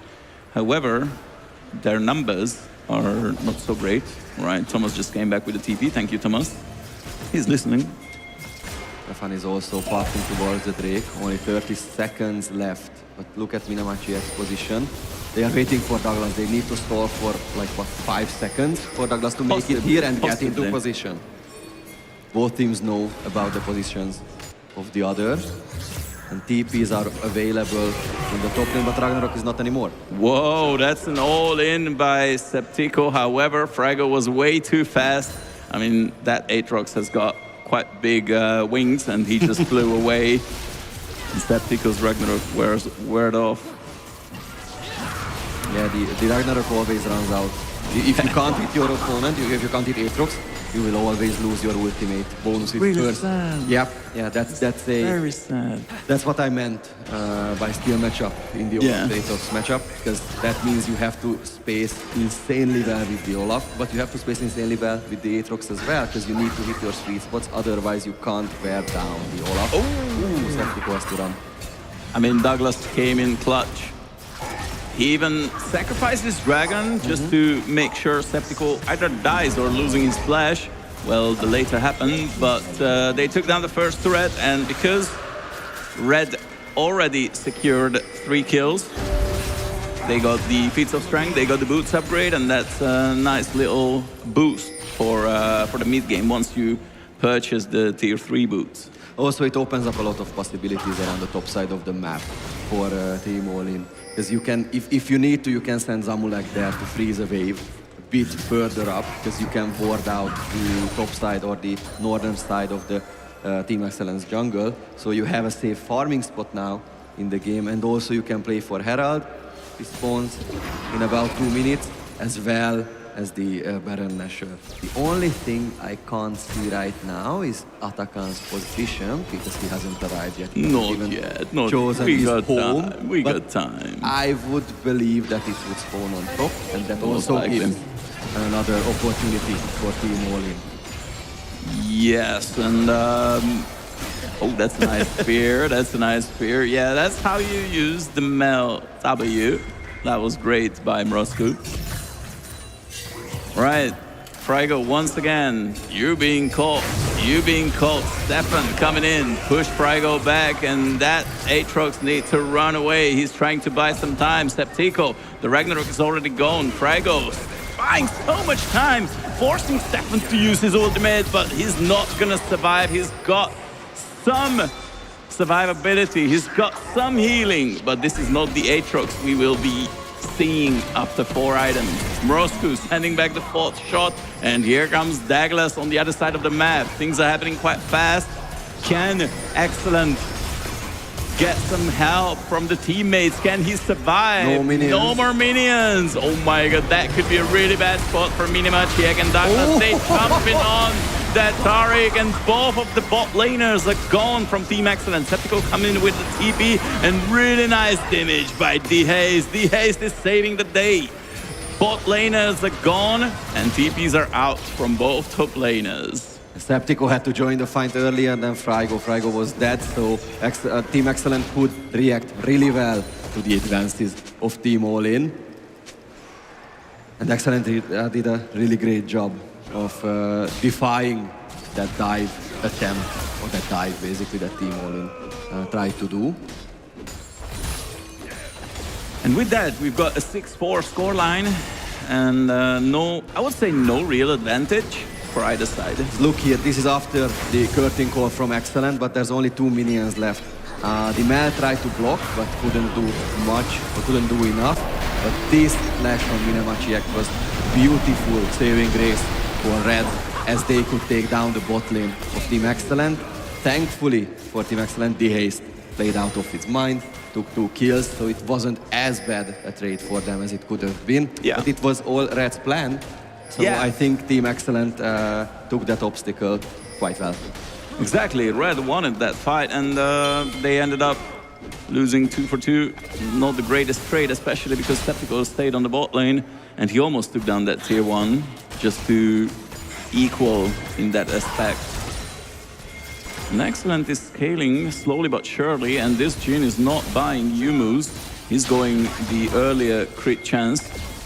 Nice damage by Mrosku. Here comes Minimachiek. He needs to run away. Can Septico stay alive? The shield saves him. Nice job by Septico. Nice escape for now. Douglas, you can't go there. You can't flash there. I'm sure his finger was already on that F, but he's not pressing it. Septico's bodyguards just arrived, and the Void Seeker missing from Zamulek. Yeah, that was close Crucial as well. part of for the survival of Septico. But Team All-In took another tower. That's the second one this game for the blue side team. They're taking over the map Yes. slowly but surely. The question is, when can Team Excellent answer this big pressure that they've been put up to? Thomas, with the Taric, I feel like he will be crucial to save the teammates when it comes to a big team fight. The redemption will definitely help too in resetting the team fight. Yeah. Frigo is in trouble. He has Flash. He also has the Word Ender, but he's gonna get called out. There's nothing he can do about it. After he didn't flash Stefan's Twisted Advance, there was nothing he could do about that. The sad thing is that there's 5 seconds left for the third rake of the match, which is so a point for Team Excellent. Oh yeah. They are doing what they've been doing this series. They are trying to get set up for the late game with the break That's scores. very nice. That's very nice movement from Team Excellence. If they get the Dragon Soul Point at least, I feel like they will be able to trade cross map once it gets to, for example, their fourth Drake. They might as well just stall the Atachan, which will be spawning on the top side in about 2 minutes. You just stall the Atachan and you trade the Drake for that. It could be an option for Team Excellent at this point. However, Red, they still got some gold lead, they still have nice position, and they have a Herald to use. They can drop that Herald to either crack open this tier 2 on the top side, good money, 700 gold, or they can just go for a mid push and get rid of the last standing tier 1 threat on the side of Team Excellent. The question there is if they want to open up the map completely, basically. Ooh. What is going on? We've seen this Frygo. before. Frygo, when he played Yorick earlier in the series, he had the same treatment. They were camping him. There is no nicer way. He got camped so hard that after the game, he definitely needed a break. Team Olin tried to give their own medicine to Septico this game, but it didn't quite work out that well for them, I think. There's still a small lead towards Frygo, but remember that he basically took an entire tower with some help, and that's with some the ball thing. splitting. That lead is technically Yep. non-existent. Yep. Douglas is the only one that is truly. Yeah, he is leading the charge. He's leading the charge when it comes to Team All-In. And I really like Mrosku's build on Mel. He's having great movement speed, he's having some ability haste, also nice damage with these 2 items. I'm curious what is he aiming for as his 3rd item. Maybe just go for Rabadon and Burst, or he will go some utilities. Zamulek trading with Excellent. Curtain Call comes out. Beautiful CC. But here goes Douglas saving the day. Zamulek is out, but Douglas could get caught in the crossfire. Douglas is not going to survive. Here comes Minamachiek. And they take down the other jungler. Stefan cannot survive this team fight. Huge team fight by both groups. But at the end of the day, it's 1 for 1. Not a big trade. Not a big trade. The Herald has been used. No towers have been destroyed. But this team fight, or this skirmish, I think showed the power of Team Excellence directly. Because Thomas could just negate the entire advance that Team Olin made. Douglas found a great window to interrupt Excellence Curtain Call and to deliver a lot of damage, but the redemption with the Tariq ult meant that it was all for nothing, basically. Great use of Tariq by Thomas. He was the savior for sure. And even though Douglas was in a great position, his engage was beautiful. It just wasn't enough. And Atachan has been defeated out are of you nowhere. kidding me? Red, in the meantime, just went to take the Atachan, and Team Excellent just nowhere not near. reacting. No. Not reacting at all. That was a surprise. And not a great surprise if Team Excellent were looking at it. But on the other hand, that Atachan is not winning the game for Red just yet, because what they need is 1.5 minutes and get that dragon. And they need to fight for that dragon. Ooh, that's a bit too deep, Stefan. You need to get out somehow, but he can't. Douglas, with his stick, just destroys the tree. Just cut down for Stefan.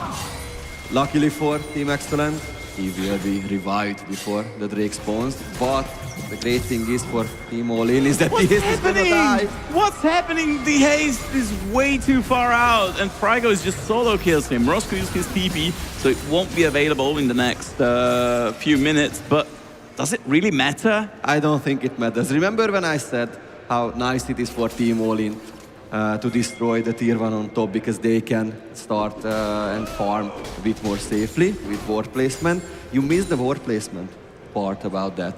Oh no! Oh no! He just pushed up without any vision, Frigo was enough, but if the way could have gotten away from the Aatrox, there was another Team All-In member there just waiting to claim that kill.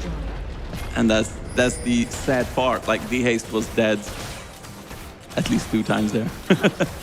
he had no chance to get out. And now Zamulek taking the last tier 1 turret. And obviously, I don't think Team Excellent can just get close to that dragon. If they try, it's a very risky call. I'm not sure if they're ready. 50% crit chance on Excellent, and he's having Infinity Edge as his second item completed. That's a huge power spike, and they will go for it. They will try. Let's see. Everything comes down to this. Here comes the Maokai ultimate, but the Amumu, beautiful answer. The Olaf is in the backline. The Olaf is in the backline. Can he do some magic Septico?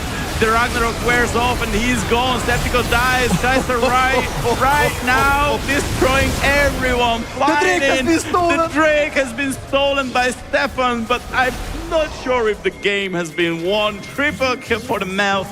Clean ace for Red.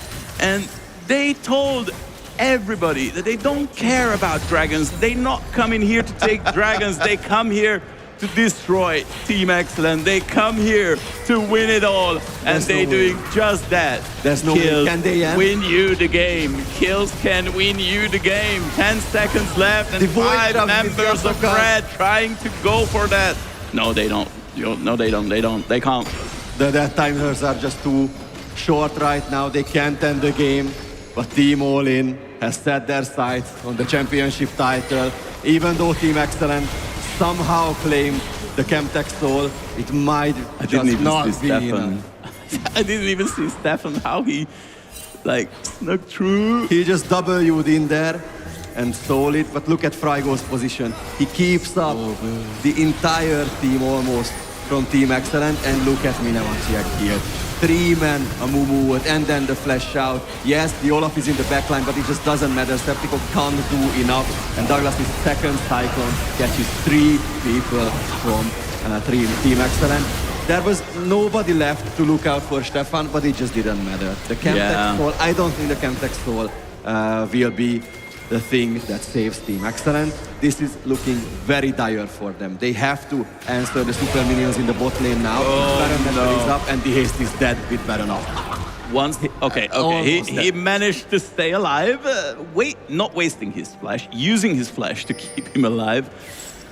But at this point, I'm worried about Team Excellent. They have a Dragon Soul, but they don't have the strength in their champions to answer Red's power. Look at that. 3 items on Kai'Sa, on Mel. Even the Aatrox is getting closer. And very soon, Douglas will complete his 3rd item. That will be huge bonus damage. The Wukong has been a force of nature this whole game.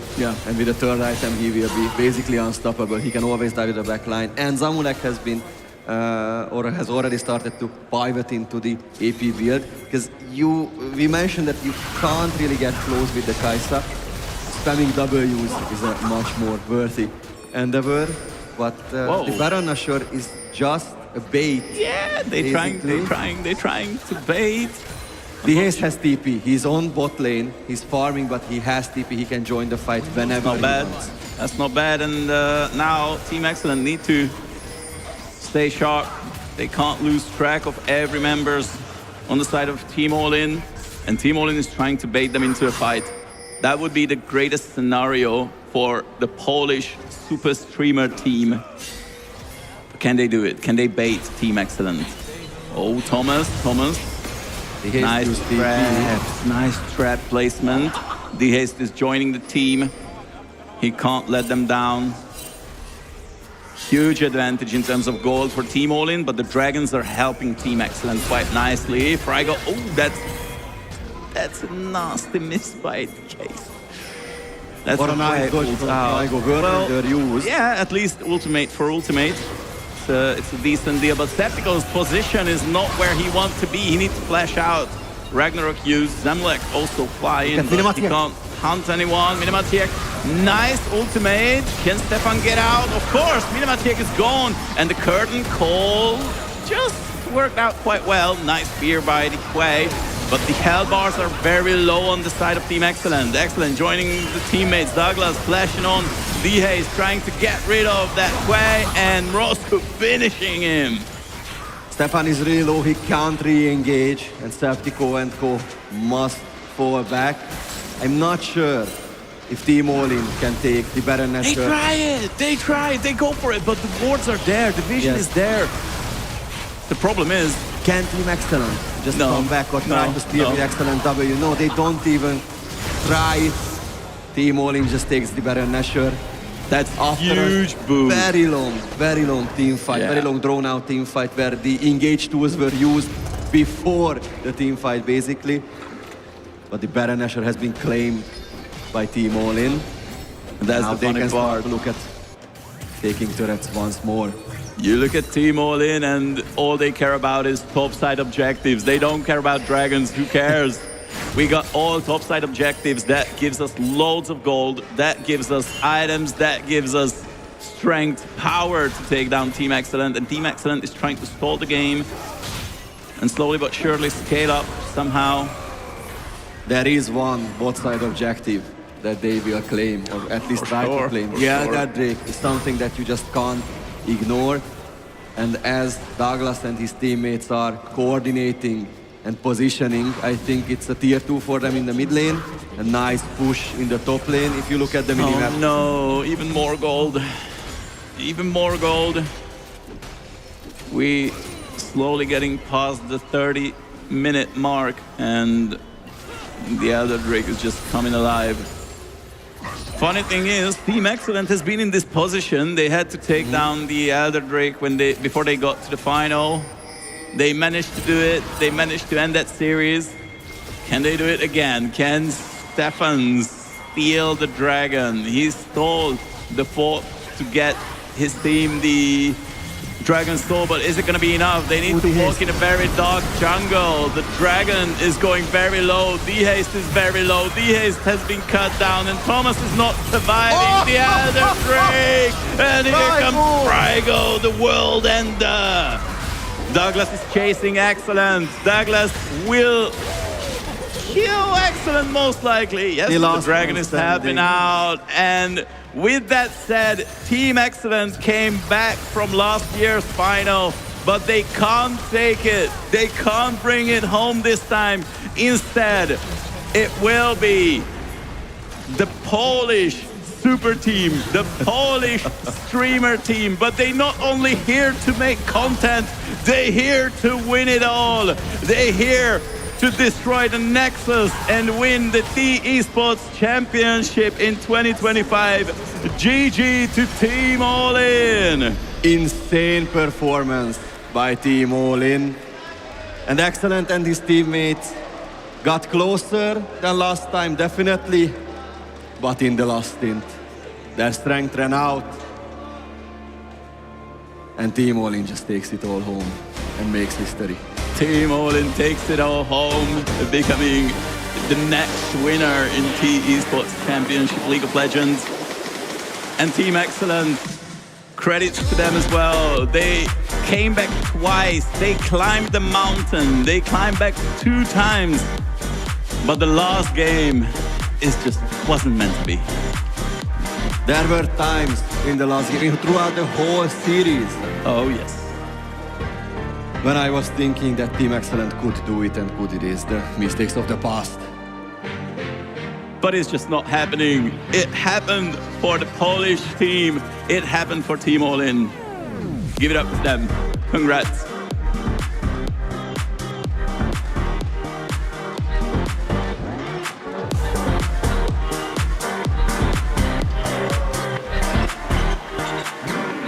And our champions, Team All-In.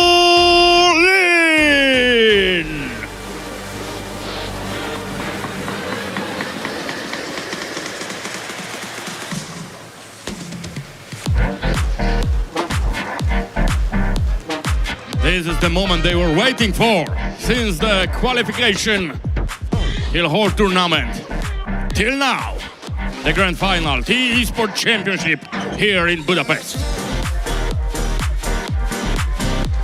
pure joy, pure happiness.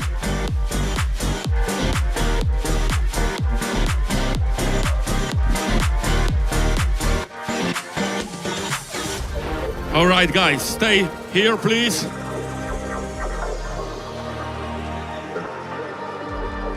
All right, but everyone deserves for that. The trophy, rise up! This team all in from Poland.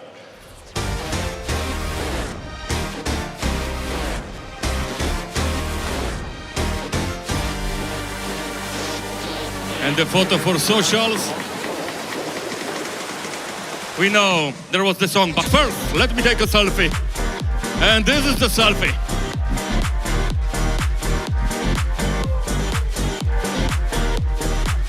So I think everywhere in Poland, people scream, Polska górą!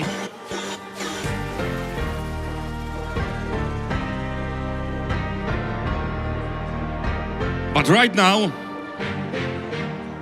it's time to honor our vice champion. They fight well in the final. It's time for the medal ceremony. I want to invite on stage social media manager in Telekom, Madame Katusz Christie.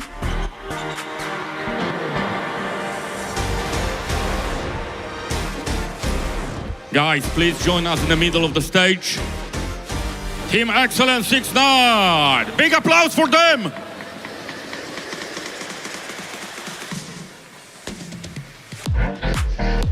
Christy, it's your time.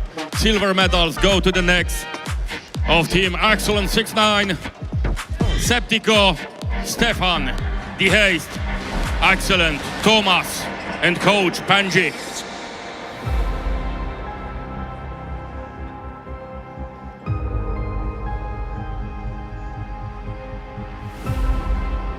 Come on, guys, one more time. Big applause for them. They fight well in this final. They show the spirit, they show the skills.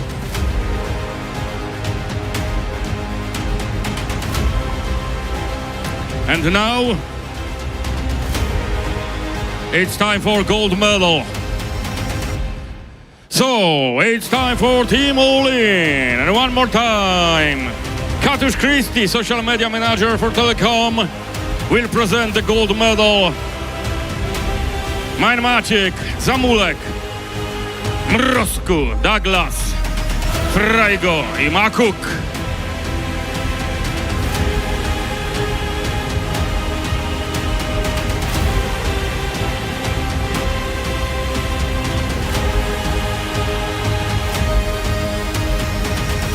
So we can say there was a few years ago, there was a Golden Five. They play in CS for Poland. Right now we've got Golden Five in League of Legends, T-esports Championships, T-esports champion in the first big final of the Sunday here in Budapest. It's time for photographs, but I hope so. Zamulek, please join me in the middle. This is a moment, few words. You are very confident at the beginning of this final. You start in the T-esports Championships to be a champion. Are you the happiest man alive on the planet today? Yeah, I'm very happy, very happy. Tell me, what was the moment that you know that you've got it, you will be the champions, you bring this beautiful trophy to Poland? I don't know if I'll bring it. Maybe I'll give it to someone else. I don't have the suitcase for this, so I will not bring it. Okay, but we will be sure that this trophy will go to Poland. I can tell it right now, sorry ladies and gentlemen, po polsku. Co chciałbyś przekazać wszystkim kibicom, których olbrzymia ilość kibicowała wam na streamie, po drugiej stronie szklanych ekranów, tym wszystkim osobom tutaj, którzy z każdą akcją wiwatowali i dodawali wam odwagi? Pozdrawiam mojego kolegę z Facebooka, Tobiasza i Konrada. Okay, I was asking what he wants to say to all of you, ladies and gents, on other side of the screens, and he said that he, as always, want to say hi to his friends on Facebook, but I'm sure the whole crew is very happy So ladies and gentlemen, please make a big noise! Our champions in League of Legends, Team All In! Alright, and I can say right now that we will be in a moment back on this stage because it will be, last but not least, the fourth final of T-esports Championships. It will be time for Brawl Stars. So all brawlers all around the world, be ready. We will be back in a few minutes.